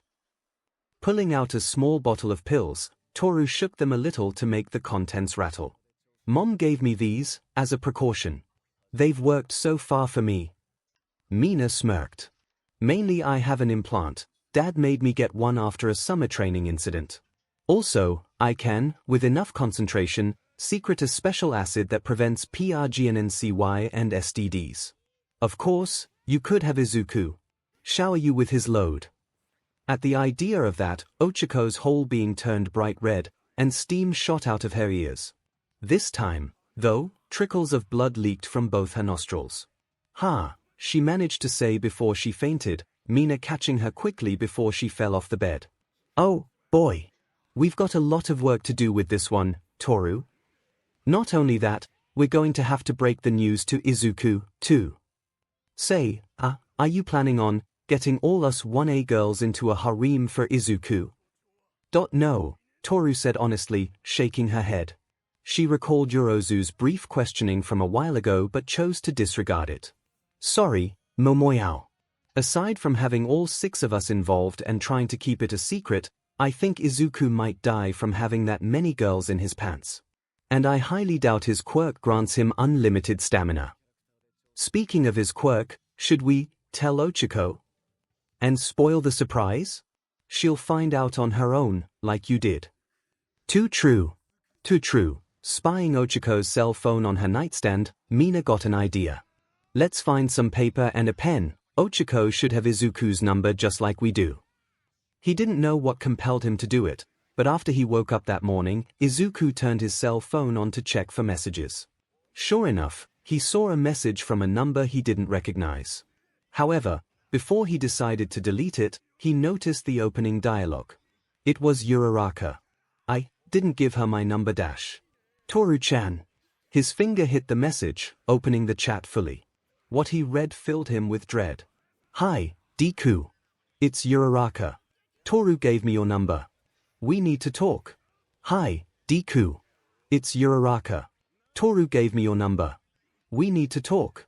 Izuku had only one echoing thought upon reading those last 4 words. She knows, Uraraka knows about Toru and Mina, and me. He vividly recalled that moment on Island when 𝐒𝐴 found him with Melissa. That would be tame, compared to what was coming, he thought. She knows, and I am a dead man. Just dead. Our friendship is dead. There's no way it'll survive.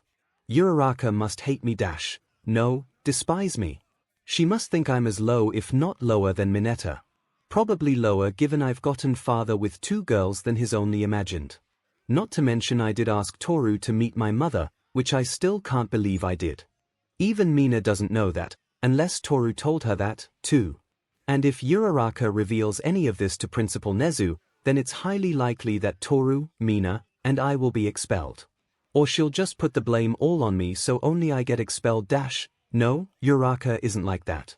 Then again, she may only tell Ida if she needed to confide in someone about this, and he'd likely report it to the staff or give me a stern lecture.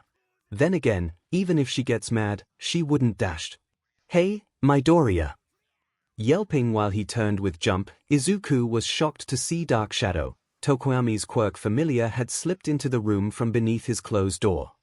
"Sorry," Dark Shadow said while sweat dropping, "but Fumikage asked me to tell you it's too early for your musings. We didn't hear what you were saying, but we heard your muttering as he was walking by your door." Sorry. You okay? Wanna talk? Thanks, but this is personal. I'll handle it myself." Dark Shadow nodded. "Alright, but we're here if you need an ear or two. And if you'd rather, we'll ask Koda to talk with you, he's good at keeping secrets." "Well, CYA." And Dark Shadow retracted out of the room via the opening beneath the room's door. "I appreciate the suggestion, Dark Shadow. Tokun, but I doubt even Koda would be able to handle the kind of secret I'm carrying. Or that's likely to be exposed." Izuku then put a determined look on his face. "Well, might as well get it over with. It was good while it lasted, but after today, I may have to say goodbye to you, to everyone." After getting dressed, Izuku made his way downstairs for breakfast. To his surprise, Aizawa was waiting for him at the foot of the stairs. "Midoriya, Principal Nezu wants everyone involved in the Shai Hasaikai assignment to come to his office after breakfast." That was it. Aizawa always got to the point and didn't mince words or give detailed explanations. Uneasy, Izuku ate what he could of his breakfast, unable to look at or talk to anyone. Soon, though, he realized he didn't acknowledge all of Aizawa's earlier words, everyone involved in the Shai Hasaikai incident. Tsuyu and Kirishima had nothing to do with his situation with Toru and Mina. So, being summoned to the principal's office wasn't about his secret relationships. Of course, now he wondered what it could be about. Reaching the office shortly later, alongside Aizawa, All Might, Tsuyu, Ochako, and Kirishima, Izuku got his answer. "Sir Nightai's funeral is the day after tomorrow," Principal Nezu explained. "Centipede and Mirio Tagata requested I inform you all about it. All of you, along with Heido and Amajiki and Tagata, are invited to attend, to give final respects to a fallen hero. I understand it is not an easy thing for 4 first-year students to go through. If none of you wish to attend, know that no one will hold it against you."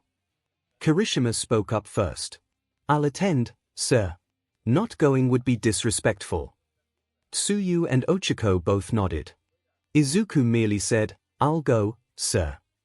This earned him a gentle hand on his shoulder, from All Might, of both approval and gratitude. Nezu nodded with a sad smile.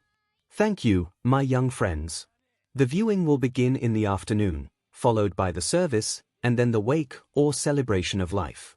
Aizawa and All Might will be your chaperones for the events, and when they say it is time to return, you must abide by their decision. However, in the event of unforeseen complications, and given the location of the funeral is over an hour away, UA will make reservations for at least 3 rooms at a hotel in that area. The morning you all leave, I will provide you with the address and the reservation numbers. One last thing before you're dismissed. Regarding the work studies, I have spoken with the agencies, including those you all were conducting your studies with. We all agreed that, given everything that has happened, it would be best if all work studies were put on hold for the time being. I do apologize, especially as it could be a few months before they resume. An announcement regarding this decision will be given later today to all Hero Corps students, so please, keep this quiet until then." After hearing everyone give their agreements, Nezu said, "You are dismissed. Please, take it easy." After that meeting, Izuku and his classmates were ushered back to class, which began immediately. This didn't give Izuku and Ochako any chance at all to talk. Lunchtime was no good, either, no chance at all to have a private conversation. The two barely spoke to one another, period, even when they sat together along with Ida, Tsuyu, and Toru. Thankfully Ida didn't pry into it, he merely assumed they were still in the process of dealing with the aftermath. It also helped that Toru insisted they keep any discussions away from the topic, or about Izuku, Ochako, or Tsuyu silence, especially the former two. When classes ended for the day, Izuku hesitated to gather his things to leave the room. His eyes fell on Ochako, who didn't look his way at all. Midoriya? The voice made him turn. It was Koda. Normally reserved and shy, Koda looked at him, speaking with concern in his voice. You okay? You still seem down. Why yeah, Koda. I have a lot on my mind. But I'll be alright. Really? Oh. Okay, but if you need someone to talk to 𝐻𝐻. Koda stopped when he felt a hand touch his shoulder, and turned to see Toru, or at least her clothes. I got this, thanks, she said softly before she approached Izuku. Walk with me, she told Izuku before she took hold of his wrist and began pulling him out of the classroom. Luckily, Mineta had already left the classroom before that moment, so he never noticed Toru with Izuku. However, instead of heading outside, Toru led Izuku further into the main building, towards one of the teacher's private offices. Toru _? Izuku asked. They were alone, so it was okay for the moment to use her first name. We're heading to Midnight Sensei's office, Toru said without looking back. Ochiko's waiting there.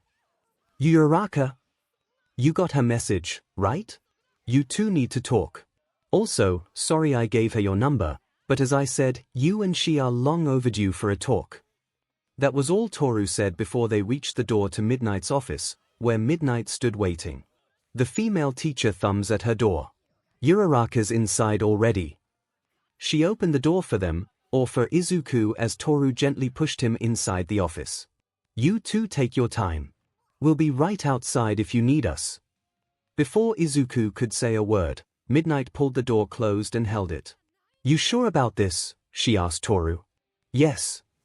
Inside, Izuku saw Ochiko sitting by herself on one end of the office's sofa.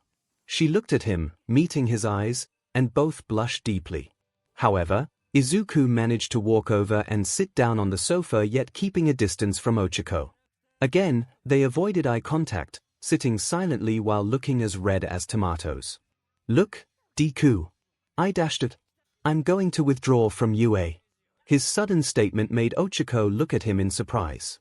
What? The hell? Toru thought, biting her lip while she and Midnight listened through the door. Midnight held a hand on Toru's shoulder firmly, as if quietly saying, give it a little more time.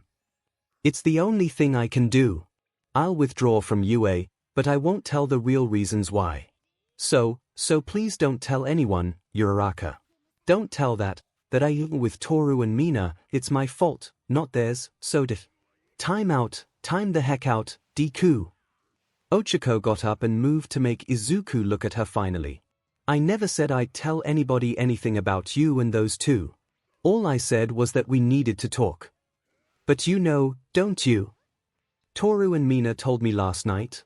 It was all a shock.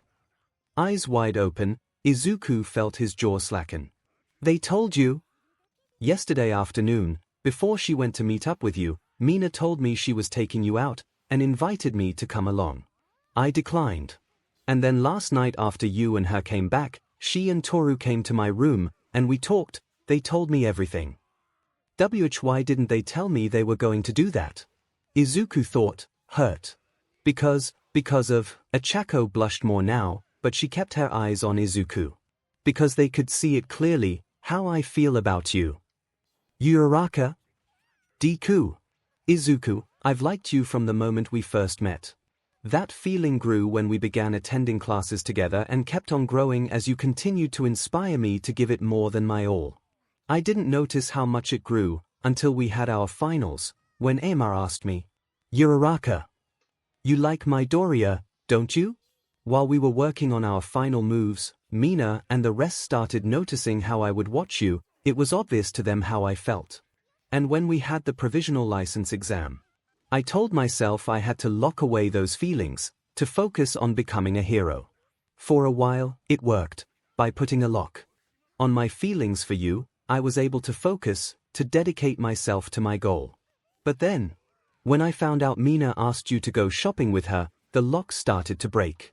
And then, our first day back after the Hasaikai thing, I saw you and Toru getting along to the point you two seemingly wanted to call each other by your first names, and then when Mina said she was going on a dinner date with you, the lock broke, and I understood I was jealous. Ochiko then sat down again, this time close to Izuku. Then Toru and Mia told me about them, and you. I was shocked. I mean, neither of them originally said anything dash. Well, Mina did, but she didn't openly say she was going to try asking you out. She only said you were among her top 10 list of guys in our class she'd date or sleep with. And then Toru, last night, told me she'd had her eyes on you since classes began. You think I'm cute? Well, duh. You are. Being invisible has its perks, Izuku commented quietly. It sure does. Speaking of her quirk, I know it's been acting up. It turned off during the talk I had with her and Mina last night. Did she say anything about dash?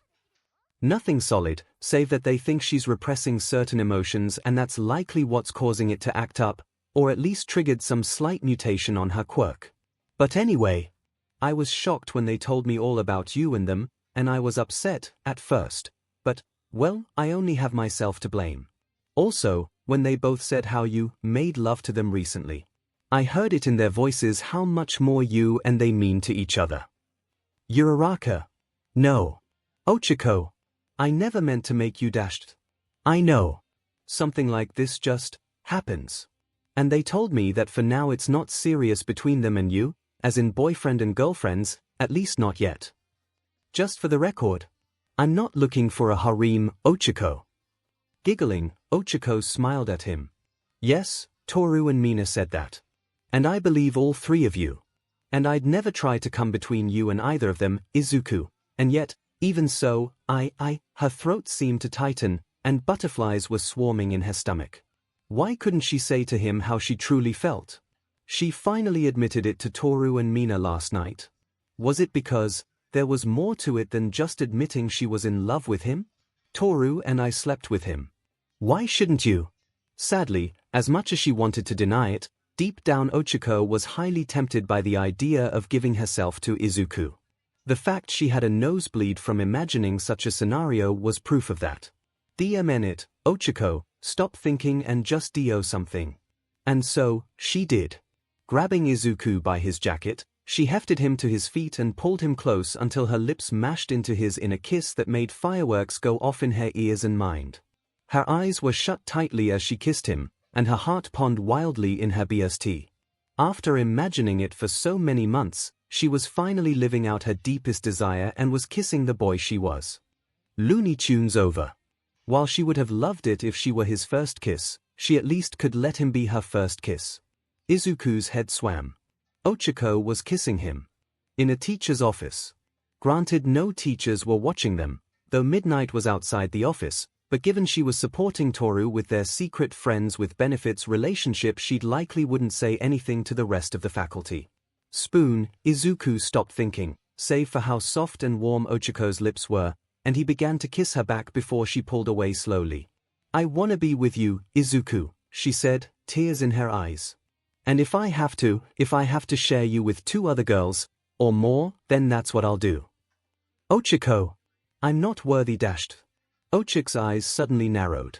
You ever say that again, Izuku Midoriya, and you'll get an up-close and free demonstration of gunhead martial arts from me. And Toru and Mina can bill me afterwards. DM it, I wanna be with you, the whole 9 yards. Nobody else makes me feel this way. No one else gets my blood pumping like you do. Just seeing you, being near you, everything's upside down and at the same time everything's right. That's the best explanation I can give. Ochiko. I dashed it. Izuku was cut off as Ochiko hugged him tightly. But if you don't feel the same, or if I'm not attractive enough dashed it. Why you are, Ochiko. You're definitely attractive. More than attractive. You're the first girl I ever talked to in my whole life. The first girl I ever had as a friend. You're special to me. And I don't ever want to lose you or drive you away. So then, you make it official, since Toru and Mina already welcomed me into the group. I'm number 3. Is that alright? Number 3, and the last. I don't want a harem, I never wanted one, but if I'm going to end up having one anyway, I want to keep it simple. Most of all, I don't wanna be a playboy. Giggling, Ochiko loosened her hug enough to look Izuku in the face. A little late for that, but at least your heart's in the right place. Now no more worrying, and especially no more talk about leaving UA. The door suddenly opened, and Toru said, "I'm into that. I was ready to rush in and start bonking you on the head with that talk about withdrawing." She put her hands on her hips to show she was annoyed. "Really, Izuku?" She didn't care if anybody else heard her, she was quite upset with him. Midnight giggled.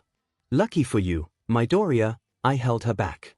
And frankly, I think if anybody here deserves a fan club, it's you.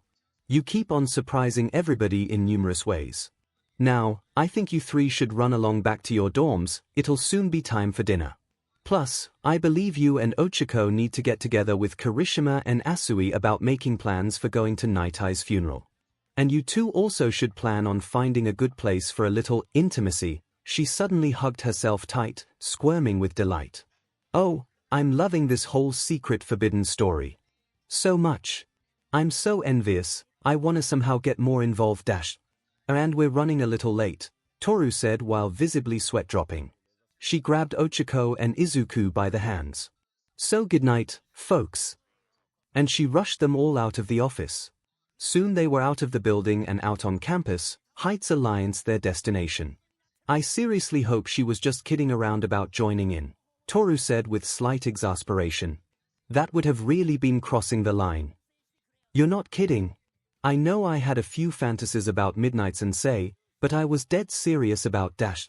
"We know, Deku, we know. Is it okay if I still dash?" "Yes, 𝐒𝐿, it is. You got me to see it in a new and better light. Plus calling me that around the others will throw off suspicion." "Right, it would. But it's going to be hard, though, keeping this secret." Toru nodded. "Mineta's the biggest concern. He finds out about at least one of us three girls with Izuku, and there'll be no living with him after that.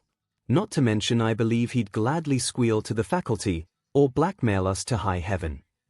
And I really don't wanna imagine Kaken finding out." Toru then stepped up ahead of Izuku and 𝐒𝐿. "Well, I'm gonna run along ahead, just in case. I'll see you two back at the dorms." And with that she took off jogging. "But I envy her," 𝐒𝐿 admitted to Izuku. "She got to you before I could. Still, it could have been worse." "True. I could be batting for the other team." "Ha! Good one." Izuku then looked at 𝐒𝐿 seriously. "Are you sure you're okay with this, 𝐒𝐿? I mean dashed it. Izuku Midoriya, don't make me repeat myself. I'm in it for the long haul, and there's nothing you can say or do to change my mind. After all, some things are worth fighting for. And having you in my life? I'd gladly take on the whole League of Villains. And no need to go that far, thanks, 𝐒𝐿." They smiled warmly at each other. "I'm so glad I met you." "Me, too, Deku. And I wasn't bragging about fighting the League. Hell, I'd take on Bakugo again and again. Anytime, anyplace, I'll bring the pain to YA." 𝐒𝐿 jumped with a screech, landing in Izuku's arms as Bakugo walked past them from behind. "Bakugo! Why you JK? Kaken! Why you overheard dash?" Bakugo didn't slow down his pace but kept on going. Her challenge sure did. Everything else was just blah blah blah. Later, losers. "But if he ever gets a girlfriend, I'll be very, very surprised," 𝐒𝐿 remarked coldly. "You and his mother. And yes, I've met her. Bakugo and she are quite alike, though she's a bit more mellow." It took a few seconds for Izuku and 𝐒𝐿 to realize that he was still holding her up in his arms. Blushing like crazy, they parted instantly, heads turned away. More seconds later, they glanced at each other, and then giggled softly before they resumed walking. Due to the funeral parlor's tight schedule, the services for Night Eye's funeral were in the late afternoon. It was a somber service, as were most funerals. Mostly everyone wore black suits or outfits. Even Fat Gum, who had regained his massive size during and after his hospital stay, wore a black suit over his costume. Karuko Iwata, aka Bubble Girl, wore a black dress instead of her costume. It was one of the rare times Izuku had seen her face without her mask. He and 𝐒𝐿 both quietly remarked she was a beautiful woman. At the wake, Karuko and Centipede took Izuku aside to talk to him. I'll be assuming full control over the Night Eye Agency, 𝐶𝐵 told Izuku, though I've insisted the name remain, in honor of Sir. It's a pity your work studies with us are on hold, Midoriya. Sir had said you were doing very well with us. Thank you, 𝐶𝐵. I hope things go well for you all at the agency. As do we. 𝐶𝐵 then sighed. Sadly, when news of a hero's death or retirement go public, the villains and criminals jump in during the transition process to take full advantage of the situation. We're going to have a lot of work ahead of us. Sir left big shoes to fill. I really wish I could help you, 𝐎𝐻𝑡. We know you do, Deku, Karuko replied with a sad smile. Also, we're not certain we'll be able to take you back when your work studies resume. It depends on how much work we'll have by then. Especially with Tagata's situation. 𝐶𝐵 placed both hands on Izuku's shoulders. We'll wait for the day he can fully return to us, so we can ensure the future Sir foresaw for Mirio comes true. And we'll be counting on you to assist us, Midoriya. From today on, you will always be welcome at Night Eye Agency, I promise. We promise. Karuko then hugged Izuku. I'll miss you, 𝐻𝑡. And be sure, we'll be following your progress. It was evening when the group from UA finally left the wake and went for the station. Heido, Amajiki, and Tagata had already left on an earlier train. However, as they made for their train, Izuku was suddenly overcome by an urgent need to use the bathroom, an urge that he couldn't hold back until they had boarded the train. Fine, Aizawa said with mild annoyance, we still have time before the train leaves. Go find a restroom and meet us on the train. Young Uraraka, go with him, All Might followed up. Nodding, 𝐿𝐶𝐿 joined Izuku in running around for the closest restroom. However, the first two they found were all occupied to capacity. By the time they found one with an available toilet for Izuku, they were at the opposite end of the station from where their train was, yet they still had some time. On the train, Aizawa and the rest of the group had gotten to their seats and began waiting for Izuku and 𝐿𝐶𝐿. However, they had sat for 10 minutes when an announcement came over the train speakers that the train's engineer had requested permission to pull out early due to the low number of passengers, and it had been granted. What? Kirishima cried out. 𝐿𝐶𝐿 and Midoriya aren't here yet, ribbit. All Might and Aizawa bolted from their seats in alarm. As the doors on the train all began closing, the latter raced to the nearest conductor. Stop the train, he barked, 2 of my students aren't on board yet. The conductor shook his head as the train started to move. Too late. Sorry. All Might ran to the nearest door, cursing quietly as he saw the station moving as the train went forward. Seconds later, he saw a panicked Izuku and 𝐿𝐶𝐿 rush into the receding view. Midoriya! Uraraka! They're right there. Stop the train. Stop the train. I'll take responsibility. Aizawa growled as he raced to the emergency cord and yanked on it hard. Yet nothing happened. The hell? Sorry, the emergency cord's out of order, and it won't be fixed for a few days. Diminite. Outside, Izuku and 𝐿𝐶𝐿 chased after the moving train, but to no avail as it fully pulled out of the station and left them behind. No, wait. Wait. Come back. Aizawa-sensei. Izuku whipped out his phone just as he was receiving a call from All Might. He put it on speaker. What happened? The train wasn't supposed to leave for another 8 minutes, wasn't it? The engineer requested to leave early due to a low passenger count, and the station gave him the go-ahead. It's not your fault, kid dash. Hold on, Aizawa wants to talk to you. Izuku waited. He braced himself for a good chewing out for allowing himself and 𝐿𝐶𝐿 to be left behind. All Might's right, this isn't your fault, Midoriya. The engineer made the DMN call, and their emergency brake cord is broken. What'll we do, sir? 𝐿𝐶𝐿 asked with concern. That was the last train out for tonight. Calm down, both of you. Panicking isn't going to help. Remember your training as heroes. All Might's voice jumped back into the conversation. Better yet, remember Principal Nezu took precautions for such an event. He booked rooms at a hotel for us in case we had to stay overnight. Izuku and 𝐿𝐶𝐿 both checked their pockets and pulled out reservation tickets for said hotel, Aizawa had handed them each one before they had left UA's campus. The original plan in case they had to stay the night was that rooms would be split between All Might and Aizawa, 𝐒𝐭𝐴 and Tsuyu, and Izuku and Kirishima.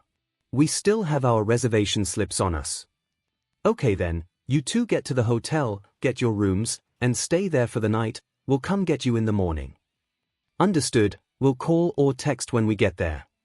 Ending the call, Izuku took 𝐒𝐿 by the hand and they made their way back through and out of the station.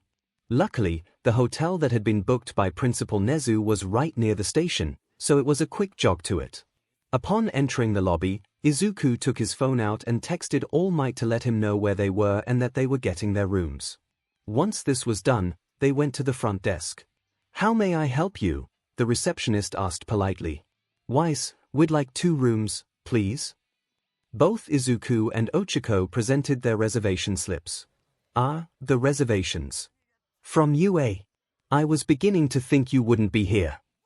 Unfortunately, we missed our train when it left early on us." "Sadly, I'm not surprised. This has happened before with other guests. Now let me see." The receptionist took the slips and began working at his console. After almost a minute, he frowned. "Oh dear. Seems one of these reservations was cancelled and the room given to another guest." "Cancelled? Why?" "Well, we have timers placed on reservations in case those who book a room don't show up. It's to free up rooms in case of emergencies, and the original guest is given a refund minus a very small fee for the last-minute cancellation. Thankfully, the remaining room is still available, though it only has 1 bed. And no, there's no couch. Are there any other available rooms? Preferably with 2 beds." "I'm sorry, but no, all those rooms are taken. Will the original room be all right?" "Yes, it'll be fine," 𝐒𝐿 said quickly. "We trust each other." She looked at Izuku. "We don't have much of a choice." Despite the fact that he wanted to protest, Izuku instead nodded in agreement. There was nothing else they could do. I don't know how All Might and Aizawa-sensei will take this update, though. They were given their room keys and they went to their room to settle in.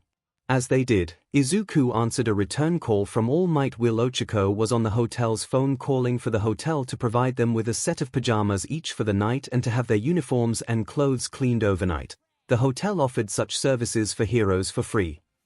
"You two get rooms okay?" "Well, 1 room. One of the reservations was cancelled and the room given to someone else. Uraraka and I are splitting a room tonight." "Did they get you a room with 2 beds at least?"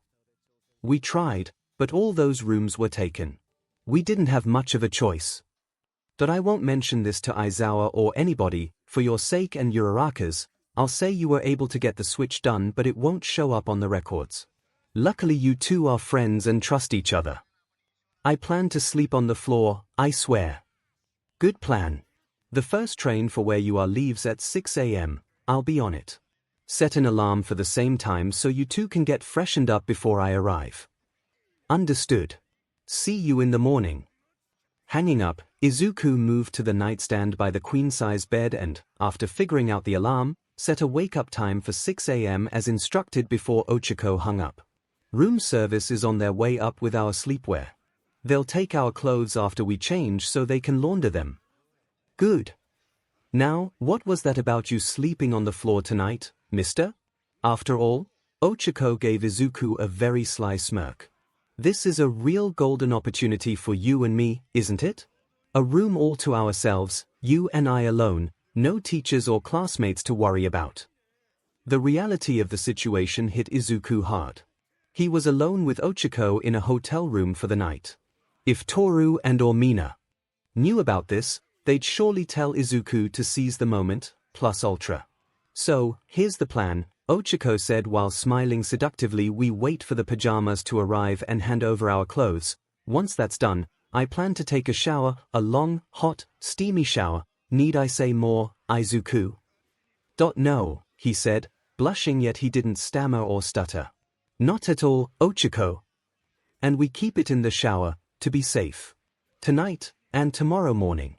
Just to be safe, don't want to leave evidence on the sheets." Speaking of the shower, 𝐒𝐿 moved away from Izuku and to the bathroom, turning on the light. Inside was a walk-in shower stall, with sliding glass divider doors. It was big enough to allow 2 people to use it simultaneously. Swanky, much swankier than the showers at Heights Alliance. Then again, I doubt UA would approve of these kinds of facilities for the dorms. But I bet Toru and Mina would love these in our rooms, and in Izuku's. Izuku, meanwhile, had been busy texting Ida, and then Toru and Mina, to let them know what had happened. He didn't have the numbers for Tsuyu or Kirishima, but he figured All Might would inform them he and 𝐒𝐿 were okay, and 𝐒𝐿 would later text Tsuyu. Surely the two had exchanged numbers. Toru's reply was quick. Sorry to hear that, but good you're safe for the night and not alone. Even better, you're with 𝐒𝐿. Have fun. She even included 3 smiling imp emojis, which made Izuku sweat drop just a bit while he chuckled. Of course she'd say that. I texted Mina and Toru, and Ida, he said aloud. Okay, good. I'm gonna start the shower. My clothes will be at the door to the bathroom. And 𝐒𝐿 quietly began to undress, leaving the door open in case Izuku would either walk in or peek. She didn't care which. Izuku heard the sounds of clothing being removed, but no running water yet. Then he looked and saw 𝐒𝐿's jacket hit the floor just outside the bathroom door, followed by her tie. He lightly tugged at his collar, suddenly feeling warm. His eyes were fixed on the slowly growing pile of 𝐒𝐿's clothes, as next came her skirt, and then her shirt. It was a new experience for him, hearing yet not watching or helping a girl undress. His imagination started to paint a picture of 𝐒𝐿 scantily clothed after she had removed and tossed her socks onto the pile. Wonder what color her underwear is? Pink? Blue? Black? Gray? They're all wrong, he thought when he saw a white bra lightly float onto the pile, soon accompanied by a matching pair of lacy panties. Gulping quietly as he then heard the shower being turned on, he moved to the pile to take a better look at the underwear. By looking at it and recalling best he could of Toru and Mina's bras, he estimated that 𝐒𝐿 was just 1 size below the other 2, they were the same size, according to Toru. Suddenly he began imagining 𝐒𝐿 naked, and he felt his loins stirring. Easy, Izuku. Gotta wait until room service comes for the laundry. A knock on the door startled Izuku a little. Checking the spy hole, he saw it was a bellhop holding a laundry basket. He opened the door a little. Yes. Room service, sir. I brought you 2 sets of pajamas as requested for you and your lady friend, and I was ordered to take your clothes to be cleaned. He handed the 2 sets of sleepwear to Izuku, who took them quickly. All right, one moment while I change. Izuku quickly swapped his school clothes for one of the pajama sets before he handed over both his and 𝐒�l's clothes into the basket the bellhop was holding.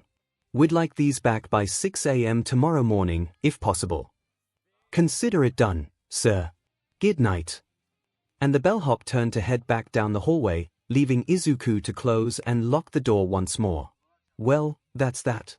I'm putting your pajamas on the bed, 𝐒𝐿. Her voice rang sweetly over the running shower water, as a certain video game mascot famously said, Izuku. I'm Wayne. Well, I've done it in my own dorm bed, in a public restroom, on a rooftop, and the guys' baths back at our dorms. Having sex in a hotel shower was an eventuality. Undressing himself once more, and then setting his pajamas on the bed next to 𝐒𝐿's pajamas, Izuku took a breath and then walked into the bathroom. He could see 𝐒𝐿's silhouette through the tempered glass. Okay, just don't disappoint, Izuku. Quietly taking a deep breath, he slowly slid the door open to the stall, and stepped in behind 𝐒𝐿.